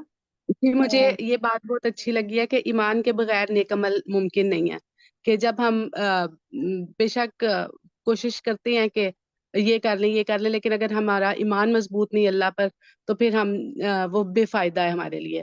یہ مجھے بہت اچھی بات لگی ہے۔ الحمدللہ۔ طیبہ آپ کہیے، طیبہ بات کرنا چاہتی ہیں آپ؟ آپ نے ہینڈ ریز کیا ہوا ہے جی. السلام علیکم میم، میں وعلیکم. الکا. چلیے اور الکا آپ بات کر لیں. آپ ہاں جی کافی دنوں سے موقع نہیں ملا آپ کو آج بات ہاں کرنے جی، میں بہت کوشش کر رہی ہوں پر میری باری نہیں آتی، تو میں کہہ رہی کا. تھی آ کہ گئی کوئی آج. نہیں، اللہ کو یہی منظور ہے. جزاک اللہ. یہ ہوتا ہے توکل. میم یہ ہاں توکل جی کا پھل بالکل ہے. بالکل. گڈ. تو مجھے 2 باتیں بہت دل کو ٹچی لگی. پہلی بات تو یہ تھی کہ میرا بہت زیادہ اللہ کے گھر جانے کو بہت دنوں سے دل کر رہا تھا، بار بار. اور ایک تو وہ میری بات میرے دل کو سکون ملی کہ حجر اسود کے سامنے 2 رکعت نفل ادا کرنے سے آپ کو نیت دل اللہ کے حضور جب بھی آپ کھڑے ہوں گے تو آپ کو وہ ثواب ملے گا. ایک تو یہ بات مجھے بڑی دل کو سکون ملا کہ چلو میں عبادت تو کر رہی ہوں، اللہ تعالیٰ میری قبول کریں گے. اور دوسرا مجھے یہ چیز بڑا لگا کہ دلوں میں محبت تو صرف اللہ تعالیٰ ڈالتے ہیں، اور انسان سے کبھی بھی محبت نہیں مانگ کے لے سکتا. یہ 2 باتیں بہت ہی میم میرے دل کو آج الحمدللہ الحمدللہ. اچھا جناب طیبہ اور طاہرہ سرور آپ دونوں نے ہینڈ ریز کیا ہوا تھا لیکن وقت مکمل ہو گیا ہے. آپ کوشش کیجیے گا کل اگر پہلے ہینڈ ریز کریں، میں اپنے ایڈمن سے کہوں گی جن ساتھیوں کو موقع نہیں آج ملا کوشش کریں ان کے ہینڈ وہ پہلے آ جائیں اور ان کو مائک دے دی جائیں تو کل بات کر لیں ہم. آپ سب کے صبر پر میں آپ سے بہت داد دیتی ہوں. آپ کو بڑے صبر کے ساتھ آپ دوسروں کی بات سنتے ہیں. اللہ سبحانہ وتعالیٰ آپ سے راضی ہو. اللہ سبحانہ وتعالیٰ آپ کی سب کوششیں قبول فرمائے. اور اب چلتے ہیں ہم اپنے پول ٹائم کی طرف. کوئز پول کا ٹائم ہے. شفق انشاءاللہ کنڈکٹ کریں گی. جزاکم اللہ خیرا کثیرا. السلام علیکم ورحمۃ اللہ وبرکاتہ. وعلیکم السلام ورحمۃ اللہ وبرکاتہ. تو جناب دیکھتے ہیں آج کے ہمارے 10 سوال کیا ہیں. شروع کرتے ہیں. بسم اللہ الرحمن الرحیم. کویسچنز آپ کے سامنے ہیں. پہلے سوال کو دیکھیے. مال غنیمت کا ڈیش حصہ اللہ اور اس کے رسول صلی اللہ علیہ وسلم کا ہے. آپ کے آپشنز ہیں تیسرا یا پھر پانچواں. سوال نمبر 2 کو دیکھیے. جو مال بغیر لڑائی کے صلح کے ذریعے یا جزیہ سے وصول ہو اسے ڈیش کہتے ہیں. آپ کے آپشنز ہیں مال غنیمت یا پھر مال فے. سوال نمبر 3 کو دیکھیے. نبی صلی اللہ علیہ وسلم نے فرمایا جب کسی قوم میں ڈیش عام ہو جاتی ہے اور وہ اس کا اعلانیہ ارتکاب کرتے ہیں تو ان میں طاعون اور مختلف بیماریاں جو ان کے پہلوؤں میں نہ تھیں پھیل جاتی ہیں. آپ کے آپشنز ہیں بدکاری یا پھر بدعنوانی. سوال نمبر 4 کو دیکھیے. سورۃ التوبہ میں ڈیش کی صفات بیان کی گئی ہیں. آپ کے آپشنز ہیں منافقین یا پھر کافروں. سوال نمبر 5 کو دیکھیے. نبی صلی اللہ علیہ وسلم نے فرمایا قسم ہے اس ذات کی جس کے ہاتھ میں میری جان ہے، تم میں سے کوئی شخص اس وقت تک مومن نہیں جب تک میں اس کو اس کے والد سے، اس کی اولاد سے اور ڈیش سے زیادہ محبوب نہ ہو جاؤں. آپ کے آپشنز ہیں گھر والوں یا پھر تمام لوگوں. سوال نمبر 6 کو دیکھیے. اور ان کے صدقات قبول ہونے میں یہی بات معنی ہوئی کہ انہوں نے اللہ اور اس کے رسول کا انکار کیا اور یہ نماز کے لیے نہیں آتے مگر اس حال میں کہ یہ سست ہوتے ہیں اور یہ خرچ نہیں کرتے مگر اس حال میں کہ یہ ناپسند کرنے والے ہیں. سورۃ التوبہ آیا 54. یہاں کن کی بات ہو رہی ہے؟ آپ کے آپشنز ہیں یہود و نصارہ یا پھر مشرکین یا پھر منافقین. سوال نمبر 7 کو دیکھیے. بے شک صدقات تو فقیروں اور مسکینوں اور ان پر کام کرنے والوں کے لیے ہیں اور ان کے لیے جن کے دلوں میں الفت ڈالنی مقصود ہے اور گردنوں کے چھڑانے میں اور تاوان بھرنے والوں اور اللہ تعالیٰ کی راہ میں اور مسافروں کے لیے ہیں. یہ اللہ تعالیٰ کی طرف سے فرض ہے اور اللہ تعالیٰ سب کچھ جاننے والا کمال حکمت والا ہے. التوبہ آیا 60. اس آیت میں کون سے صدقے کی بات ہے؟ آپ کے آپشنز ہیں فرض صدقہ یا پھر نفلی صدقہ.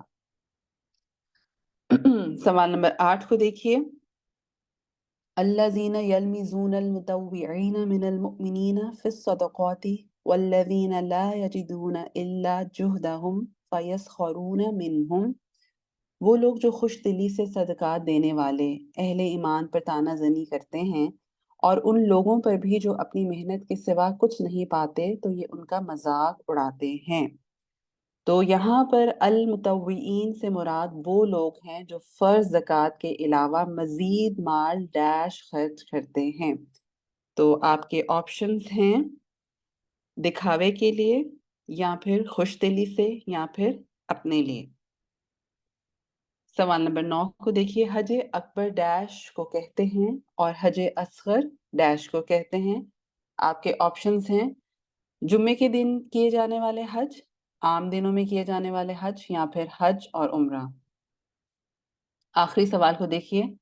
غزوہ تبوک وہ موقع تھا جب عمر رضی اللہ عنہ اپنا ڈیش مال لے کر آئے، اس خیال سے کہ اگر بڑھ سکا تو آج ابو بکر رضی اللہ عنہ سے بڑھ جاؤں گا. جب ابو بکر رضی اللہ عنہ آئے تو گھر کا ڈیش مال لے کر آئے تھے. آپ کے آپشنز ہیں نصف، سارا، یا پھر سارا نصف، اور لاسٹ ہے چوتھائی نصف. یعنی کہ جو شروع کے ہیں آپشنز وہ first full in the blank میں آپ نے سلیکٹ کرنا ہے، اور جو سیکنڈ پارٹ کے ہیں وہ آپ نے second full in the blank کے لیے دیکھنا ہے. تو جناب یہاں پر ہمارے آج کے 10 کویسچنز جو ہیں وہ مکمل ہوتے ہیں. چیٹ میں دیکھ رہی تھی کہ ماشاءاللہ کافی سارے ساتھی جو ہیں وہ کر چکے ہیں، اور شمائلہ کہہ رہی تھیں کہ مجھے جو ہے وہ سوال نظر نہیں آ رہے. تو یہ ہے کہ آپ نے اگین وہی بات ہے کہ تھوڑا سا ایکسپلور کریں زوم کو، اور دیکھیے کہ کیا کیا آپشنز آپ کے پاس ہیں. مور پہ جائیے اور وہاں پر polls/quizzes پر سلیکٹ کیجئے، اور یہ ہے کہ اس پول میں حصہ لیجئے. الحمدللہ. ٹھیک ہے، تو دیکھتے ہیں کتنے ساتھی جو ہیں وہ اس میں پارٹیسپیٹ کر چکے ہیں. 60% نے بھی پارٹیسپیٹ کیا ہے، تو کچھ ایک آدھ منٹ ہم آپ کو اور دے دیتے ہیں کہ آپ اس کو کر لیں. اور باقی یہ ہے کہ مجھے پوری امید ہے کہ جو چیزیں آپ کے ساتھ گروپ میں شیئر کی جاتی ہیں آپ آگے بھی اور ساتھیوں کے ساتھ شیئر کرتے ہوں گے، اور یہ ہے کہ خود بھی ان کو ضرور پڑھتے ہوں گے، کیونکہ کافی دفعہ ایسا ہوتا ہے کہ ہم خود پڑھے بغیر آگے فارورڈ کر دیتے ہیں. تو جناب شیئرنگ پہلے یہ ہے کہ آپ خود پڑھیے، اور پھر یہ ہے کہ اس میں سے آپ آگے شیئر کیجئے. تو یہ ہے کہ سوال تو بہت ہی آسان سے ہیں، اور مجھے پوری امید ہے کہ آپ کو کرنے میں کوئی مشکل نہیں ہو رہی ہوگی. ٹھیک ہے، 70+ جو ہیں وہ پارٹیسپیٹ کر چکے ہیں. تو ہم پھر یہاں تک رکھتے ہیں اور دیکھتے ہیں کہ کیا ہیں آج کے ہمارے ریزلٹ. جی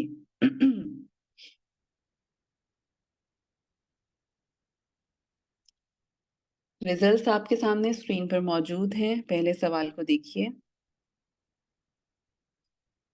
مال غنیمت کا 5واں حصہ اللہ اور اس کے رسول صلی اللہ علیہ وسلم کا ہے، اور اس کا درست جواب جو ہے وہ 68% ساتھیوں نے صحیح دیا، اور 32% نے مس کر دیا. انہوں نے کہا تیسرا. یہ بالکل آج پارے کے شروع میں ہم نے بات دیکھی تھی. اگر آپ نے مس کر دی تو کوئی بات نہیں، آپ دوبارہ شروع کا حصہ سن لیجئے، انشاءاللہ آپ کو کلیئر ہو جائے گی یہ بات. سوال نمبر 2 کا درست جواب جو ہے وہ 69% ساتھیوں نے صحیح دیا ہے. جو مال بغیر لڑائی کے صلح کے ذریعے یا جزیہ سے وصول ہو اسے مال فے کہتے ہیں.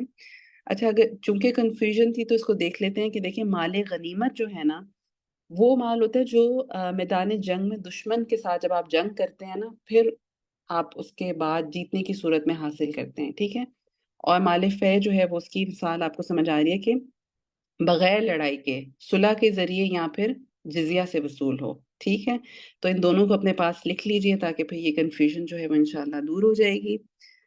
سوال نمبر 3 کا درست جواب 92% ساتھیوں نے صحیح دیا ہے کہ نبی صلی اللہ علیہ وسلم نے فرمایا جب کسی قوم میں بدکاری عام ہو جاتی ہے اور وہ اس کا اعلانیہ ارتکاب کرتے ہیں یعنی اوپنلی کرتے ہیں تو ان میں طاعون اور مختلف بیماریاں جو ان کے پہلوں میں نہ تھیں، یعنی ان کے پہلے جو جنریشنز آئی ہیں ان میں نہ تھیں، پھیل جاتی ہیں. سوال نمبر 4 کا درست جواب جو ہے وہ 92% ساتھیوں نے صحیح دیا ہے. سورۃ التوبہ میں منافقین کی صفات بیان کی گئی ہیں. سوال نمبر 5 کا جو جواب ہے وہ صرف 56% ساتھیوں نے صحیح دیا ہے. نبی صلی اللہ علیہ وسلم نے فرمایا قسم ہے اس ذات کی جس کے ہاتھ میں میری جان ہے، تم میں سے کوئی شخص اس وقت تک مومن نہیں جب تک میں اس کو اس کے والد سے، اس کی اولاد سے اور تمام لوگوں سے زیادہ محبوب نہ ہو جاؤں. تو تمام لوگوں میں پھر گھر والے بھی شامل ہو جاتے ہیں. ٹھیک ہے نا، تو اس کو اپنے پاس نوٹ کر لیجئے۔ سوال نمبر 6 کو دیکھیے، اس کا جو درست جواب ہے وہ 88% ساتھیوں نے صحیح دیا ہے کہ یہاں پر جو یہ ساری صفات بیان کی گئی تھیں اس میں کن کا ذکر ہو رہا تھا؟ منافقین کا ذکر ہو رہا تھا، ٹھیک ہے۔ یہ ان کی علامتیں ہیں کہ نماز سستی سے پڑھتے ہیں، اور پھر یہ ہے کہ مصیبت سمجھ کے پڑھتے ہیں، اور اللہ کے راستے میں دیتے ہوئے ان کے دل تنگ ہوتے ہیں۔ سوال نمبر 7 کو دیکھتے ہیں۔ سوال نمبر 7 کا درست جواب جو ہے 74% ساتھیوں نے صحیح دیا ہے۔ پوچھا یہ گیا تھا کہ سورۃ التوبہ آیا 60 میں کون سے صدقے کی بات ہے؟ تو درست جواب جو ہے وہ فرض صدقہ ہے۔ سوال نمبر 8 کو دیکھتے ہیں، اس کا درست جواب جو ہے وہ 83% ساتھیوں نے صحیح دیا ہے کہ یہاں المتطوعین سے مراد وہ لوگ ہیں جو فرض زکوٰۃ کے علاوہ مزید مال خوش دلی سے خرچ کرتے ہیں۔ سوال نمبر 9 جو ہے اس کا درست جواب 82% ساتھیوں نے صحیح دیا ہے۔ الحمدللہ کہ حج اکبر حج کو کہتے ہیں اور حج اصغر عمرہ کو کہتے ہیں۔ اور آخری جو سوال ہے اس کا درست جواب 75% ساتھیوں نے صحیح دیا۔ اچھا، یہاں پہ کیوں کنفیوژن رہی اس کو دیکھ لیتے ہیں۔ ہو سکتا ہے آپ نے فل ان دا بلینک سلیکٹ کرتے ہوئے غلطی کر لی ہو۔ غزوہ تبوک وہ موقع تھا جب عمر رضی اللہ عنہ اپنا نصف مال لے کر آئے، اس خیال سے کہ اگر بڑھ سکا تو آج ابو بکر رضی اللہ عنہ سے بڑھ جاؤں گا۔ جب ابو بکر رضی اللہ عنہ آئے تو گھر کا سارا مال لے کر آئے تھے۔ تو یہ ہے کہ چلیں کوئی بات نہیں، اگر آپ نے مس کر دیا تو اب آپ اس کو نوٹ کر لیجئے۔ تو یہاں پر الحمدللہ ہمارے 10 کویسچنز مکمل ہوتے ہیں۔ اگر کہ آپ نے یہ پول مس کر دیا ہو یا پھر یہ ہے کہ آپ دوبارہ اس کو اٹیمپٹ کرنا چاہیں تو آپ ضرور کر سکتے ہیں، اور اس کے کرنے کا طریقہ یہی ہے کہ ہم آپ کے ساتھ گروپ میں اس کو شیئر کرتے ہیں، آپ وہاں سے لنک پر کلک کر کے کر سکتے ہیں۔ اور کچھ ساتھی ایسے ہیں کہ وہ ایک سے زیادہ دفعہ بھی اس کو اٹیمپٹ کرنا چاہتے ہیں، تو اس کے لیے وہ لنک کو کاپی پیسٹ کر کے کسی بھی براؤزر کے اندر کھول کے جو ہے وہ اٹیمپٹ کر سکتے ہیں بار بار۔ ٹھیک ہے، تو یہیں تک رکھتے ہیں، دعا کر لیتے ہیں۔ کل آپ سے انشاءاللہ سیم ٹائم پاکستان ٹائم کے مطابق 2:30 PM ملاقات ہوگی۔ اپنا بہت خیال رکھیے گا۔ سبحانک اللہم و بحمدک، اشہد ان لا الہ الا انت، استغفرک و اتوب الیک۔ السلام علیکم ورحمۃ اللہ وبرکاتہ۔